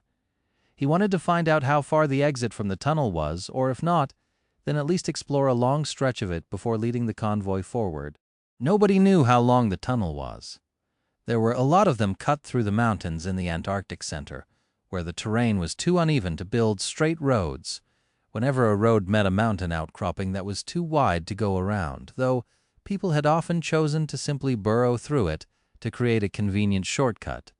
As a result, the length of tunnels varied greatly from several dozen meters to 10 kilometers or more. Most of them had been created during the dark times. Later, when the constant wars, environmental cataclysms, and the descent of the nightmare spell had reduced human population and concentrated it inside a small amount of vast and easily defended cities, most of the mountain roads went out of use and were abandoned. So there was no information on the tunnel. It could have been only a few hundred meters long or stretched forward for a dozen kilometers. Considering the local terrain, Sonny suspected that the latter would turn out closer to the truth. Summoning the cruel sight, he glanced at Bell and Dorn. "Are you ready?" They nodded. "Yes, sir." They were standing in front of the rhino. A few people were looking at the three irregulars, but only Professor Obel approached to see them off. "Be careful, young people. Places such as this can be quite dangerous. Don't use any memories or abilities that have to do with fire, too. Now that we are underground, it would be all too easy to burn all the oxygen away." Sonny looked at the old man with a bit of tension hidden behind his outwardly confident expression. "Anything else we should know?" Professor Obel thought for a moment, then shrugged. Many of these tunnels went through several rounds of additional excavation to serve as bomb shelters during the latter stages of the war between the... but those names probably won't tell you much. Suffice it to say, you might find that the structure of the tunnel is not as straightforward as one might expect. Sonny sighed. "All right. We are going then. If we aren't back after 2 hours, well, I'm not going to lie, if something manages to kill me, then all of you will probably die soon too. So there's nothing much you'll be able to do at that point." He tried to force out an encouraging smile, failed, and simply turned around. Carrying luminous memories, Sonny and his people walked past the nervous sentries and dove into the darkness without looking back. Shadow Slave, Chapter 932. Chapter 932, Lost in Darkness. Sonny had grown accustomed to using his shadows to scout ahead in dangerous situations, explore the world around him, and discover hidden threats. However, this time, he could not, simply because the shadows were as blind as him in the embrace of true darkness. Walking deeper into the tunnel, he instantly felt tense and incredibly vulnerable. Things were even worse than Sonny had thought. Not only was his sight suddenly limited to a mere single point of view, not only could he not see anything outside the narrow circle of light created by the luminous memories like a more human. Even his ability to sense the shapes and movements of shadows was crippled, because of course no shadow existed within darkness. That unique part of his perception had become so ingrained into him that now that it was gone, Sonny felt blinded. It was as though he suddenly lost his eyes and ears. The whole world seemed strange, unclear, and muddled. The sudden change was so severe that he almost lost balance. Damn, Bell and Dorn, who lived their whole lives like that, did not seem to be disturbed. Sure, they had somewhat come to rely on the ability to see in darkness that Kim often shared to them, but not to a degree where it became their second nature. Sonny, on the other hand, he was disoriented and felt utterly exposed. How horrible! Grimacing, he gripped the shaft of the cruel sight tighter and continued walking. The blade of the somber spear did not shine yet, instead absorbing some of the light produced by the lanterns of the irregulars, in case he needed it in the future. The tunnel was wide enough for 2 vehicles to pass each other without brushing sides, and utterly empty.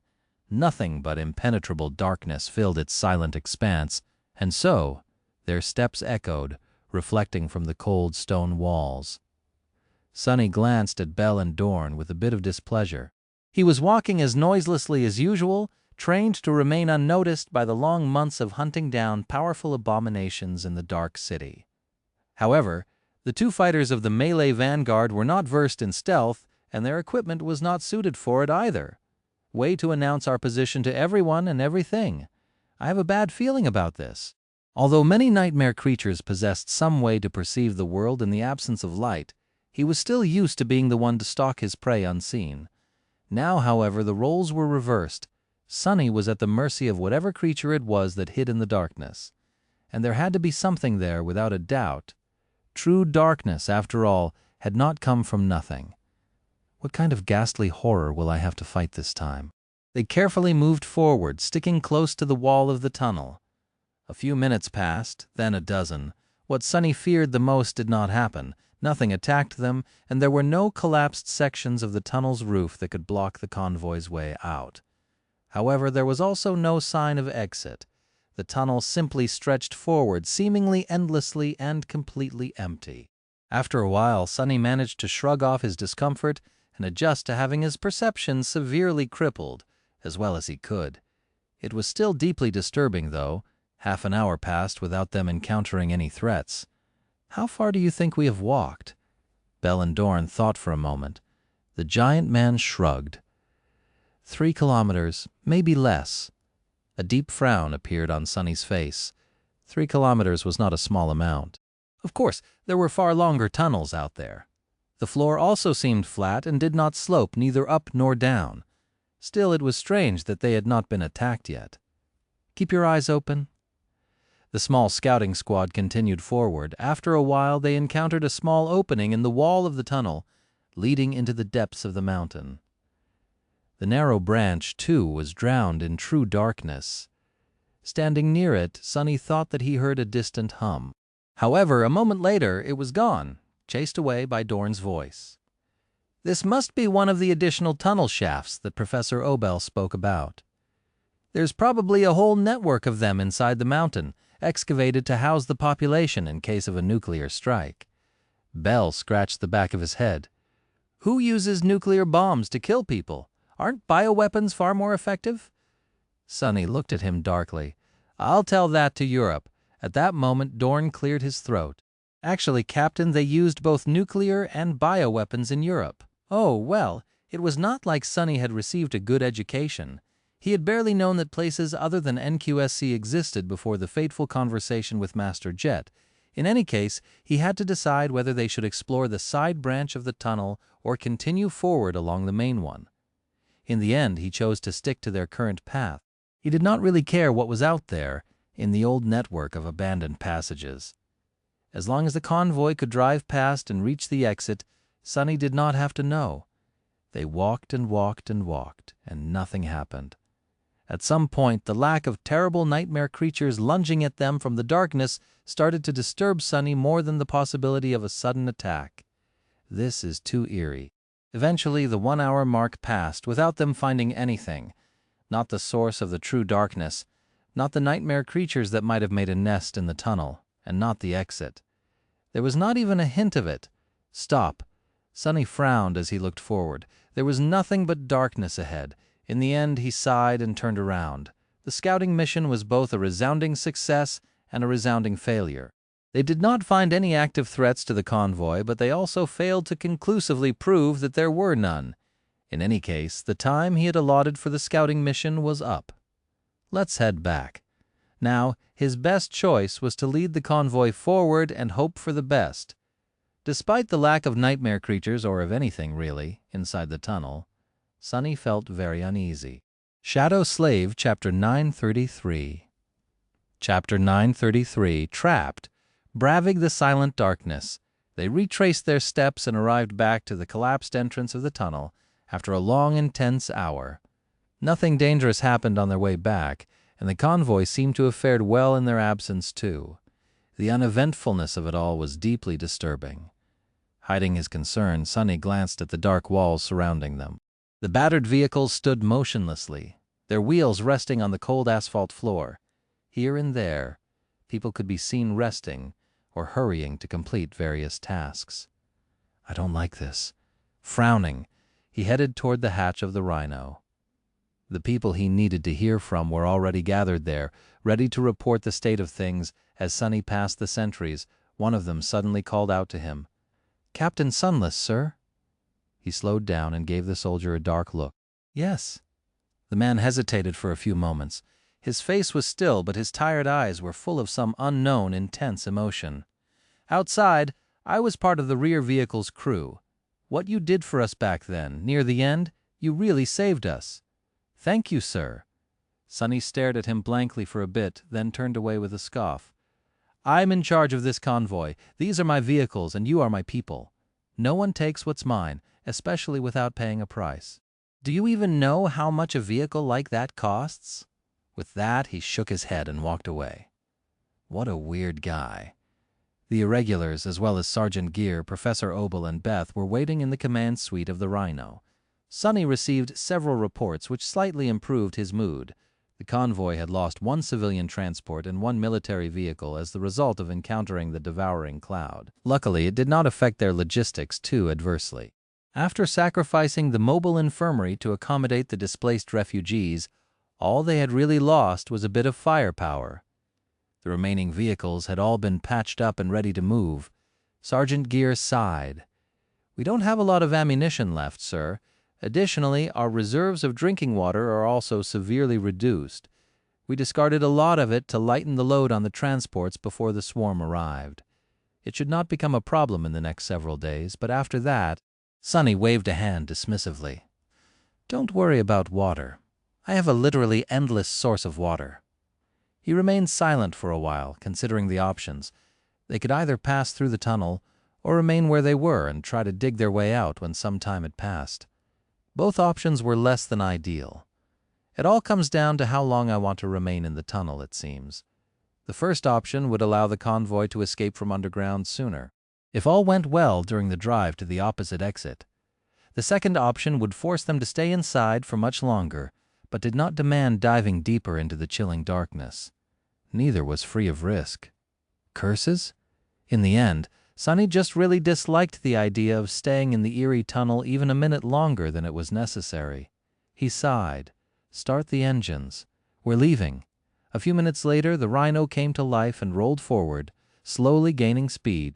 The beams of powerful spotlights installed on its roof cut through the darkness, forcing it to flee and cling to the walls of the tunnel. The civilian transports and the military vehicles followed, staying close to the massive APC. The darkness flowed back and devoured everything once again behind them, making it seem as though the convoy was traveling inside a small, fleeting, fragile island of light.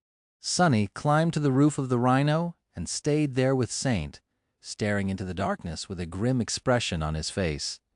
He was still blind to everything that was happening outside the small bubble of light, which made him incredibly nervous. Where is it? Where is the source of all this darkness? When will it attack? Minutes passed, but just like during the scouting mission, nothing happened. The convoy rolled forward with modest but constant speed. Meter after meter of old asphalt disappeared under the wheels of the Rhino, and the stone walls seemed to move past them, vanishing into the darkness. The tunnel was silent, with only the passing of the human vehicles making any noise. From time to time, side passages opened up to either left or right of the convoy, making Sonny especially nervous. All these paths sloped down, leading deeper underground. He was prepared for something to lunge at them from the darkness, but nothing did. "Ignore them. We don't need to set foot in those passages. We just need to reach the exit and escape this dreadful place." Just like that, an hour passed, and then another, and another.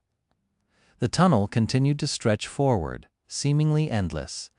The more time passed, the deeper Sonny's scowl became. After a while, he finally left the roof of the Rhino and dove back into its interior with a dark expression. Walking up to Luster, he ground his teeth and said, "That's enough. Stop the convoy!" Luster glanced at him questioningly, then shrugged. The APC slowed down and then stopped. The other vehicles followed suit, and soon the whole convoy came to a halt. Sonny left the Rhino and stood still for a few moments, staring at the weathered asphalt. Sergeant Gear and the members of his cohort soon approached from the direction of other vehicles, while Luster, Professor Obel, and Beth exited the Rhino through the hatch. Saint walked over to the edge of the roof, looking at them from above indifferently. Most of the gathered people had grave expressions on their faces.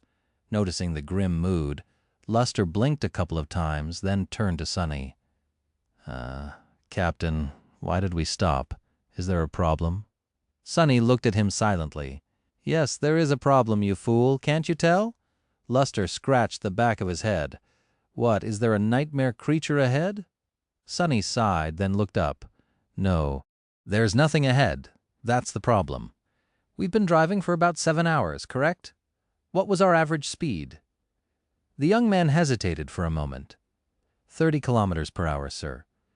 They had not rushed and kept a modest speed to be able to react in case danger appeared from ahead. Sonny nodded.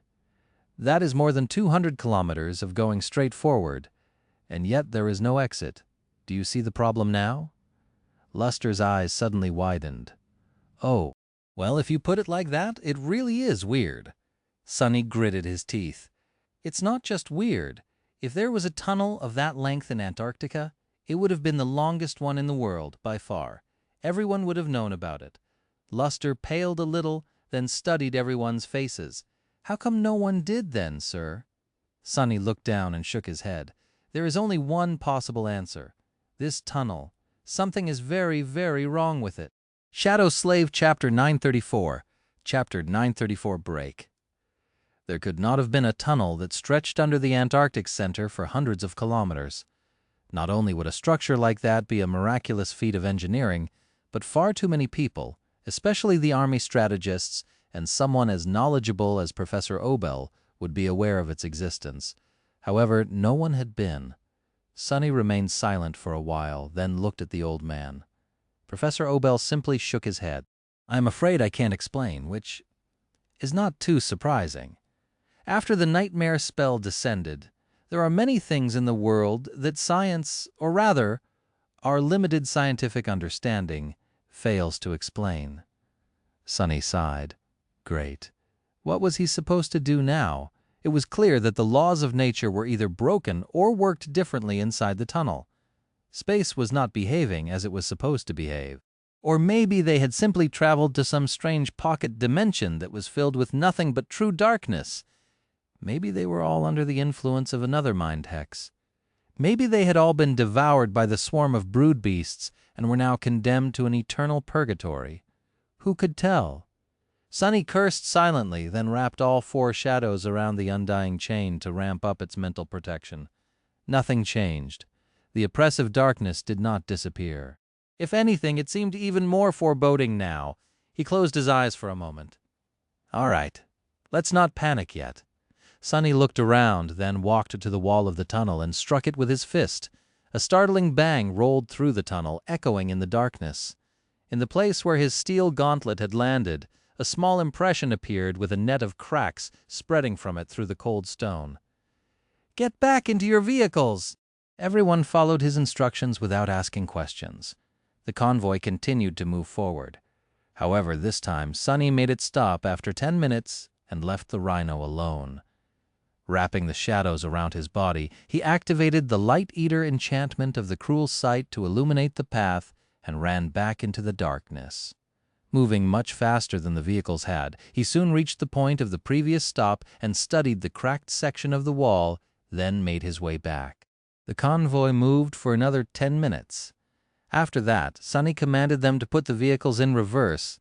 The tunnel was not wide enough for the rhino and the civilian transports to turn around and drive back. After a while, he gave the order to stop. This is bad. His seemingly erratic actions, of course, had not been without a reason. Sonny already knew that it was possible to go back to a previously visited spot inside the tunnel. Bell, Dorn, and himself had walked for around 6 kilometers during the initial scouting, and then safely returned to the convoy. The first stop he had ordered was to make sure that the same principles still applied. Indeed, he had been able to return to the marked portion of the wall from 5 kilometers away. The second stop was to test if something would change with more distance. And it had. They should have long seen the imprint of his fist and the net of cracks around it, but there was none. At some point in time, somewhere between 5 and 10 kilometers of separation, the mark had disappeared without a trace, which was very, very bad news for Sonny. It meant that they could not return to the collapsed exit from the tunnel. The way back, and the second option he had of escaping to the surface, did not exist anymore. Staring into the darkness, Sonny felt a cold shiver run down his spine. If he had led the scouting party a few kilometers further, would they have been separated from the convoy forever? Would they be doomed to wander the darkness alone for the rest of their lives? He had come close to disaster without even knowing it. I was lucky. One of his worst fears had become reality. Sunny was more than capable of fighting against enemies that he could strike down, even if their strength seemed overwhelming. However, he was as powerless as the rest against circumstances like the one they found themselves in right now, against threats that were both unseen and unexplainable, dooming those who encountered them silently and without warning, simply by existing. Against threats like that, he needed someone like Cassie. Sadly, she was far away, probably preparing for the war between valor and song with the rest of the firekeepers. Damnation! He looked at the stone walls of the tunnel, then at the battered vehicles of the convoy. There were almost 400 people in them that he had promised to rescue. Was he going to become a liar? Sunny tilted his head a little, then blinked. Wait, what nonsense am I thinking about? I have always been a liar. There's nothing for me to become. He took a deep breath. No, it is all right. I'll find a way out. After all, he did not need to understand the nature of the trap. He just had to break it. Somehow. Sunny rubbed his face, glanced at the darkness one last time, and gestured for Luster to continue driving the rhino forward. Before anything else, they had to make sure that there was really no limit to the strange endlessness of the dark tunnel. The convoy traveled through the darkness, traversing kilometer after kilometer. More hours passed with nothing changing. Then some more. Eventually, an entire day was gone. Slowly, a sense of dread was spreading through the exhausted refugees and the mundane soldiers. Even the irregulars seemed tense. Sunny commanded everyone to stop and make camp. People needed rest, and nothing would improve if they persisted forward despite everything. As the soldiers started cooking food and arranging sleeping places for the civilians, he walked some distance away from them and called Sergeant Gear over Gear, jogged to where Sunny stood, half swallowed by darkness, and asked in a hoarse voice, "Yes, Captain. Did you need something?" Sunny lingered for a few moments, looking back at the convoy. Then he looked at the sergeant and said, "Yeah, I have 2 questions for you. How much food do we have left? And how long will the fuel cells of the transports last?" Shadow Slave, Chapter 935. Chapter 935 Isolated. While the people of the convoy were settling in to rest, Sunny observed them with a dark expression on his pale face. Finally, he winced and headed back into the rhino. There the irregulars were waiting, unsure what to do. It was not like he had answers either, but Sunny had to decide what their next steps would be. He hesitated for a few moments. Luster, Samara, and Dorn. Go to sleep and report our situation. Perhaps Army Command has some idea about what we are dealing with here. Despite the ominous nature of the dark tunnel, things weren't as bleak as they seemed. The convoy was cut off from the first evacuation army in terms of actual support, but information still flowed between the cohort and their superiors. Somewhere in the government databases, there had to be a hint on how to escape the endless darkness. Even if no one had ever encountered its source before, people would have clashed against something similar in the past. If not, Sunny would venture into the dream realm himself and seek out Cassie. With her powerful divination abilities, she was his best bet. More than that, he could transport food and other resources from the ivory tower with the help of the covetous coffer. So his people were not going to starve. For now, time was not their enemy. They just had to find a way to solve the puzzle and escape. He sighed. Unless something changes for the worse. In any case, there was no point in panicking yet. Sunny watched as 3 of his soldiers climbed into the sleeping pods, then sent the rest to keep watch over the refugees. The oppressive veil of darkness that muted his senses was still there, grinding on Sunny's nerves. He was tired too. At least there is no call here. In fact, this was the first time in a long while when Sunny did not hear the call at all. Everywhere else in the Antarctic Center it kept whispering quietly into the ears of awakened, but here in the dark tunnel the whispers were gone. He was not sure if that was a good sign or a bad omen. We'll see soon. Ordering his shadows to observe the temporary camp, Sunny climbed into a sleeping niche himself. Things were going to get better after he slept. If nothing else, his reserves of essence would be somewhat replenished. That alone was enough to make him feel more confident. That night, Sunny had a nightmare. He dreamt of the ditch that he had crawled into after being gutted by the forsaken night and of cold, overflowing darkness. That was an unpleasant surprise, since he had grown accustomed to sleeping peacefully. Ever since the Kingdom of Hope, his dreams were usually guarded by nightmare. If a bad dream appeared, it was promptly destroyed or subjugated by the shadow steed. But now that Nightmare was himself slumbering after receiving wounds, Sonny was left without his protection. Too bad. Feeling less rested than he would have preferred to, Sonny went to the command suite of the Rhino and studied the monitors to get a glimpse of the convoy's camp. Everything seemed to be in order. The shadows would have woken him up if anything happened, but it was nice to make sure. He lingered for a while, then walked over to the kitchen area to brew himself some coffee. Sometime later, carrying a steaming cup, Sonny returned to the living area and leaned on a bulkhead. With nothing else to do, he simply stared at the closed panels that hid the sleeping niches. The awakened he had sent to the dream realm were going to return soon. Finally, when his coffee was almost gone, one of the panels slid away, revealing the insides of the pod. There, Luster slowly opened his eyes and looked directly at Sonny. Then the young man flinched back with a startled expression on his face. "Captain? What are you doing here?" Sonny silently brought the cup to his lips and took a sip. "I am drinking coffee, fool. What does it look like I'm doing?" Luster opened his mouth, then closed it. He seemed to be very confused. "No, I mean, what are you doing in my citadel? How did you get here? That doesn't. Wait." He finally looked around, realizing that he was inside the Rhino. However, Luster's confusion only grew. "That is not my citadel." Sonny frowned, studying the young man's expression. "Why would you think that you are inside a citadel?" Luster blinked a couple of times. "Well, that is how things work, right? You go to sleep in the real world and are sent to the dream realm." "Don't tell me." Sonny closed his eyes for a moment. "So what you're trying to say is that you did not return from the dream realm. You fell asleep in the waking world and woke up in the real world." Luster let out a nervous laugh. "Ha! That's impossible. Awakened don't stay in the real world when we sleep. But also, yes. The last thing I remember is settling inside the pod, sir." The corner of Sonny's mouth twitched. It seemed that the impossible had just happened. An awakened fell asleep without being transported to the dream realm. Luster's soul had remained in the dark tunnel. So did the souls of Kim and Samara. When they woke up shortly after, the result was the same. They had been confused and startled. None of the three had managed to reach a citadel. That is not good. Not good at all. Without saying much, Sonny reached within himself and tried to sense the familiar pull, the pull of his anchor in the dream realm. Usually, as long as he concentrated on the anchor, he would initiate the process of traveling across worlds. However, this time, there was nothing. No matter how hard he searched, his soul seemed devoid of the dream realm's pull. His connection to the ivory tower was gone, just like the call.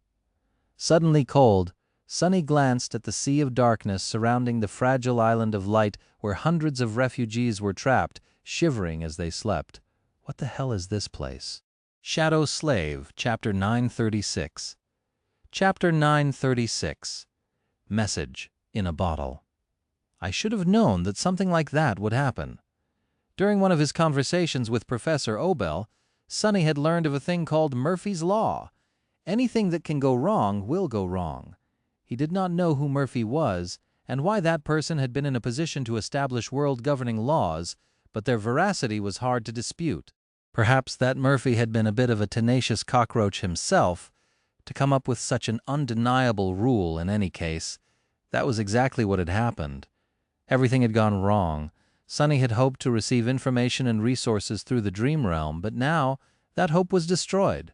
The strange nature of the endless tunnel prevented Awakened from traveling across worlds.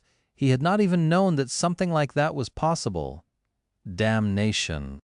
Instructing the members of the cohort to keep the news to themselves, Sonny hesitated for a bit and then gave the convoy an order to break camp. They had to continue moving forward. At that point, he did not expect to reach the exit. However, Sonny still needed information. The tunnel was not looping on itself, as yesterday's experiments had proved. so there had to be some other type of magic involved. He suspected that it was spatial in nature, but had to observe more to come to a reliable conclusion. The rhino rolled forward, and the civilian transports followed. Once again they waded through the silent darkness, cutting it with beams of light. Stone walls flew by, and since their surface always looked the same, it was easy to imagine that the convoy was not moving at all, and was instead stuck in place, cursed to repeat the same moment in time over and over again. The only thing that broke the monotony were the foreboding entrances to the side passages that occasionally appeared from either left or right. Sonny knew that the most logical solution would be to try and explore them instead of stubbornly trying to reach the exit of the main tunnel. However, he felt reluctant to do so, at least for now. It was as though everything was forcing him to make that decision, which was exactly what sent his paranoia into overdrive. It's almost like something is trying to lure us deeper underground. Curse it. The side passages were too narrow for the rhino to pass anyway, and he was not going to abandon the APC unless absolutely necessary. Sonny did pay the side passages a lot of attention, though. As he studied the entrances and the darkness that shrouded them, a small hint of suspicion appeared in his mind. Apart from that, he was not remaining idle. Even if it might have looked like that to the rest of the people riding inside the rhino. Throughout the next day, Sonny remained in his chair in the command suite. He did glance at the screens from time to time, but rarely. Mostly he just moved his fingers in a strange way, making it seem as though they were performing a complicated dance. At some point, Beth couldn't stay quiet anymore and asked in an irritated tone, "What on earth are you doing? Are you trying to cast a magic spell or something?"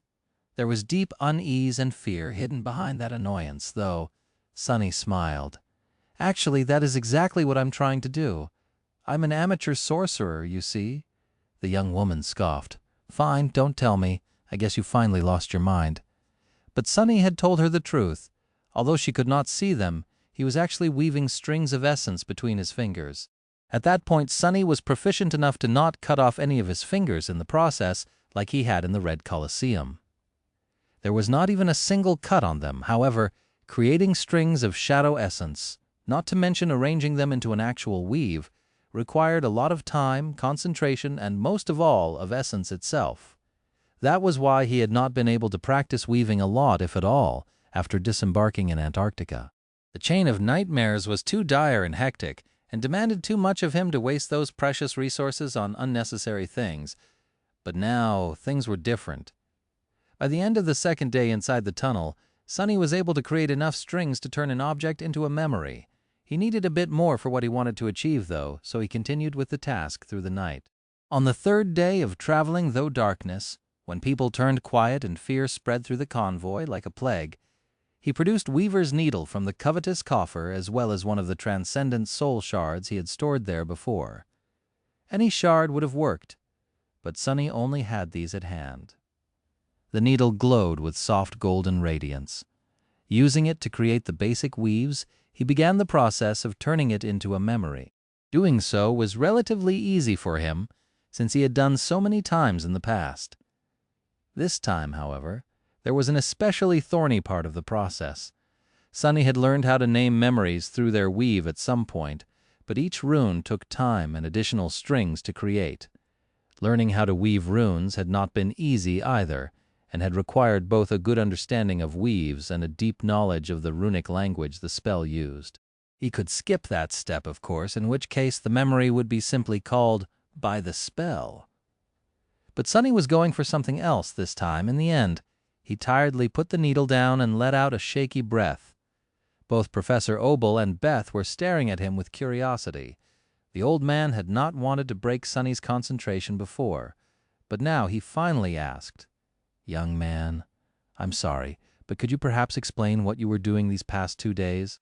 I must admit, it looked quite bizarre in the start, but now we are both very intrigued." Sonny smiled. I was preparing to send a message with that." He dismissed the needle, which disappeared into a rain of golden sparks, making both Professor Obel and Beth blink. Then Sonny summoned the runes and looked at the list of his memories, visible only to him. The runes shimmered in the air. Sin of solace, bitter cusp, stifled scream. And then The last one, memory. I am stuck in an endless tunnel full of true darkness. How the hell do I get out? Ask Cassie memory rank, transcendent memory tier. The corner of his eye twitched. What an ugly sight. I'll definitely rename it later. Shadow Slave Chapter 937. Chapter 937, Find Heart Cut Run. The memory Sunny had created was, of course, a message to Nephis. The shadow bond that connected them was an innate ability of his aspect, and as such existed outside of the spell. It did not matter that the convoy was isolated from the dream realm. Their tenuous link remained active. Sunny knew it because he himself was still able to see Neph's runes, so she should have been able to see his as well. Well, that's done. The only question was how soon would Nephis see the message, and how long would it take for her to come up with a response. Sunny suspected that he was going to have to wait for a while. Morgan's warbow proved that Forge Masters of Clan Valor were capable of naming the memories they created. However, he did not know how high Changing Star's standing in the great clan was at the moment, and if it was possible for her to charge them with forging a specific memory for her, let alone do it quickly. In any case, he was sure that she would come up with something. Nephis was a frighteningly resourceful person when she needed to be. Kind of like Sunny himself. It won't be fast, though. With a sigh, he glanced at Professor Obel and Beth. The message is sent now. We just need to wait for a response. The convoy continued its meaningless march. Hour after hour, the small column of vehicles drove through the overflowing darkness, their sense of time and direction slowly disappearing. The dark tunnel was just too eerie, inexorable, and unchanging. Everything there seemed like a strange, foreboding dream. From time to time, one of the vehicles would break down, forcing them to stop for quick repairs. The Rhino was operating on an advanced Spelltech engine, which meant that its fuel was soul essence. Luster was more than capable of keeping the APC moving indefinitely. The military vehicles had primitive Spelltech batteries serving as a backup energy source for their hybrid systems, so he was able to help the soldiers too. The civilian transports, however, were entirely mundane in nature. Their fuel cells were immaculately designed and possessed a vast charge capacity, but were going to get exhausted sooner or later. Although it did not seem like it, Sunny knew that the convoy was on a clock. They drove for the rest of the day and then made camp. The next day went by in the same manner. Sunny spent it on the roof of the Rhino, staring at the entrances to the side passages that would sometimes appear in the stone walls of the tunnel. By that time, they had traveled more than 1,000 kilometers inside the tunnel. If this place was abiding by the laws of nature, the convoy would have been passing under Erebus Field, their final destination right about now.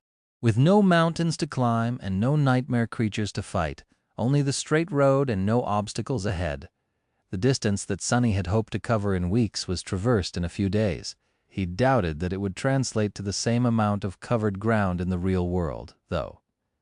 2 days after he had sent his message, Nephis finally responded. Sunny had actually not expected to receive an answer so soon, but there it was. He habitually summoned the runes to check on Neph, and then blinked a couple of times, noticing that the list of her memories seemed much longer than it had been before. Ever since Changing Star joined hands with Valor, her soul arsenal improved by a lot. There were certainly benefits to being an adopted daughter of a great clan, so she would occasionally receive a memory or two.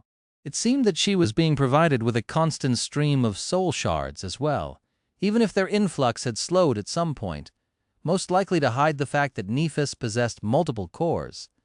I am not envious at all. Yeah, I am not regretting my decisions, even a little bit.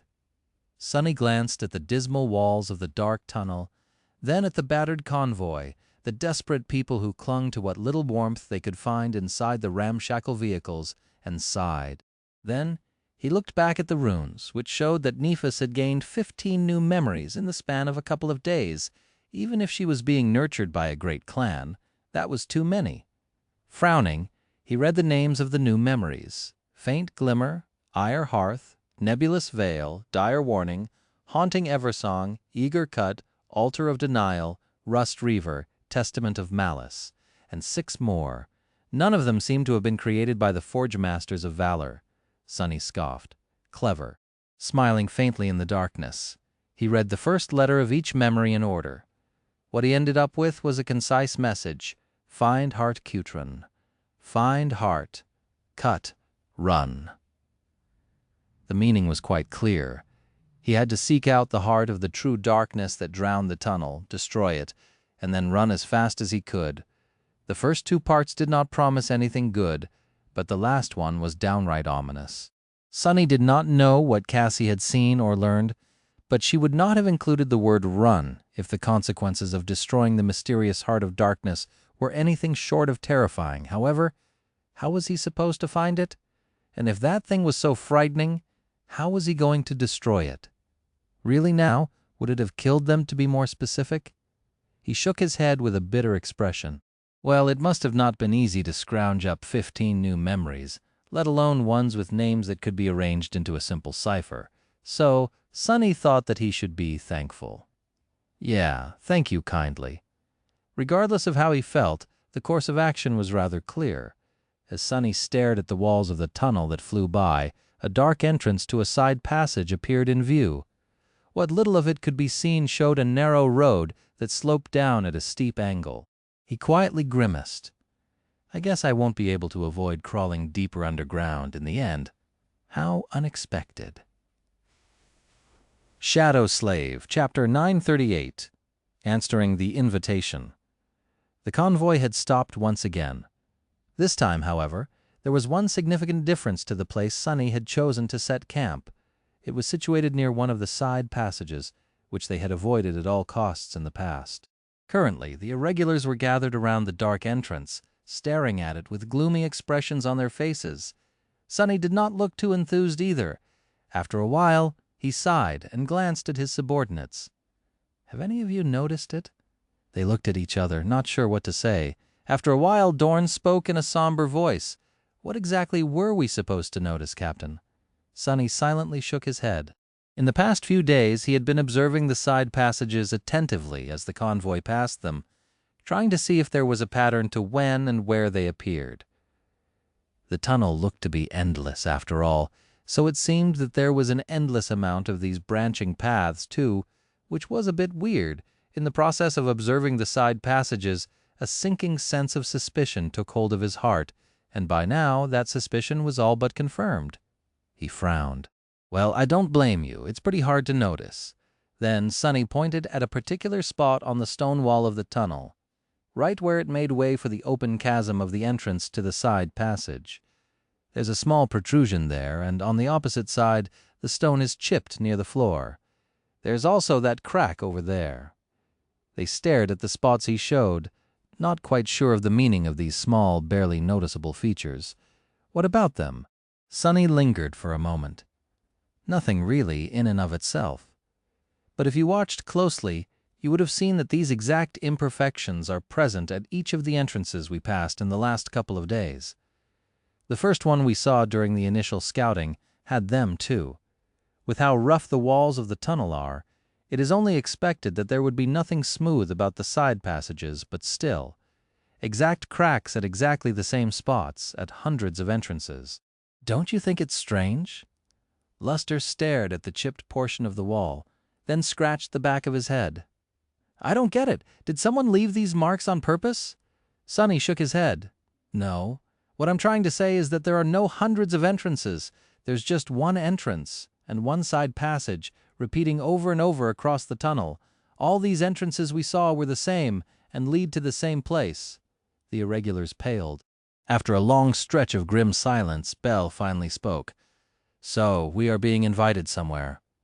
Noticing his carefree smile, Kim shivered. More like being lured somewhere, don't you think? The swordsman just shrugged. Well, an invitation has to be alluring, right? Otherwise, no one will come. Kim stared at him with a deadpan expression for a few moments, then turned to Sunny. So, what are we going to do, Captain? Sunny echoed Bell's smile, making her eyes widen slightly.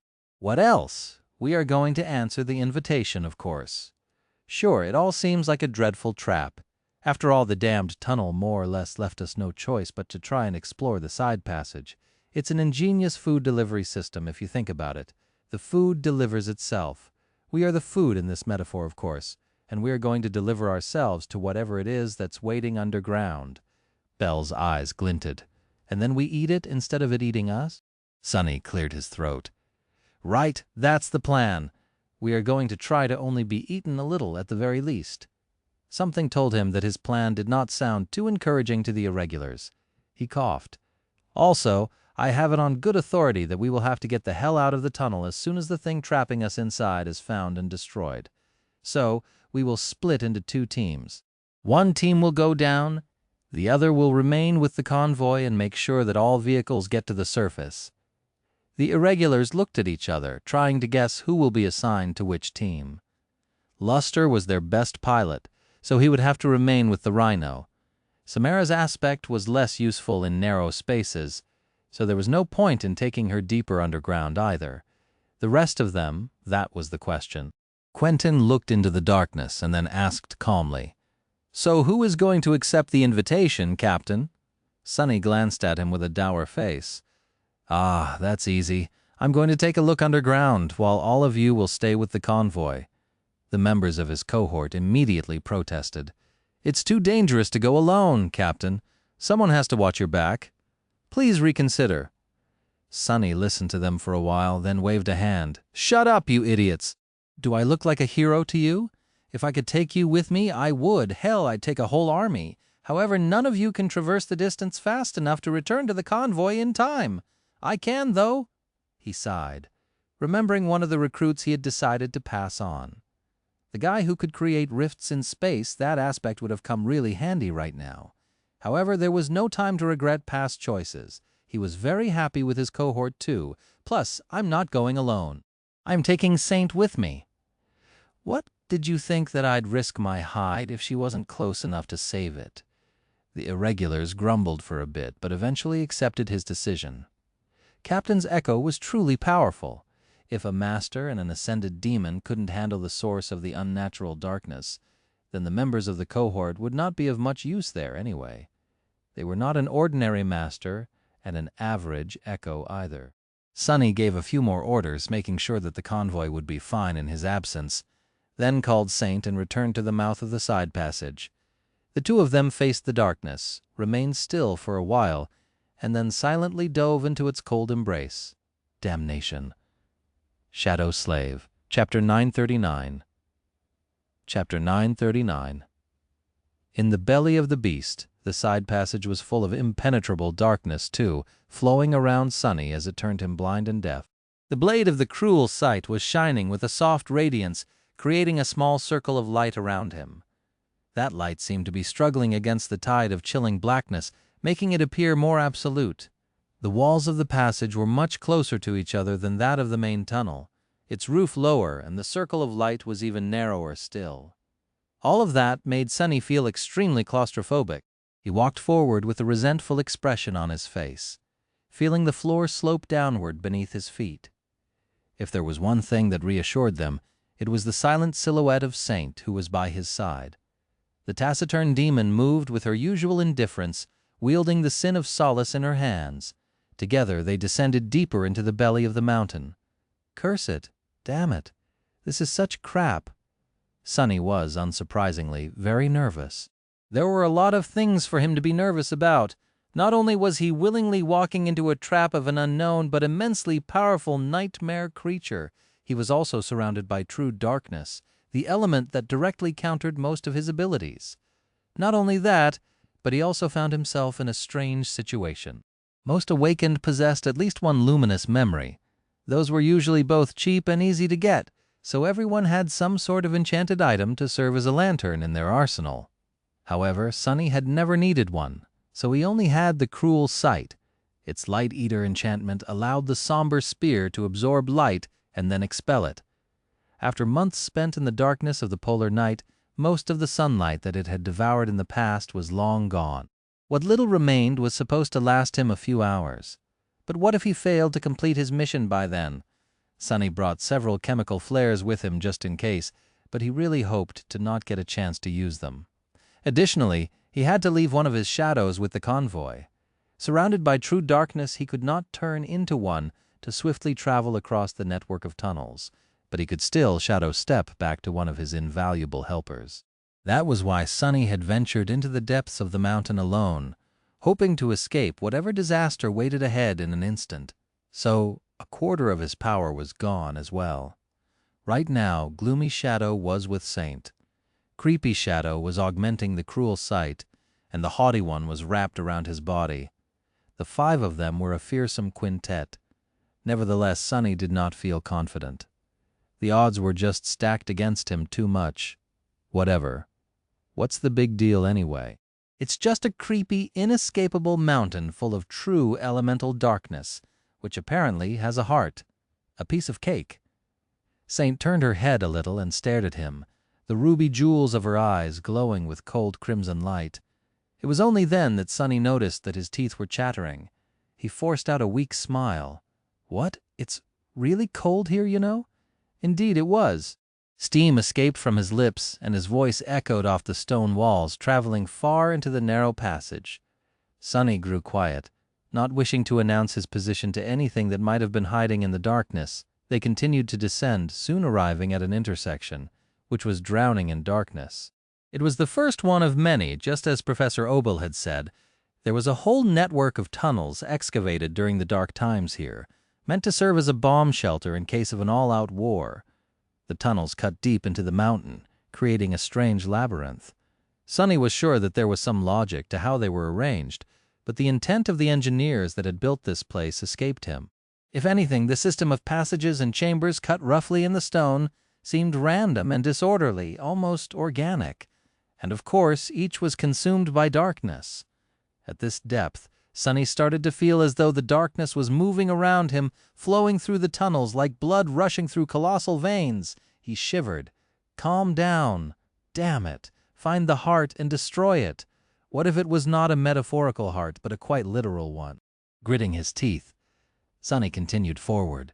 Faced with the complicated maze of passages, he navigated through it following a simple principle. Each time they arrived at an intersection, he chose the path that led further down. For now, this method seemed to be working, since the surrounding darkness seemed to have become thicker and flowed faster. After a while, he started to hear a strange hum. Low and distant like a quiet whisper, it reverberated through the cold stone, echoing and growing more persistent as Sonny ventured deeper into the network of tunnels. Struggling against a sense of vast, primordial fear, he glanced at Saint, and then stubbornly continued walking. Soon, Sonny arrived at a dead end, or rather, what should have been a dead end. The tunnel he was following came to an abrupt stop, but the wall in front of him had collapsed, or had been shattered, at some point in the past, revealing an entrance to something that looked like a natural cave. He hesitated for a few moments, then climbed over the pile of rubble and entered the cave. It stretched forward, twisting and turning, growing so narrow that Saint had to fall back, and now walked behind. The dark passages had changed from those cut through the stone by human tools to being rough and uneven. The floor rose and fell too, making moving forward hard. If Sonny had felt as though he was in a maze before, now he had completely lost his sense of direction. All he knew was that he was still moving down, and that the darkness was flowing past him with increasing speed. The distant hum was growing louder and louder. By then, Sonny had been completely overcome by an irrational feeling that he was not traveling through a network of caves, but instead crawling through the veins of a bizarre, colossal, terrifying creature. If it really is alive, then, I don't want to know what kind of creature it is. Just as that thought flashed through Sonny's mind, the radiance of the cruel sight's blade suddenly flickered and was instantly extinguished. All that was left was utter darkness. Shadow Slave. Chapter 940. Chapter 940. Heart of Darkness. I, damned, knew that this would happen. There was a scratching sound in the utter darkness, and then a stream of bright scarlet flame shot out of a chemical flare. Rising it above his head, Sonny looked at the narrow cave, which was now flooded with dim, ominous red light. The darkness retreated for now, but it seemed ready to pounce on him at any moment. Feeling his heart beating wildly, he glanced at Saint, who still stood behind him unfazed. Turning away, Sonny grumbled. "Well, what did I expect? She was born in the underworld of all places. I bet Saint is feeling right at home in this misbegotten darkness." He remained motionless for a few moments, getting accustomed to the blood-red gloom that surrounded him. Then Sonny bit his lip and took a step forward. "Let's go. We still need to find the heart." The cruel sight was not supposed to burn through its reserve of absorbed light so soon. The chemical flare, which was supposed to burn for at least 15 minutes, stuttered and drowned in just 5, forcing him to ignite a new one. It was as though keeping true darkness at bay exhausted any source of light faster than it should have been possible. And the deeper into the mountain they went, the more pronounced that discrepancy became. Curse it all. Sonny had dreaded reaching the heart of darkness, but now that he was literally burning through his flares at a concerning speed, he couldn't wait to find it. Sadly, it turned out to be harder than he had thought. The human-made tunnels above had an obvious direction, but the chaotic network of caves was both harder to traverse and all over the place. Sometimes he would follow a path downward, only to end up climbing for a while. Other times, descending deeper into the mountain only made the distant hum grow quieter, which told him that he was getting further from his goal.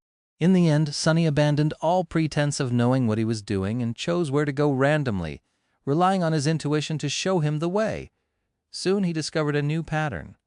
The passages where the darkness seemed to flow faster were the ones that felt correct to him. Armed with that knowledge, he hurried forward, knowing that there was not much time left. Time had lost all meaning, and Sonny only measured it by the amount of flares he had burned through. When there were only 2 of them left, he finally reached his destination. The walls of the narrow passage he was following suddenly disappeared, and he found himself in a vast, spherical cave. In the dim red light, he could see dozens of similar dark holes opening into it, each leading to a different natural tunnel. However, Sonny did not pay them any attention. All he could look at was a giant orb of jet-black stone that floated in the center of the cave, burning darkly with the crimson reflections of the flare's fire. The darkness flowed through it, or maybe was born from it. The hum he had heard came from the orb, like a rustle of waves that were imprisoned within it. Suddenly, he felt a terrible chill spread through his body. Whatever that black sphere was, he knew that it was not something any human was supposed to see cut. "Run," Sonny gulped. He couldn't believe that no one was guarding that thing. Then again, there was nothing guarding his own heart either. If something managed to crawl into his chest, it would find his ribcage empty of defenders as well.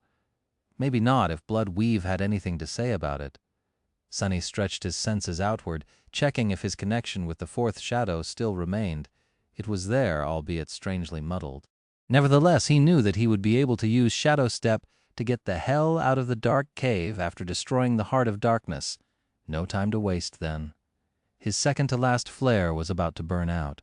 Stepping forward, Sonny chased all hesitation away from his mind and thrust the blade of the cruel sight forward. It struck the side of the black orb and slid off its surface without leaving a scratch. Sonny froze.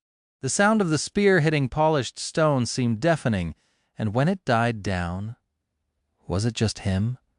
Or did the hum coming from the sphere grow a little louder? Glancing at Saint, he felt cold sweat rolling down his face and whispered, "Help me with it, will you?" The taciturn knight remained motionless for a moment, staring at the sphere with a hint of subdued emotion. Then her eyes suddenly flared, the flames inside them turning darker. Saint did something strange. She took a step forward and handed him the sin of solace.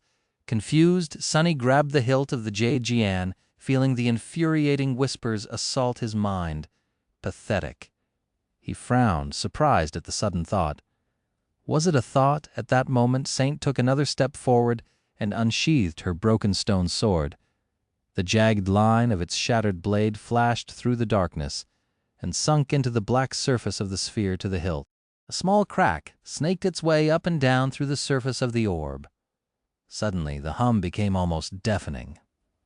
What? Then the giant orb suddenly burst open, releasing a tide of darkness that washed over Sonny and Saint, throwing him back.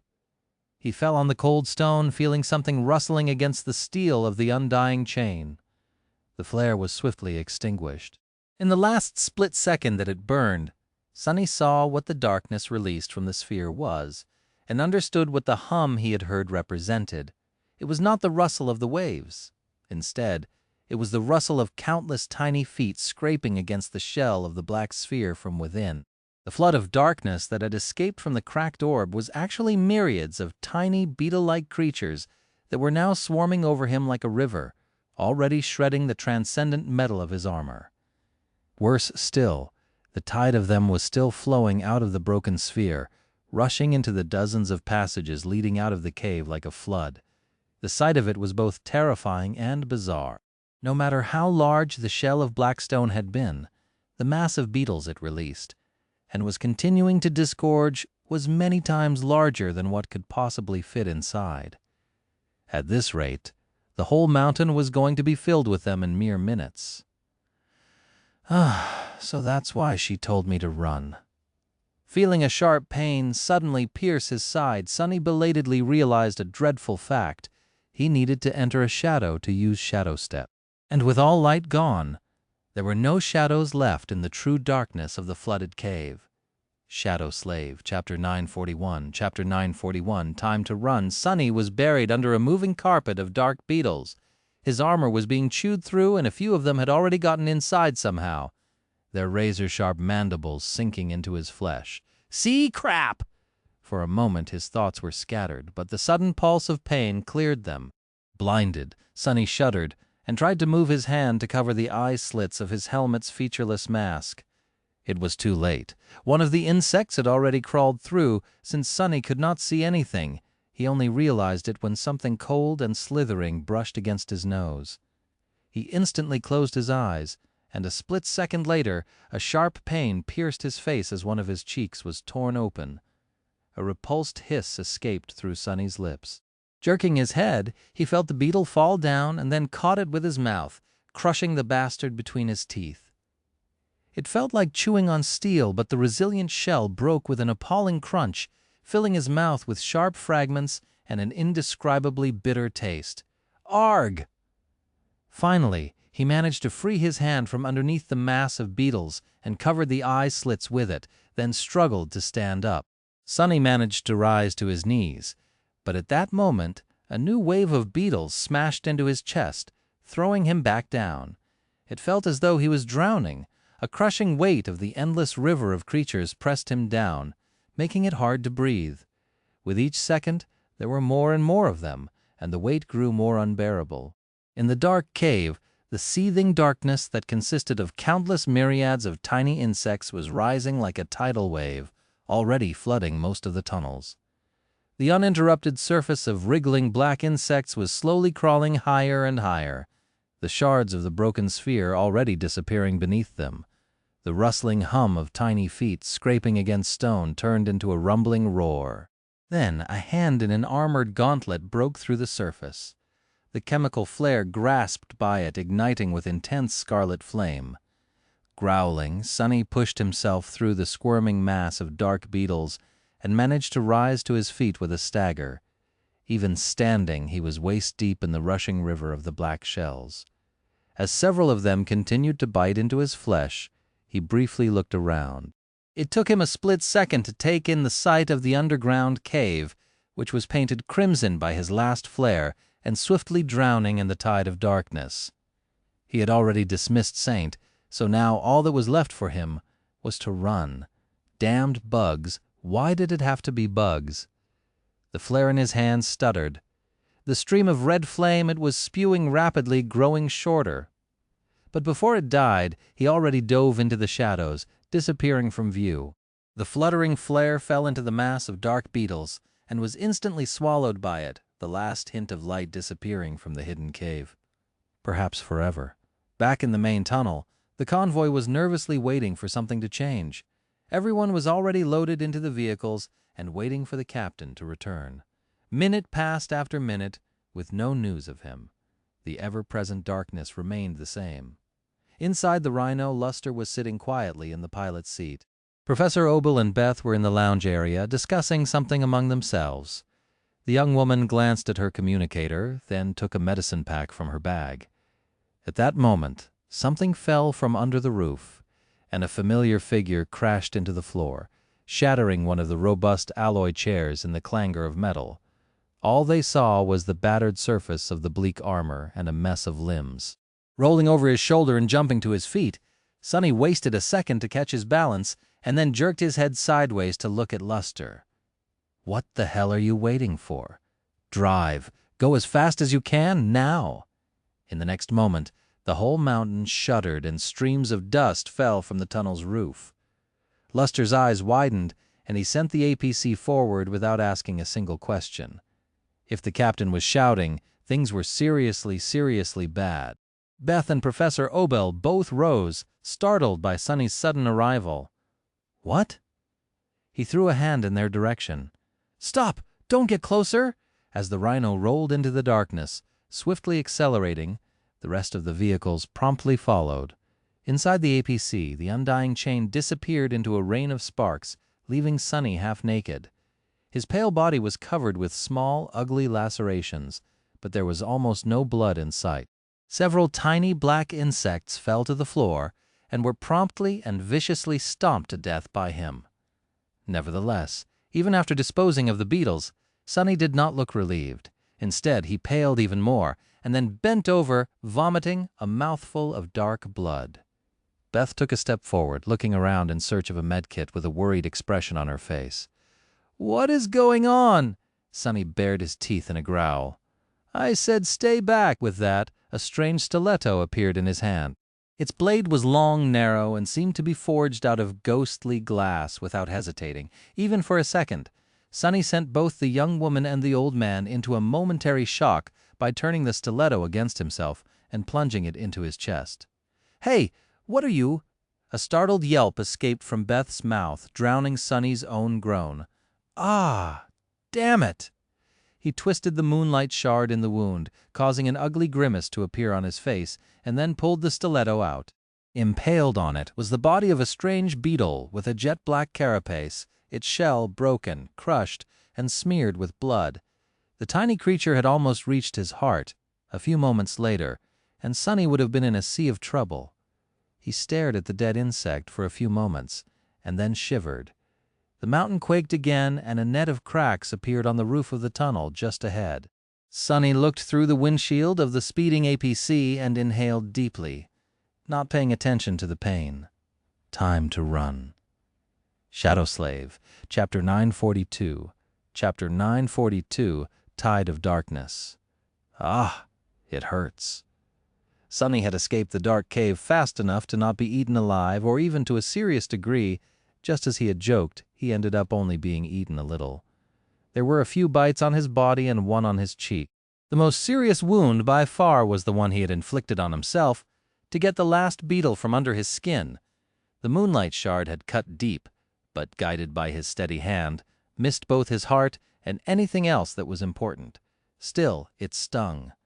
Not that Sonny had time to pay it any attention. The rhino was speeding forward, almost flying through the shuddering tunnel. All around it, the darkness was rippling and shifting, as if out of control. It felt like the thing they were inside of, whatever it might have been, was convulsing, not exactly in the throes of death, but maybe in agony. Sonny was pretty sure that the blow Saint had delivered to the Black Sphere was not fatal to the unknown being, since he never heard the spell announcing a kill. The source of the true darkness was not destroyed, just damaged. Or maybe set free. Captain. That is new.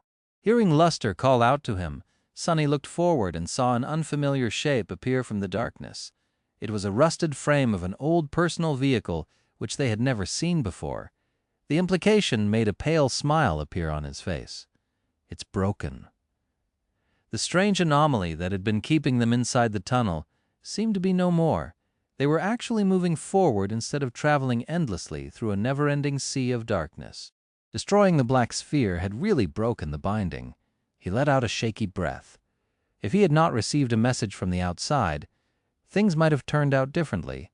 Sonny would have ventured into the side passages eventually, but probably without leaving one of the shadows behind. Even if he did, he would have definitely taken the rest of the irregulars with him. Then they would have died. Actually, he still struggled to believe that everyone survived. For now. "We're not out of the tunnel yet." Suddenly cold, he looked at Luster and said, "Top speed! Get us out of here!" The rhino flashed past the rusted vehicle, pushing it aside with its ram. The rest of the convoy followed, and soon they could feel the floor of the tunnel starting to slope up. That had not happened before, so Sonny took it as a good sign.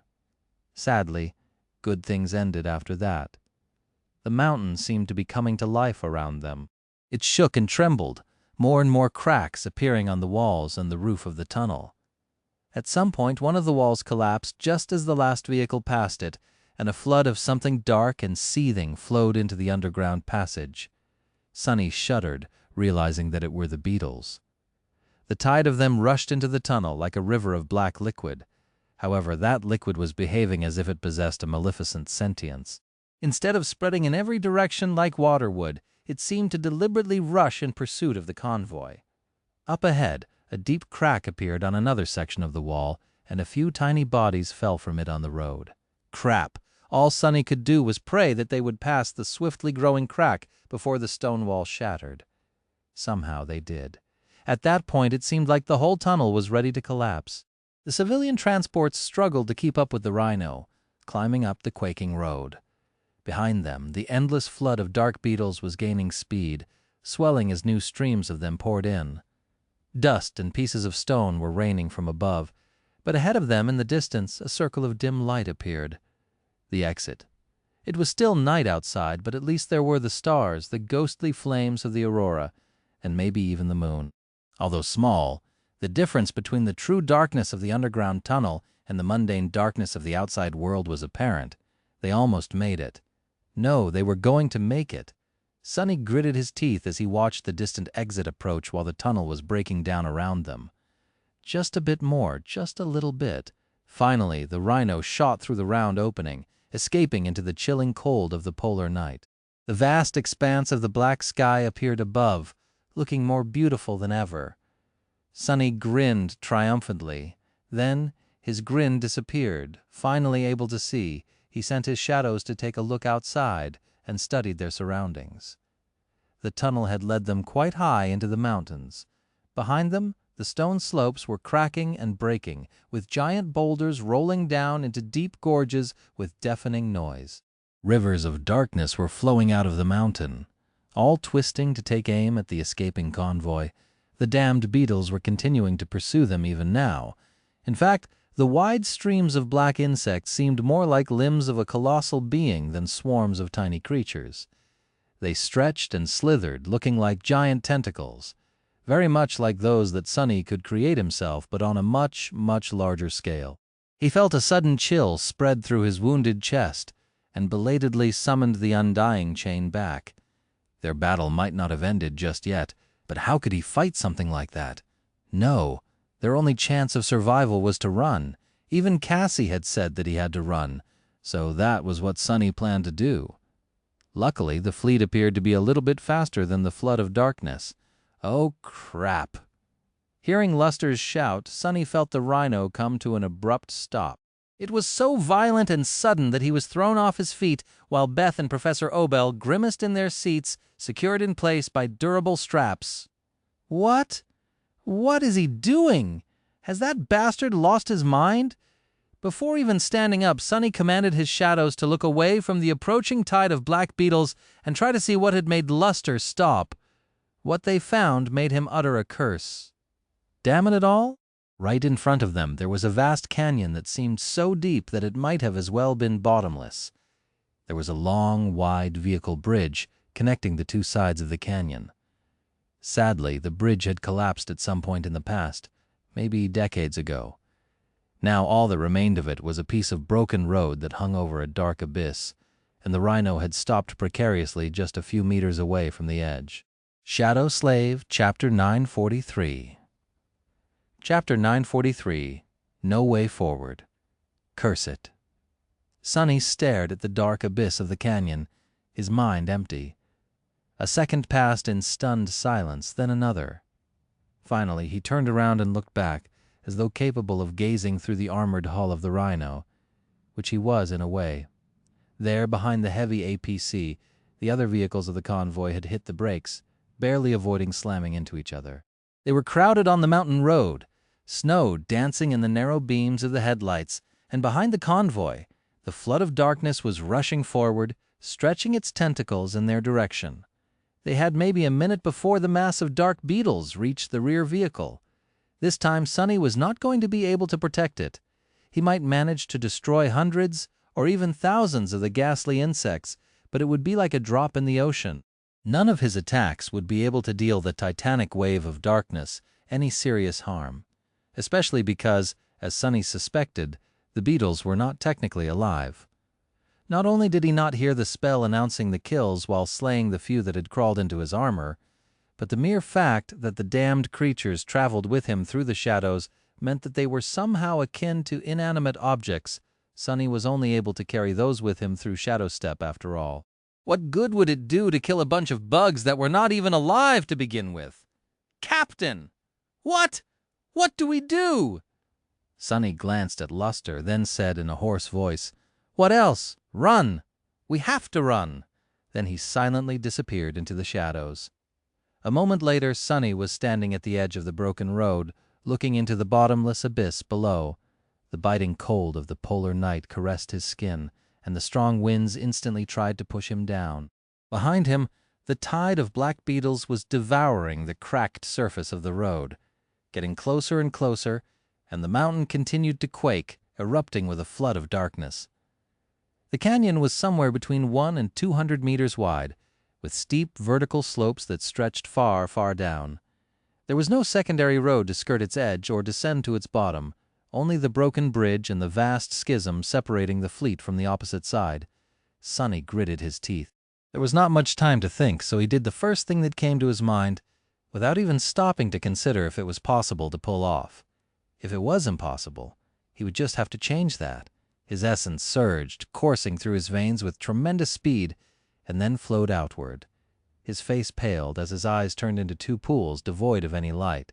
Just as the darkness disgorged by the mountain moved, the shadows covering its slopes moved too. The deep murk drowning the deep canyon boiled, rushing upward. Two black pillars suddenly broke through the snow covering the sides of the shattered road and rose into the sky, growing taller and taller with each second. At the same time, the tide of shadows rushing from below reached the edge of the broken bridge and bent, freezing for a moment above the bottomless canyon like a wave that was about to break. But instead of breaking, the shadows continued to spread forward and solidify, as if forming a dark path above the abyss. If there was no bridge for them to cross, Sonny would just have to build one of his own. Arg. He was expending so much essence that his soul felt as if it had come under strain. However, instead of slowing down, Sonny doubled his efforts. On the far side of the canyon, two more pillars rose, and another surge of shadows stretched into the air, growing meter after meter to meet the first one. Long tentacles of darkness shot from the tops of the pillars, turning into unbreakable chains. From them, dozens of smaller chains fell, fusing into the black surface of the growing bridge. Sonny was not concerned with how much essence he had, however. He was worried about the structural integrity of the hurried construct and the speed with which he would be able to connect the two parts of it. There was not much time left, but there were very few people in the world who knew more about forming connections out of chains. After all, he had spent so much time in the ruined kingdom of hope, traveling from one island to another across the heavenly chains that bound them together. Chained together, inseparable, and stronger for it.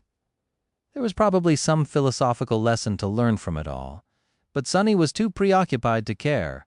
With a groan, he stepped aside and waved to Luster, who was staring at him through the windshield of the Rhino. "Drive!" The young man looked at him with wide eyes, then glanced at the eerie black road that hung above the abyss, connected to nothing and only supported by dozens of swinging chains. Then, with trembling hands, he sent the APC rolling forward. Its massive wheels soon abandoned the cracked asphalt of the broken road and touched the black surface of the shadow bridge. The manifested path of shadows shook slightly, but held. It bore the full weight of the Rhino, and then that of the next vehicles that drove onto it, and then the next, Soon the whole fleet left the solid ground and entered the aerial road built by Sonny. He grabbed the metal handle on the hatch of the last vehicle and allowed its momentum to pull him with it, then climbed onto its roof and crashed down on the cold alloy. After several seconds, Sonny glanced back at the approaching wave of darkness. It was already so close, too close. Somewhere ahead, the Rhino almost reached the end of the growing road of shadows. The APC was moving faster than Sonny was capable of making the bridge manifest itself, but luckily the second part of the path was already close. The two sides of the black bridge connected and fused with each other just a few seconds before the massive Rhino rolled over the invisible seam and continued to speed forward without pause. Soon after that, Luster let out a shaky breath as the wheels of the Rhino touched solid ground on the other side of the canyon. Sonny was feeling like he was on the verge of fainting, but forced himself to remain absolutely focused. Behind him, the myriads of dark beetles were already crawling across the shadow bridge. The wave of them was almost halfway across, putting so much pressure on the chains that a few of them were on the verge of snapping. Bastards. It was at that moment that the vehicle he was riding on shuddered as it passed between two tall black columns. Looking back, Sonny grinned. "This is a toll bridge. Pay up or die." On second thought, just die. With a quiet groan, he released the mass of shadows that had followed his will, allowing them to return to their natural immaterial form. A sense of profound reprieve almost sent him stumbling off the roof of the moving vehicle. The shadow bridge suddenly turned ghostly, collapsing into shapelessness, and then dissipated into the night. Myriads of dark beetles plummeted down, and even more of them continued to flow from the slopes of the battered mountain, plunging into the abyss of the canyon like waterfalls of pure darkness. But the fleet was safe. It continued moving forward, putting more and more distance between itself and whatever it was that had dwelled in the network of old tunnels. Sonny let out a heavy sigh and then sprawled listlessly on the roof of the military vehicle, looking at the distant tapestry of cold stars. No more tunnels. Damned ever. I hope. Shadow Slave. Chapter 944. Chapter 944. Safe and relatively sound. After the ominous mountain disappeared from view, hidden by the snowy slopes and darkness, the mundane darkness of the polar night, not the unfathomable true darkness that they had just barely escaped from, the convoy finally came to a stop. Around them was the familiar landscape of the Antarctic Center. Deep in the mountains, they were temporarily protected from the wind by an overhanging cliff, and had reached a wide area that was somewhat fit to serve as a campsite. The vehicles needed to be checked after the recent mad dash, and the people needed time to come to their senses. Plus, they had no idea where they were. Sonny had to scout the area, determine their location on the map, and come up with a route forward. He also needed to make sure that there were no swarms of nightmare creatures close by or heading in their direction, and do 1,000 other things. I don't want to. Creating a bridge of shadows had cost him a lot of essence, but the mental strain had been far worse. Sonny felt tired and lazy, but he had no choice except to get busy right away. Rolling off the roof of the military vehicle, he landed on the snow, sighed, and sent his shadows to explore. By then, the members of his cohort and other people had already emerged from their transports. Some went about establishing a camp and searching for good watch posts, while some headed toward him with complicated faces. Pretty soon, he was surrounded by the irregulars. A few of them looked relieved to find him safe and relatively sound. Others were mostly full of questions. Luster, who had witnessed more than the rest, was the first one to speak. "Captain, sir? That was something else." Sonny simply nodded, in agreement with the young man for a change. Luster hesitated for a few moments, then asked cautiously, "But, what was it exactly?" He stared at Sonny and added in a suddenly hoarse voice, "I don't mean that amazing bridge you made. I mean the other thing, the one that almost gobbled us up." Sonny did not answer for a while. Eventually, he shook his head and looked south with a dark expression. "I do not know." He had a few ideas, though. The being that had dwelled in the old tunnels was too vast and powerful to be a simple nightmare creature. It reminded him a lot of the crimson terror of the Forgotten Shore, so perhaps it was also a terror, one that had gone into a slumber to evolve into a titan, or maybe a titan that was in the process of evolving to a higher rank, or maybe it was a creature that had entered the process of evolution, only to be devoured from the inside by a different, more insidious abomination. In any case, Sonny was certain that he and Saint had messed the whole process up somehow, and even lived to tell the tale. Speaking of Saint, he wondered if she was all right. The damned beetles had not seriously wounded him, but she had been standing much closer to the eerie black dimension, whether it was a heart, a harrowing egg, or a chrysalis, when it burst open. Sonny had not seen his shadow since. He was also curious why her broken stone sword had managed to harm the sphere when the cruel sight failed. Sonny knew that Saint was not destroyed, since he had felt her return back into his lightless soul after being dismissed, but she might have sustained severe damage. Sonny gave several orders to the irregulars, checked on Professor Obel, and then found a quiet place to find out. Somewhat nervous, he summoned Saint, but nothing happened. Damnation, just as thou. Huh? Something was not right. The taciturn demon's absence felt different from how it usually was when wounded shadows slept in the nurturing black flames, repairing themselves. He almost could not feel her at all. Concerned, Sonny dove into the soul sea, stared at the 4 dark suns of his shadow cores for a few moments, and then summoned the runes. Shadows, Marble Saint, Soul Serpent, Nightmare. The runes describing the serpent were lifeless, indicating that it was outside his control.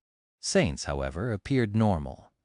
He concentrated on her name and read, Shadow, Marble Saint. Shadow rank, Ascended. Shadow class, Demon. Everything looked normal, however. At the very end of the field of shimmering runes, a new string of them appeared. Sonny's heart skipped a beat. Marble Saint is evolving. What? He remained motionless for a while, then sighed. So that's how it is. Leaving the soul sea, Sonny looked up, breathed in the cold air of the polar night, and smiled crookedly. He was both happy and despondent. Saint had risen to a higher class once before, after slaying the Forsaken Knight. Back then she had ripped a strange dark jewel from his chest and ate it. Then his shadow, who had been an awakened monster at the time, disappeared back into his soul to enter the process of evolution. Saint must have gotten something from the dark sphere as well. Sonny was elated to know that she was evolving once again, wondering what form his Shadow Knight would assume, and what powers she would gain.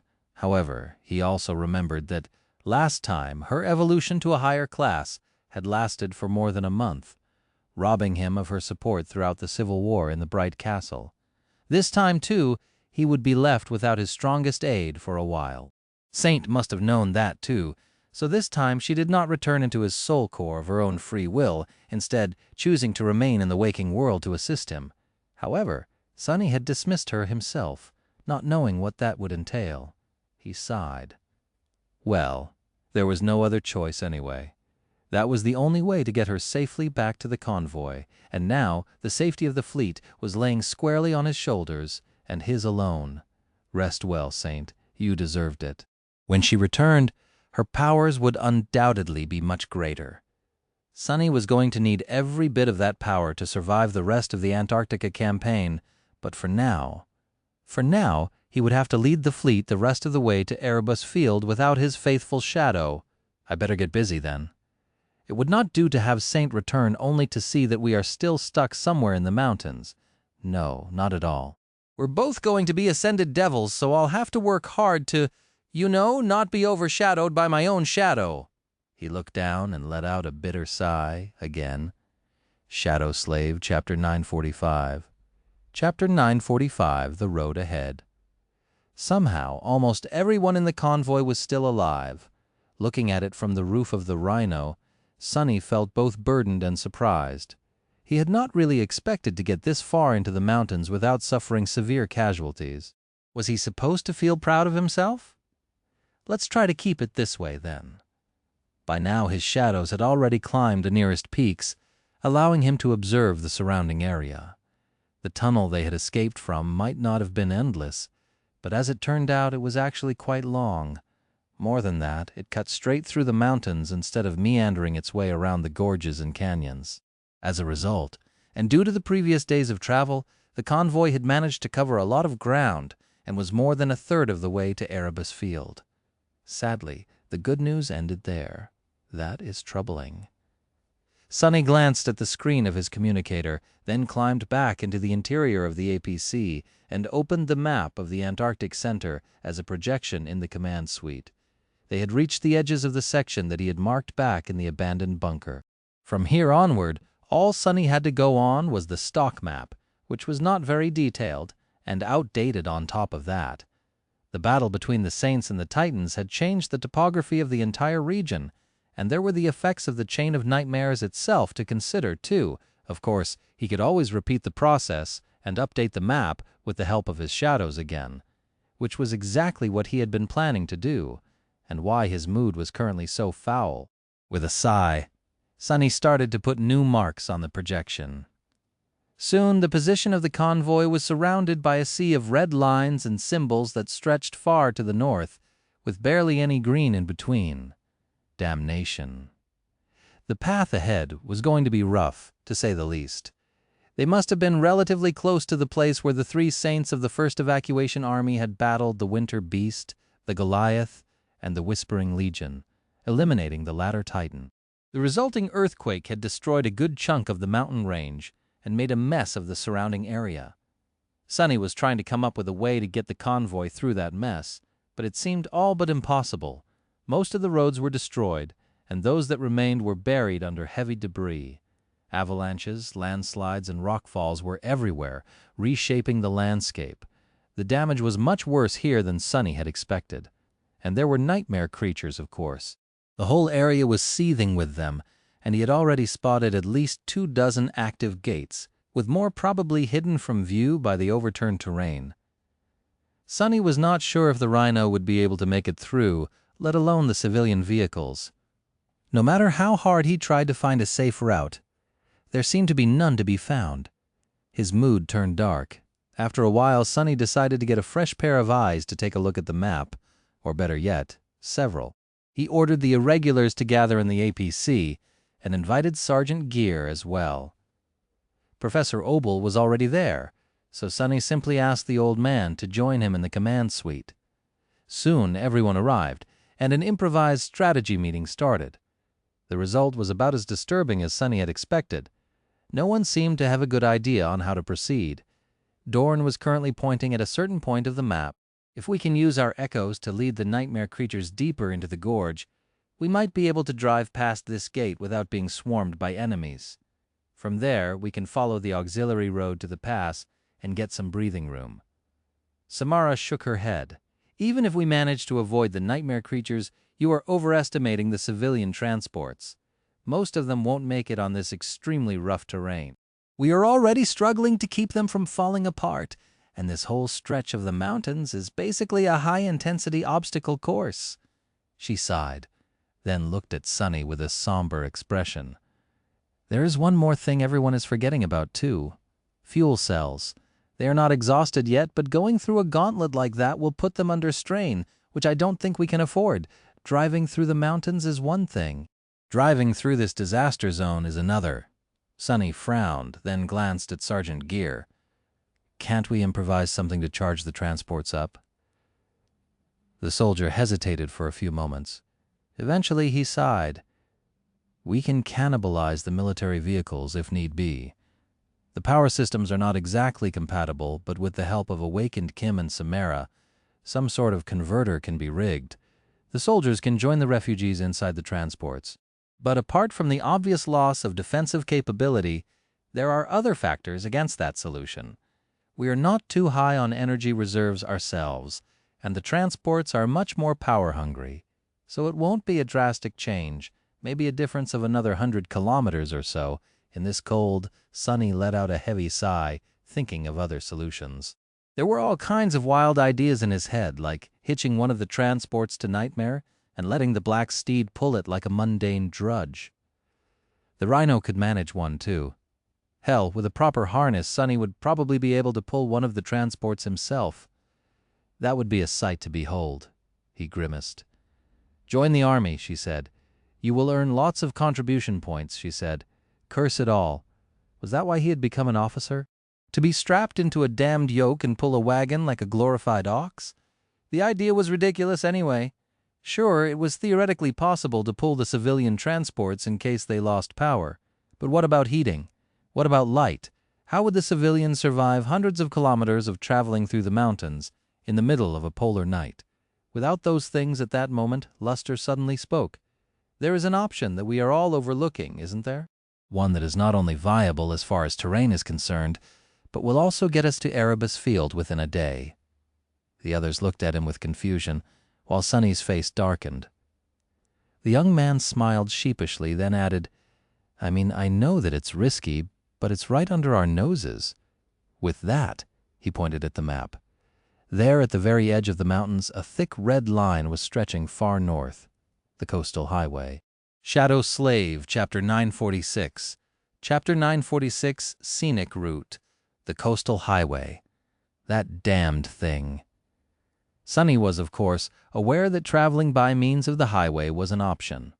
An incredible option even, considering that the highway was wide, flat, kept in good condition, and stretched most of the way to the very northern edge of the Antarctic center as it skirted the whole landmass between the mountains and the ocean.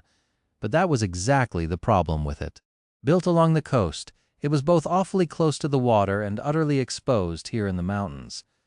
They were hidden from most of the prowling nightmare creatures by the terrain, and could use it to their advantage.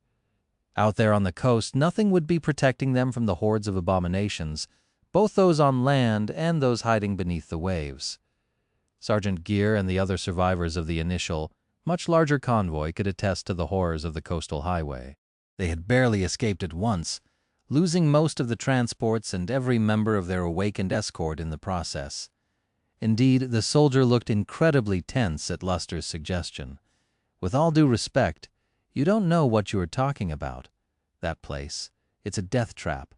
A handful of us managed to survive a shorter journey across the highway than what you are proposing, and even that was by some miracle." Luster scratched the back of his head. "Yeah, but your situation back then was different." Gear frowned. "How so?" The young man looked at him with surprise. "I mean, isn't it obvious? You didn't have the captain with you." "What?" Sonny stared at Luster for a few moments, dumbfounded. Did the fool finally lose his mind? However, Sergeant Gear's reaction to the ridiculous response was out of his expectation. Instead of mocking Luster, the soldier looked down and cleared his throat in embarrassment. "Well, that is true indeed." Sonny blinked a couple of times. "Thanks for the vote of confidence, but I'm not a miracle worker.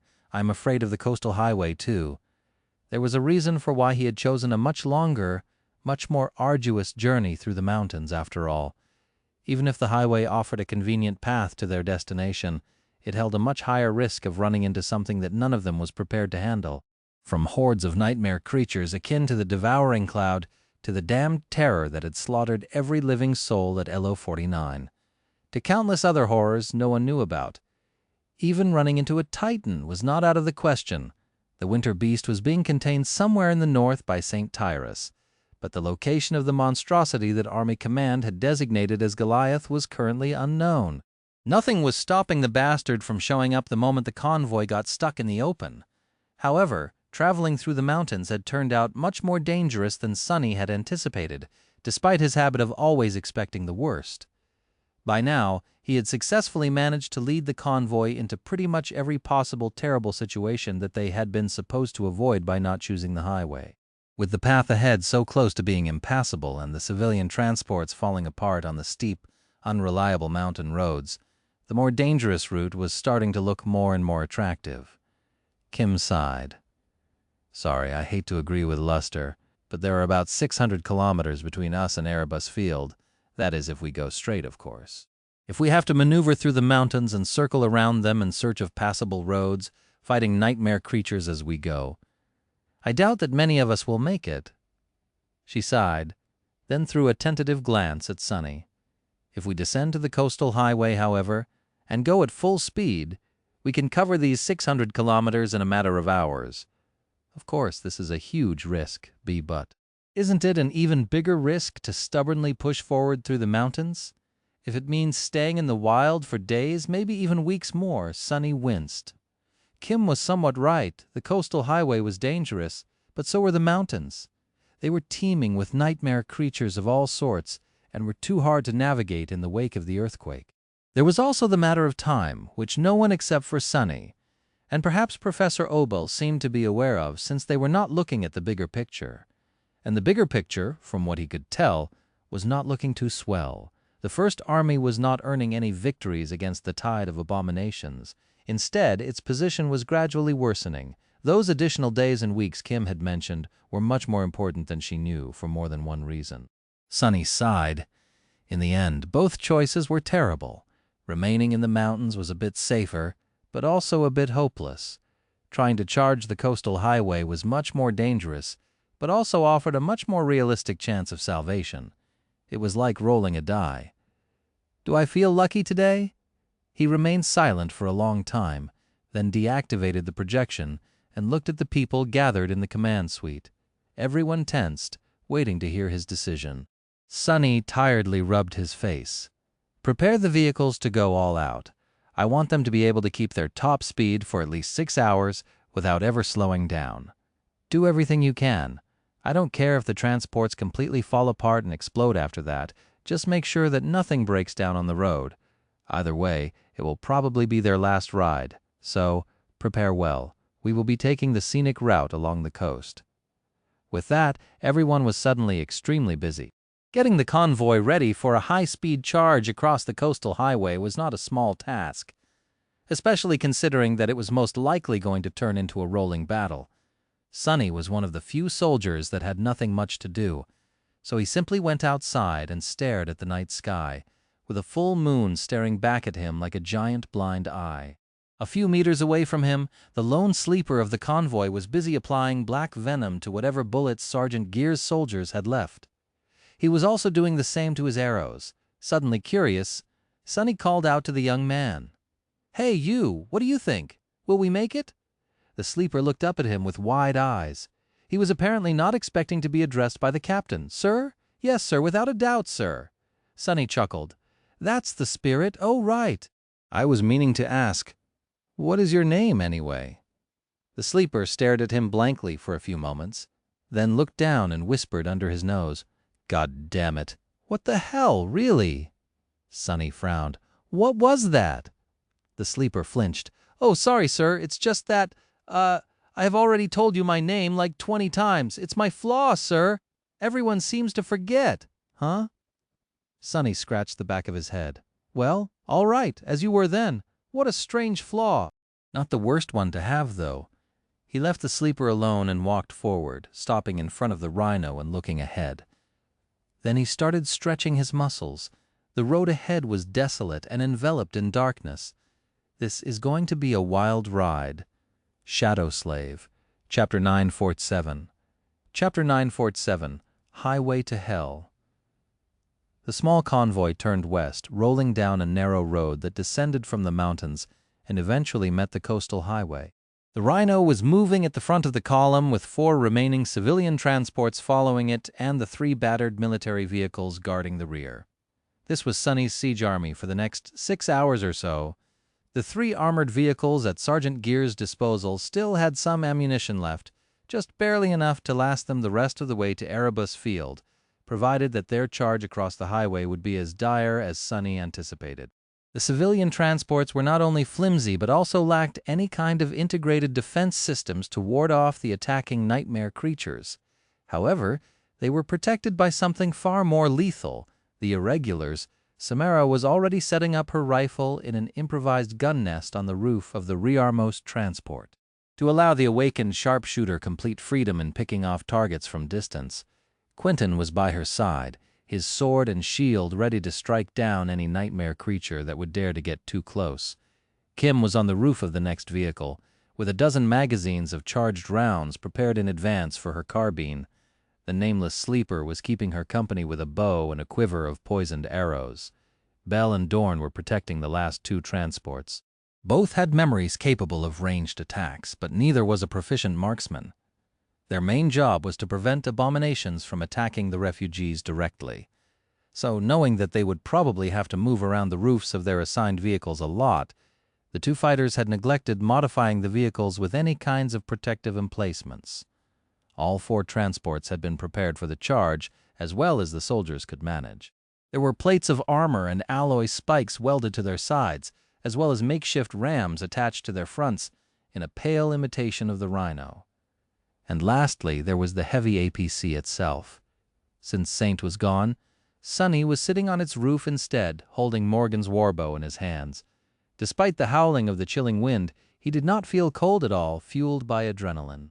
His body was encompassed by the dull steel of the undying chain, the dying wish hidden beneath its sleek breastplate. He was ready for battle. Traverse the highway as fast as possible, killing anything before it had a chance to approach the convoy. That was the plan.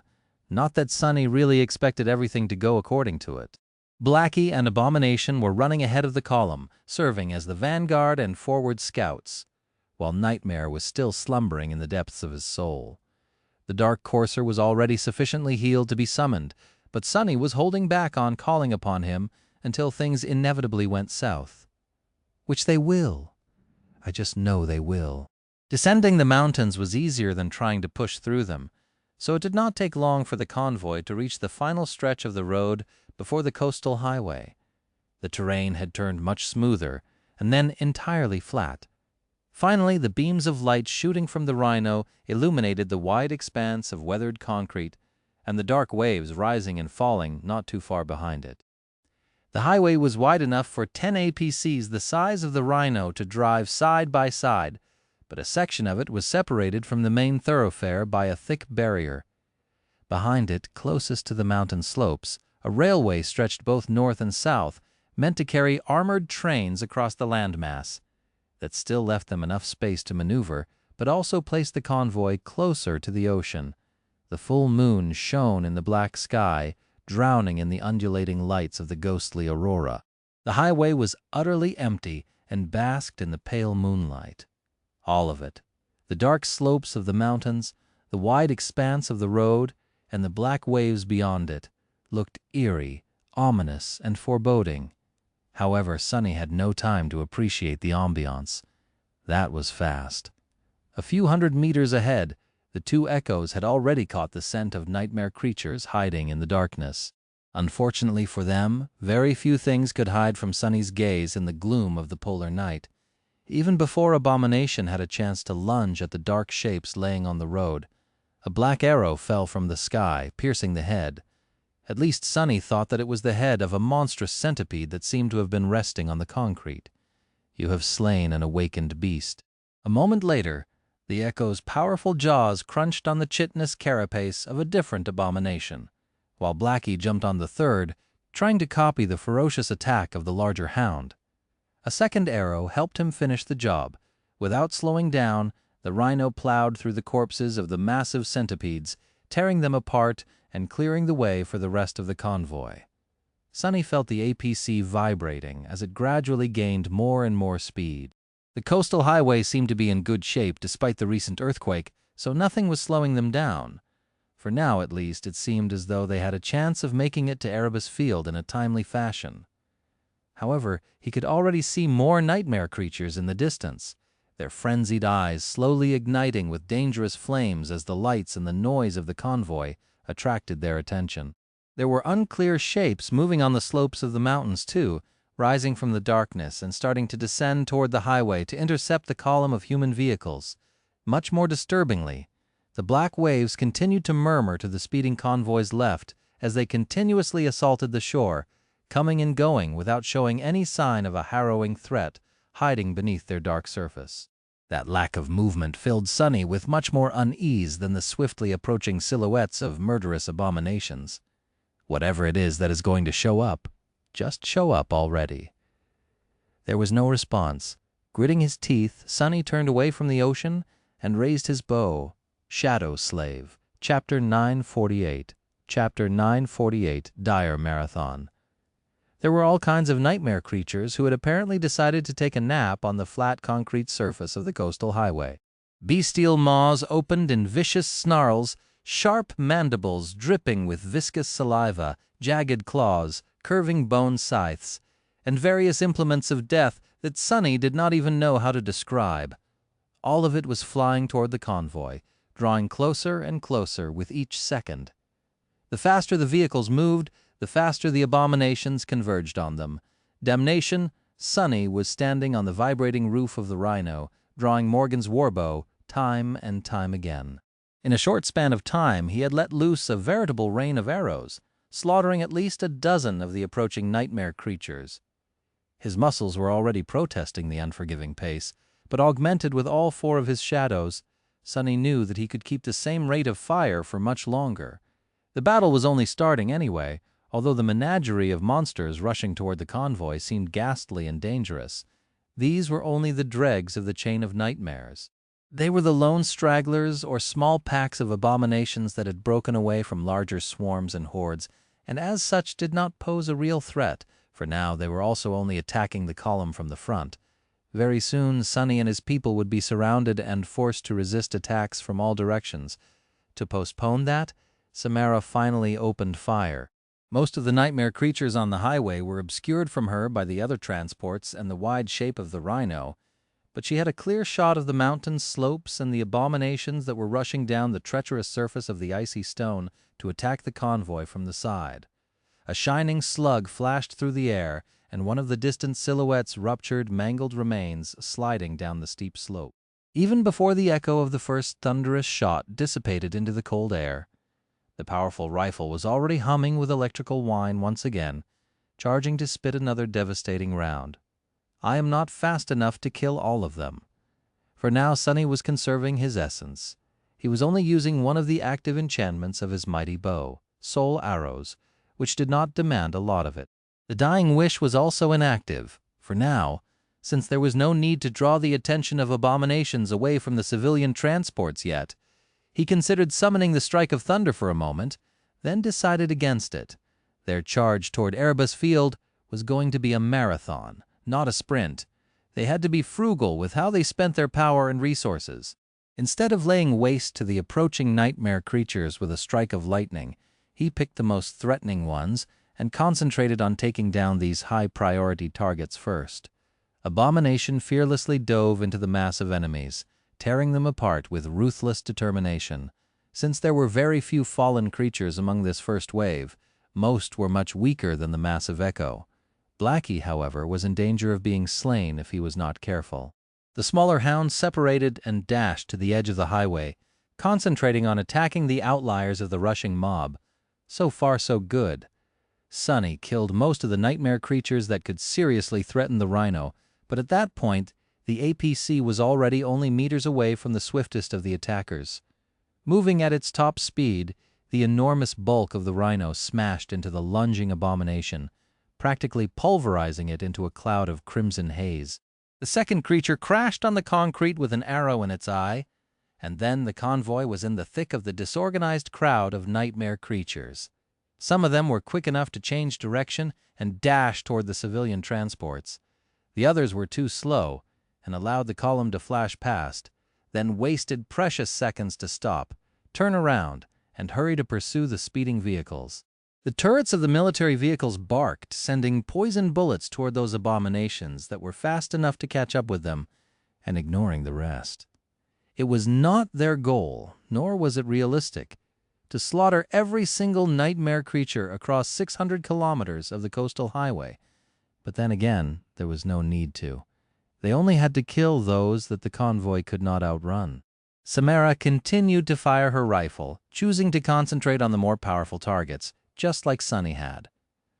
On the next civilian transport, Kim was using her carbine to cut down those that managed to get close to the column, while the nameless sleeper was sending one arrow flying after another. Bell was using a small throwing hatchet that gruesomely sliced the abominations apart, and then magically returned to his hand. Dorn was armed with a set of iron javelins that seemed to hit much harder than they were supposed to, even with his prodigious strength. The convoy cut through the first wave of nightmare creatures, leaving broken bodies and bleeding corpses behind.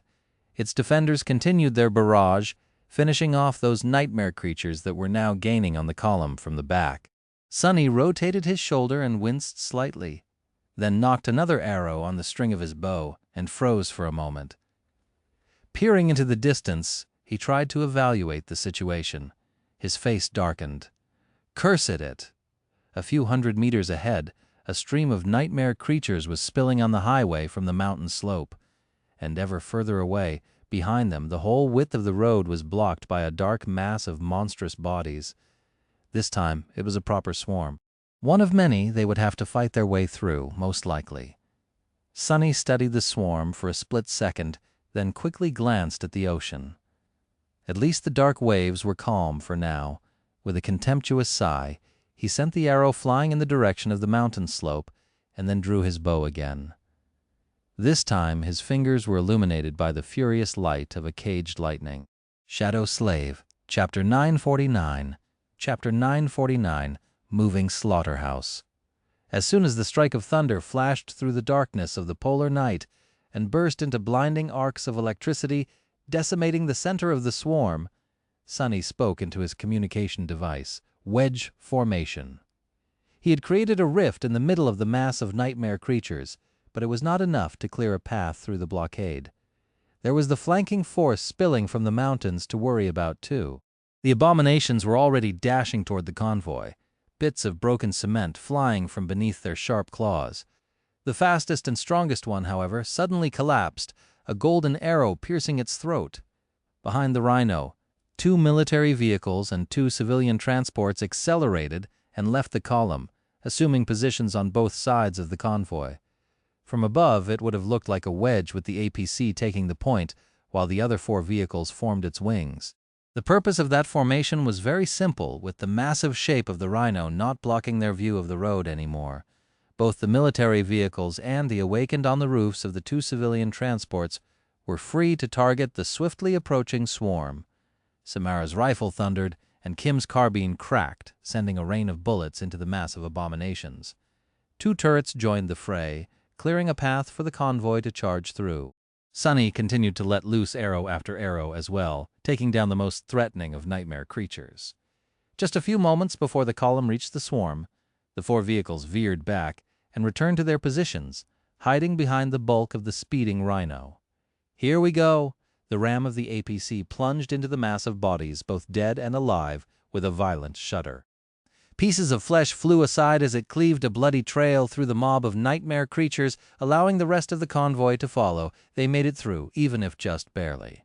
However, all was not well. More than a few abominations managed to lunge at the lead vehicles from the sides. 2 or 3 were clinging to the front of the rhino, and several more had crashed into Bell's and Dorn's civilian transports. Their claws were already tearing into the alloy. The more heavily armored rhino received a few ugly scars, but was still holding. Sunny swiftly drew his bow, finishing off the unwanted passengers. Behind him, Bell dashed toward the edge of the transport's roof and struck down with his hatchet, severing the abomination's limb before it had a chance to rip through the makeshift plate of armor and allow the beast to climb inside. There was a nightmare creature on the other side of the transport, but its body had been caught by the spikes welded along the frame of the civilian vehicle, so it did not manage to rip through the hull before one of Dorn's javelins took it down. The giant man himself dealt with an abomination that had leaped at his transport by pulling it down mid-jump with his aspect ability. The creature hit the cement surface of the road instead of crashing into the side of the vehicle and was promptly crushed by its wheels. The weight of the transport, loaded with close to 100 people, was not enough to kill an awakened monster, however, so although it was severely injured, the abomination still tried to get up before it could.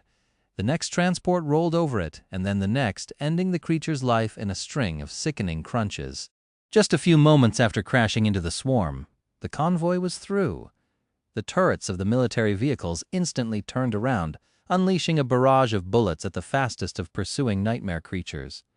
Samara's tungsten rounds and Sunny's arrows took care of the most resilient of the enemies, while Kim was hurriedly reloading her carbine. The nameless sleeper had almost emptied his quiver, so he was busy summoning the spent arrows back.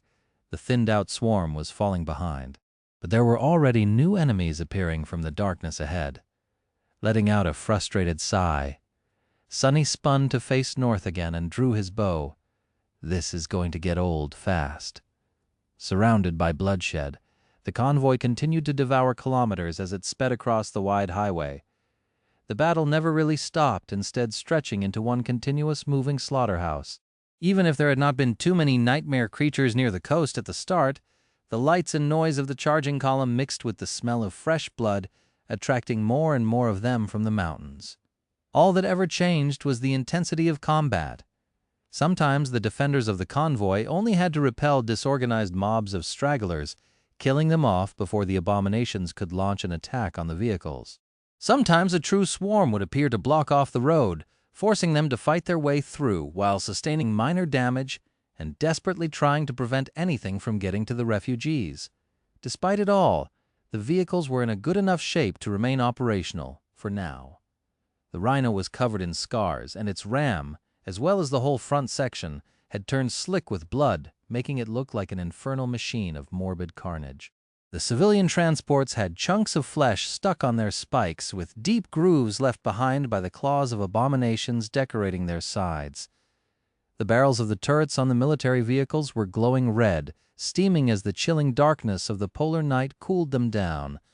The people were starting to get tired, but, prepared to give it their all to reach the destination, continued to perform their duties with stalwart determination. The highway itself was changing as well.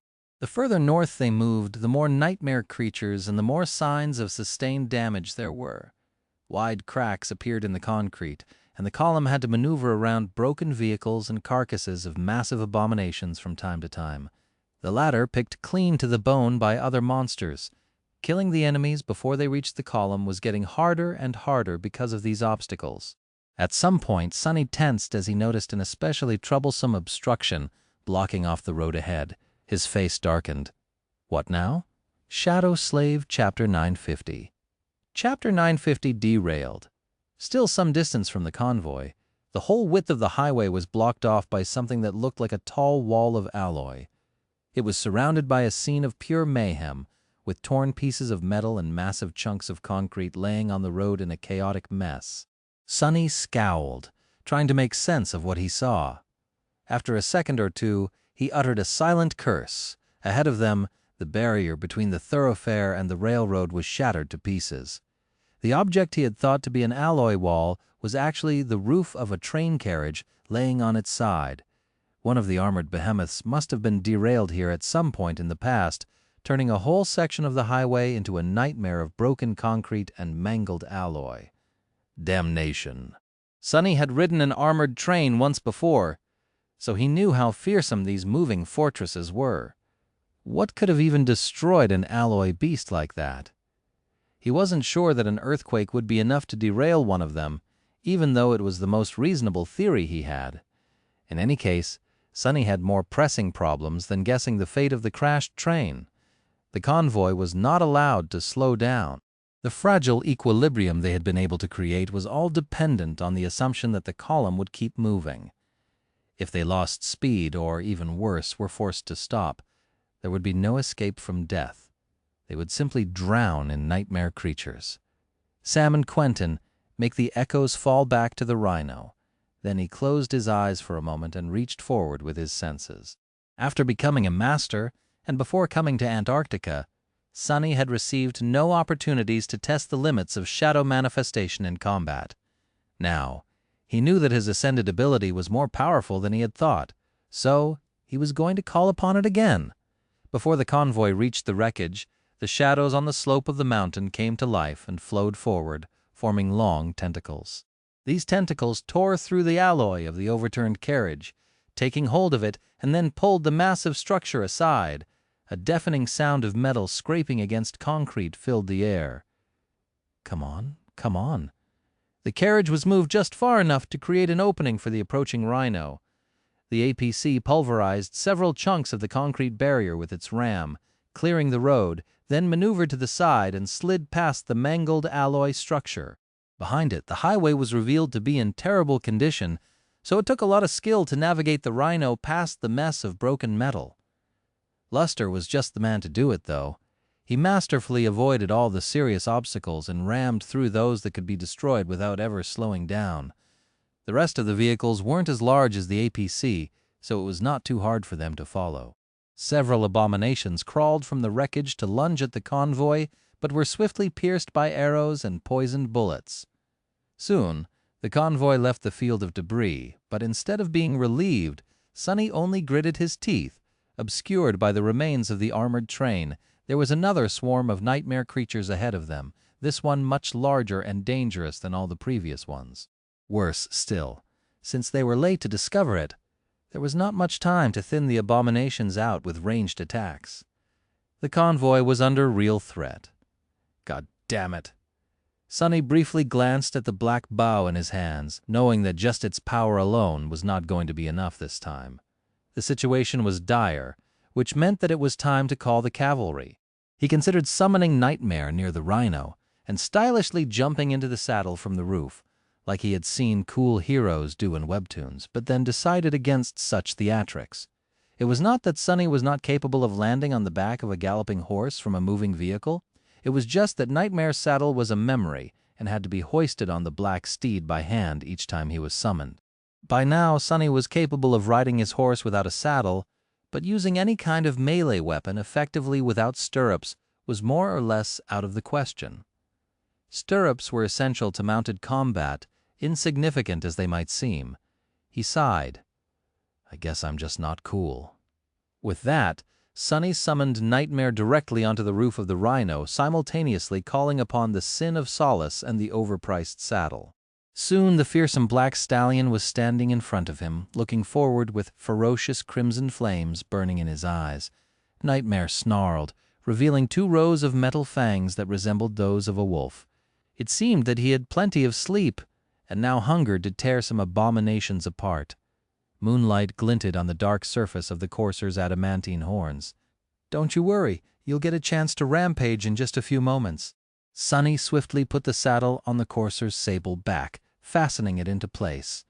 Just at that moment, Samara's rifle barked, sending a shining round flashing into the darkness.